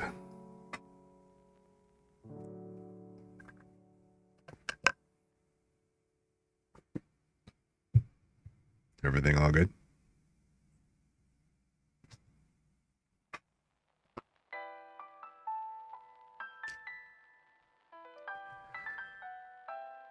So,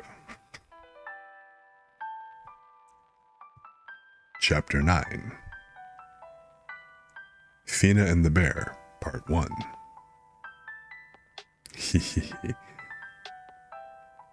Okay. Sounds good. I'll probably go like, maybe 1, 2 chapters tops and then probably call it that. Let me see here. Yeah, these are actually a couple of short chapters, so I'll do chapter 9 and 10 and then pretty much probably call it, because Again, I'm already just suddenly looking up and it's already been 4 hours. Wow, that means since I started this, 2 hours? That means I've been reading for 2 hours. Which, if you're getting a bit of the sleepies, successful test.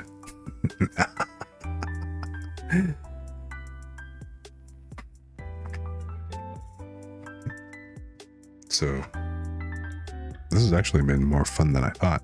This was actually pretty cool. And I totally don't mind rereading the series again. Kind of getting into it.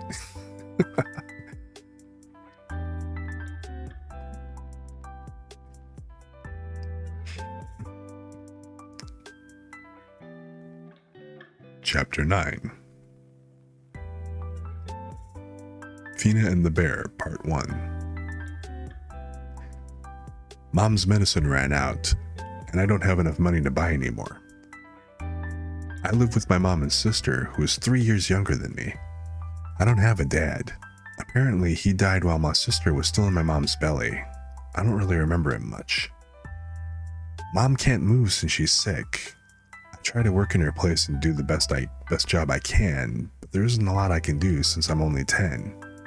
Sometimes Mr. Gens lets me help with harvesting work at the guild. Apparently, my mom is friends with Mr. Gens. He's always nice to us. He gives us medicine that really helps my mom earlier. And before that too.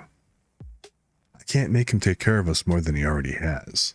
The only thing I could do was go out of the town to pick herbs that could be medicine for my sick mom. I've seen the herbs all the time at the guild. I know what kinds there are. I went out to the town and straight to the woods where the herbs are. There are monsters deep in the woods, so I decided to search around the outskirts. I couldn't really find any, so I decided to go in a little further, and I found some. But I was so busy picking herbs that I didn't notice the wolves surrounding me. I couldn't beat them. I ran until my legs started shaking, and I couldn't go any further. Someone help! The wolves came closer. Right as I thought I was done for, the 3 wolves screamed and fell over, and it all happened in a second. How? A person in dark clothes came out of the woods. For some reason, they were dressed like a bear.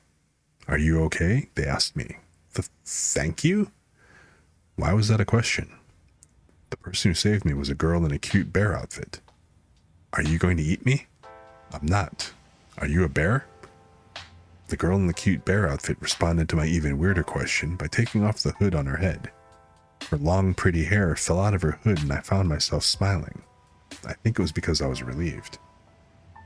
The girl in the bear outfit was named Yuna, and she was a pretty girl with long black hair.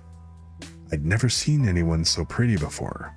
Apparently, she came from another country and was lost in the woods. I was so thankful we ran into each other. To thank her for saving me, I led her to the town. She started walking, but I told her to please wait. We could sell the wolf meat and pelts, and the meat was so good. When I explained that, Yuna told me she didn't know how to butcher them.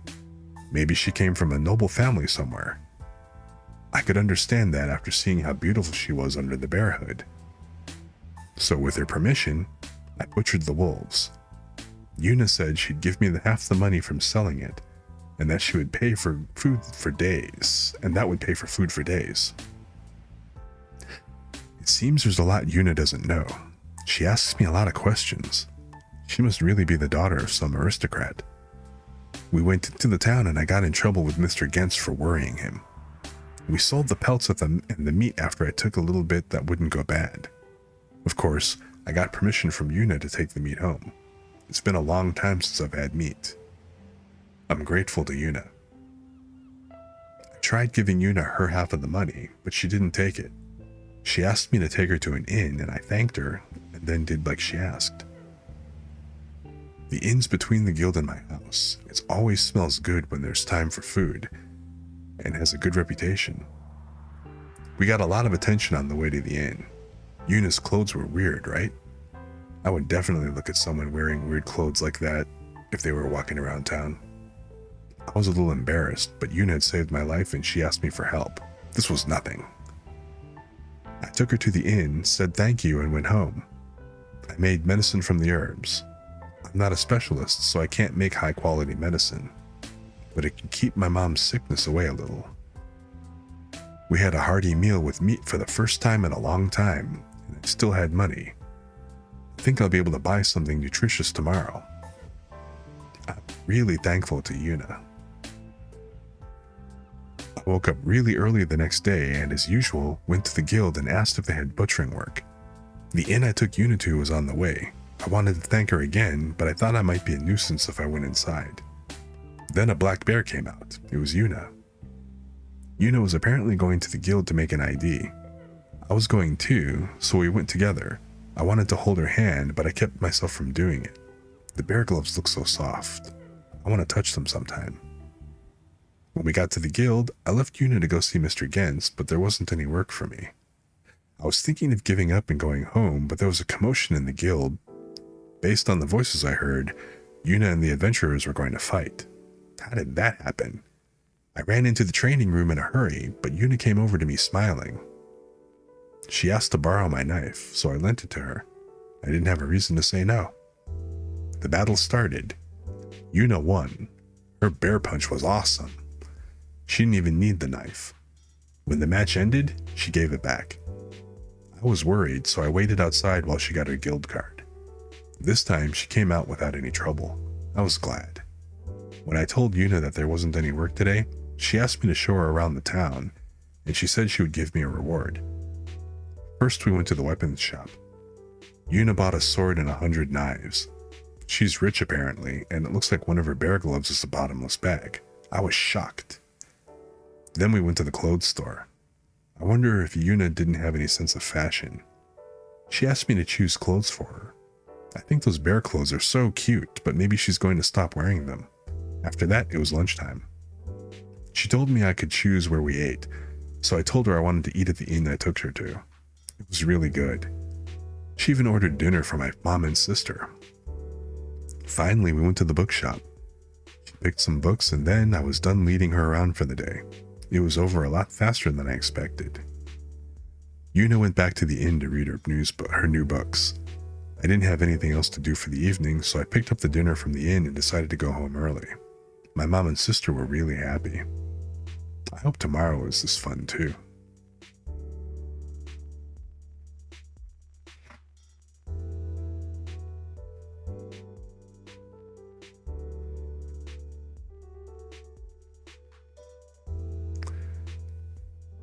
Okay.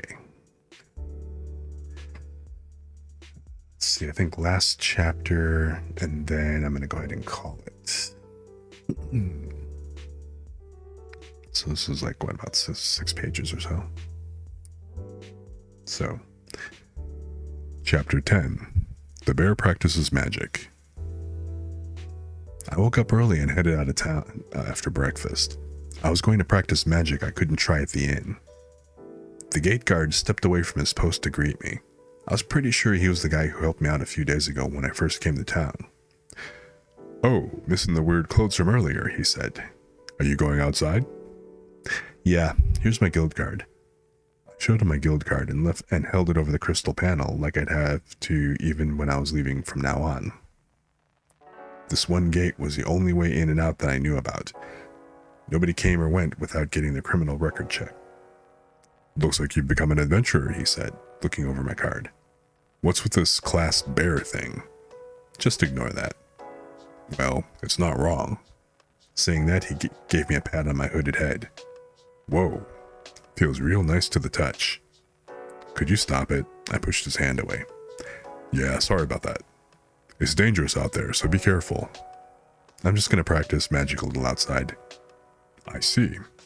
Well, as long as you don't get close to the woods, you won't get attacked by monsters, excepting if a pack roams out a ways, and that's not usual." "Okay, got it." I took my guild card back, left the town, and walked until I was sure I'd found the nice empty spot. I would try out the physical enhancement magic that was written in the book first. It wasn't that difficult. I just needed to let mana course through my whole body. In WFO, this sort of buff was used by pure melee tanks and DPS classes. It didn't last for long, but it was a popular tactic for ramping up your damage output. I gave the mana circulation thing a try, then sprinted for a bit to test it out. Everything blurred around me before I skidded to a stop. I tried jumping. Ah! I jumped 10 meters straight up without even trying. When I landed, it didn't hurt. Was it because of the physical enhancement? I tried testing out all sorts of things, with and without physical enhancement. I dashed, jumped, did a bear punch, and threw a bear kick. My power had definitely increased. I checked my status screen. Name, Yuna. Age, 15 years old. Level, 8. Skills, Fantasy World Language, Fantasy World Literacy, Bear Extra Dimensional Storage, Bear Identification. Magic, Bear Light, Bear Physical Enhancement. Gear, right hand, Black Bear Glove, non-transferable. Left hand, White Bear Glove, non-transferable. Right foot, Black Bear Shoe, non-transferable. Left foot, White Bear Shoe, non-transferable. Clothing, Black and White Bear Clothes, non-transferable. Underwear, Bear Underwear, non-transferable. Bear Physical Enhancement? Bear Physical Enhancement. Routing mana through the bear gear allows for physical enhancement. I closed the status screen silently, pretending I hadn't seen it, and decided to look for a place where I could practice attack magic. I wound up closer to the forest's edge. The method in which you use magic in this world was 1. Gather your mana. 2. Create an image of the magic you want to use. 3. Invoke the spell. In the game, you'd 1. Gather your mana. 2. Invoke the spell. It was easier in the game because all you did was collect your mana and recite the incantation. I gathered my mana and could invoke my magic just by enchanting fire. In this world, I needed an image of something, but as someone who'd read a ton of novels and manga and played all kinds of games, I had a plentiful repertoire of mental images to draw on. I collected my mana in my hands, imagining a blazing ball of fire. Fireball. There, I thought, that was easy. The bear held the fireball in its mouth. It wasn't hot. I stretched out my arm, imagining it leaping out.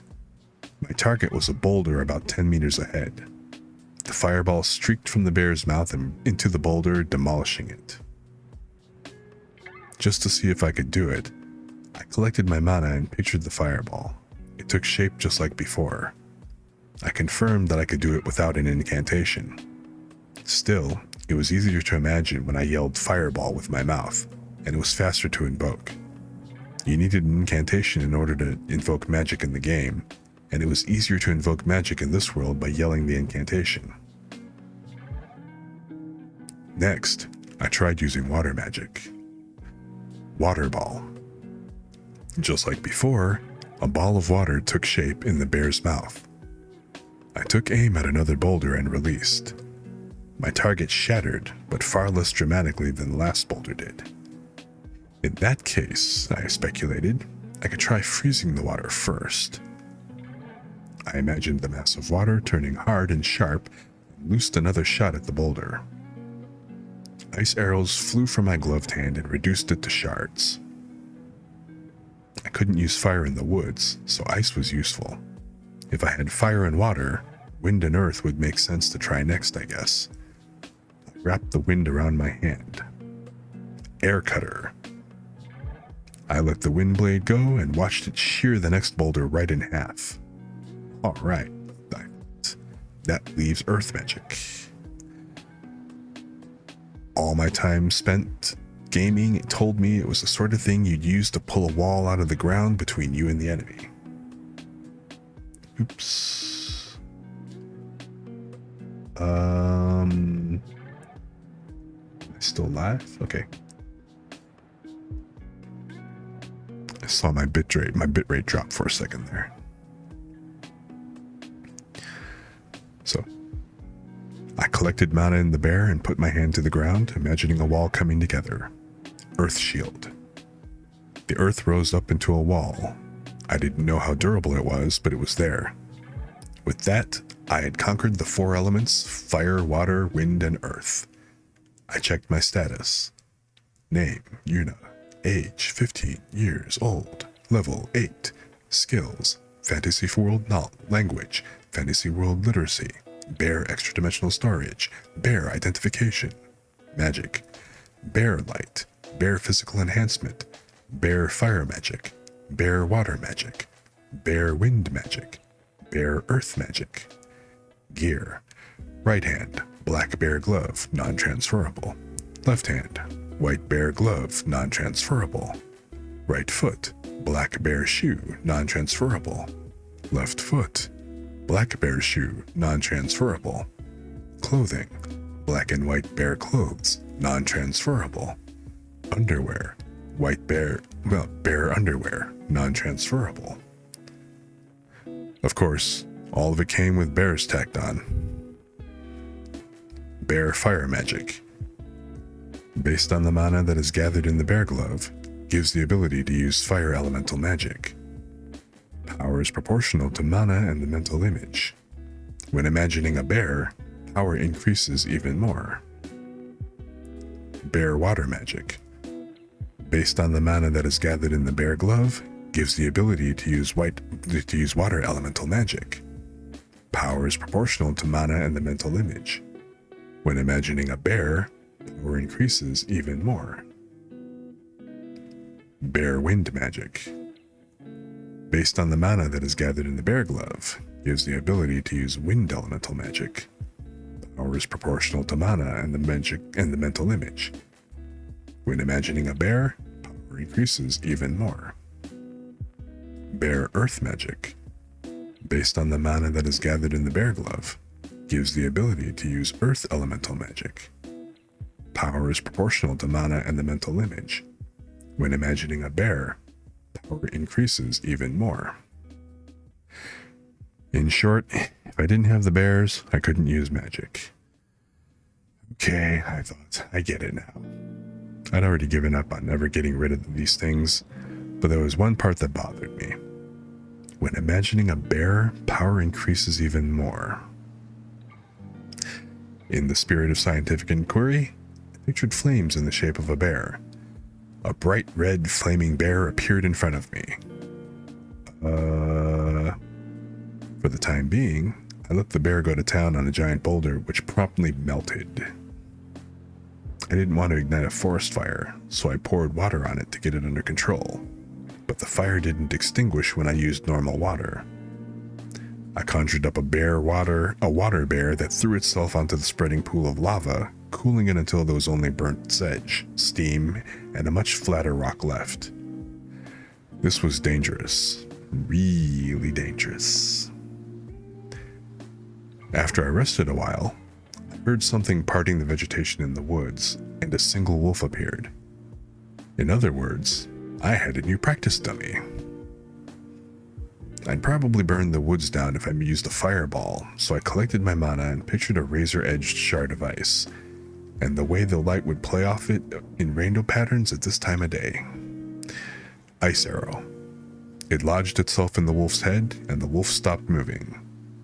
This bear suit really did come with the most broken aimbot conceivable. Of course, the same had happened with the rocks earlier, but those weren't moving targets.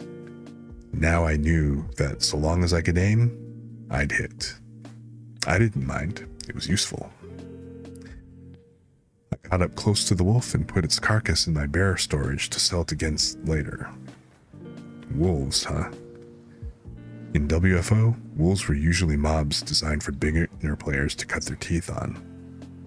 I hesitated slightly before I decided to go deeper into the woods, running mana through my shoes so I could sprint around and jump without worrying about where or how I landed. This bear gear was just way too handy. I'd be able to use my new speed and verticality to search for wolves. Mid-jump, I noticed a pack in the brush below me. I wonder if that's too many. Well, if I couldn't deal with them, I could just run away. I let myself land in the middle of them, loosing 3 more ice arrows that drilled through 3 wolf heads. It looked like I could handle 3 at a time just fine. Earth Shield. I instantly drew up a wall, and the wolves in front of me collided with it. In that moment, another wolf leapt from a rock, jaws snapping. Bear punch! The wolf went sailing off. Another wolf charged, and another bear punch sent it flying. There was no doubt that the power in my bear punch had risen. I'd created enough distance to start using magic again. Air cutter. I cut the nearest wolf in half, and a shower of blood sprayed the air. Yeah, I thought, this doesn't feel that great. It worked like a game, but this was real, wasn't it? I decided not to use the air cutter anymore. Maybe beating them with ice was better? I decided I'd get used to it eventually. I would think about the unpleasant things later. Today was for magic practice. There were still wolves around me after all. I jumped high and imagined as many ice arrows as I could. Several dozen materialized. I aimed them at the howling broken pack beneath me and released them. Of course, I couldn't make headshots with the spray and pray approach, but every arrow hit somewhere in center mass. In an instant, several dozen wolves collapsed. I bear punched another wolf as I touched back down. I cycled from magic to punches to magic over and over again. When the battle ended, countless wolf corpses lay scattered around me. I put them in my bear storage one by one. It would have been nice if they could disappear and turn into items. I wasn't hesitant about killing monsters. I'd done it plenty in WFO. The issue was the blood-stained bodies left behind. There must have been about 40 wolves in total just from this encounter. It weighed on me enough that I decided to call it quits for the day and just head back to town.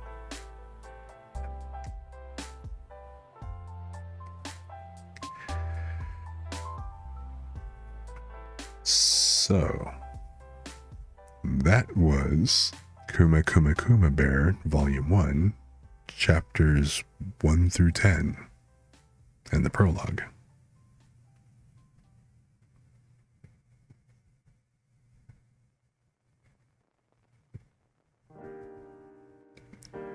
So, I don't know, what'd you think?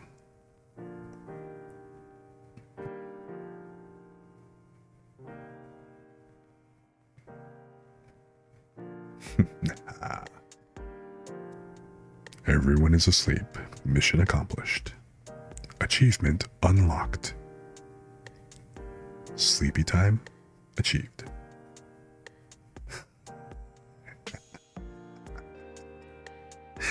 Yeah, it does. The first few books are in season 1, and I think they talked about it possibly getting a season 2.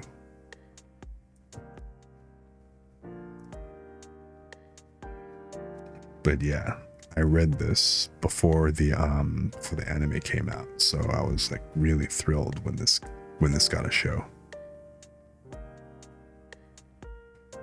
Yeah, definitely have a look.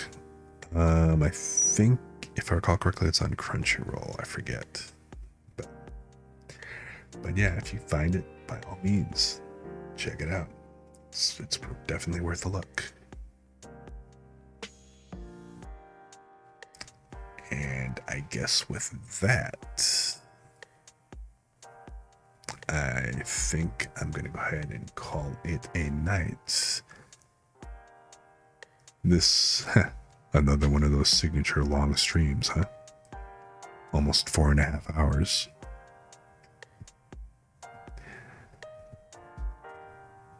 But I don't know. So how did it sound when I was actually doing the reading? Was it okay? It kind of seems like my bitrate dipped for a bit. I wasn't exactly sure. I just kind of saw the light flash yellow and red for a couple of times.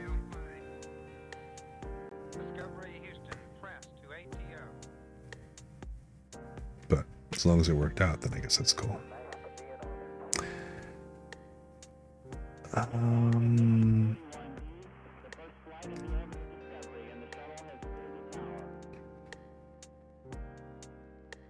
Nice. Okay, cool.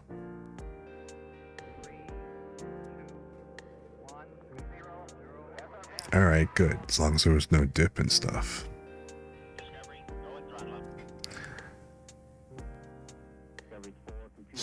I think that I would probably limit the reading streams because I did kind of lose.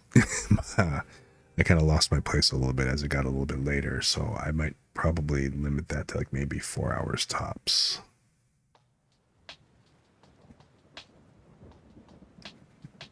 But, or no, wait a minute, because of the fact that, heck, I've only technically been reading for like about 2.5 hours. So I guess we'll just kind of have to see. So, I don't know, maybe about 3 hours. I'm not sure. I'll have to probably do this a couple more times. So I will probably, you know what? I will probably go ahead and do another story time. Like, what, today's Thursday? Well, Friday now, but I'll probably make today a story type day. And that should be interesting.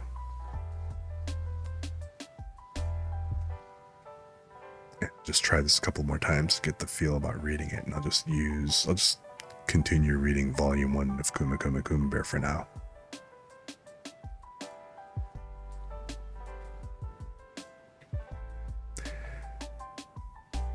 Yeah, when I get in a groove of them, because yeah, they're usually less than 300 pages, unless you increase the print size and stuff. But yeah, like I said, normal font size, they're somewhere around 250 to 300 or so pages. It's a pretty short read. I mean, I've actually been known to on days off and stuff where I do nothing but read, I can actually blow through like maybe 2 volumes in over the weekend.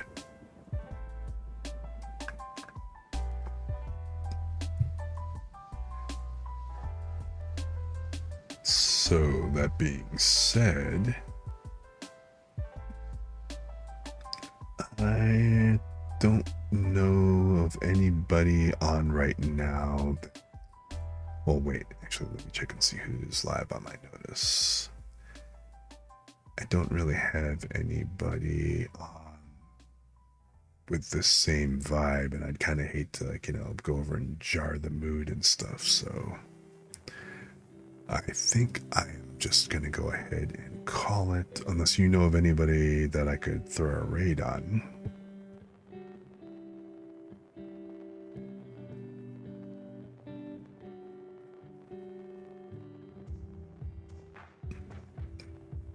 But so far, nobody's coming to mind.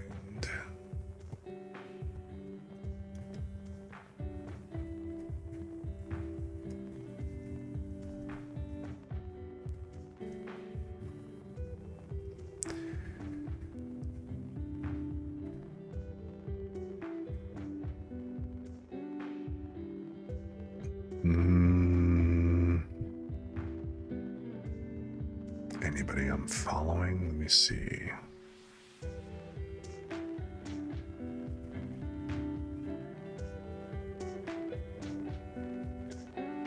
There's nobody that I've really talked to very much.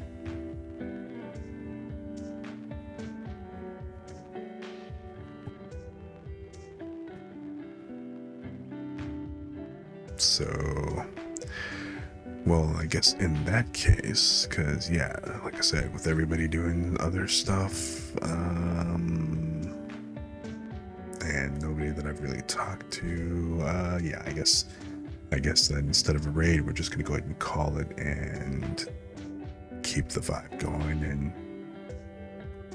probably go to bed, huh?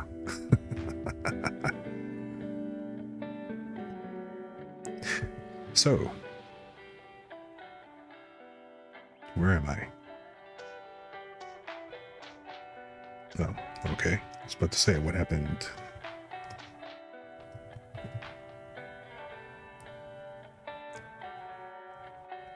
So, thanks for coming out and hanging, man. Really appreciate it. Hope you had a lot of fun. Yeah, I hope you enjoyed the story so far. I personally like the series, so. But I appreciate everybody else who came and hung out, and you know, hope you guys come out again, and I'm looking forward to the next time.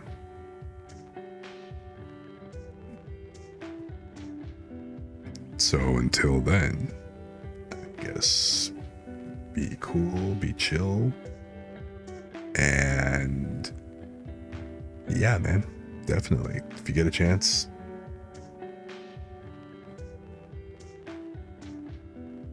yeah, if you definitely get a chance to, check it out. Yeah, I mean, assuming that you've already seen it. But yeah, the English, yeah, I can't spell. It's Kuma Kuma Kuma Bear.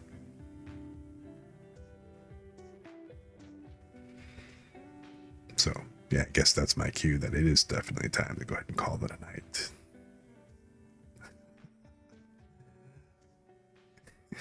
So, all right, man.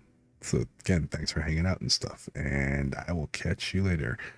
Are you streaming tomorrow, or I guess later today?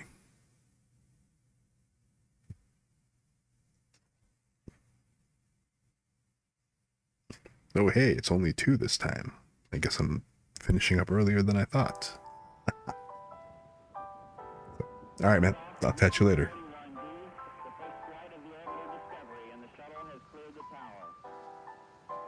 And let's see. All right, cool. I mean, if I get up early and stuff, I'll probably have you on lurk again. So, all right, man. Thanks a lot. I will talk to you soon.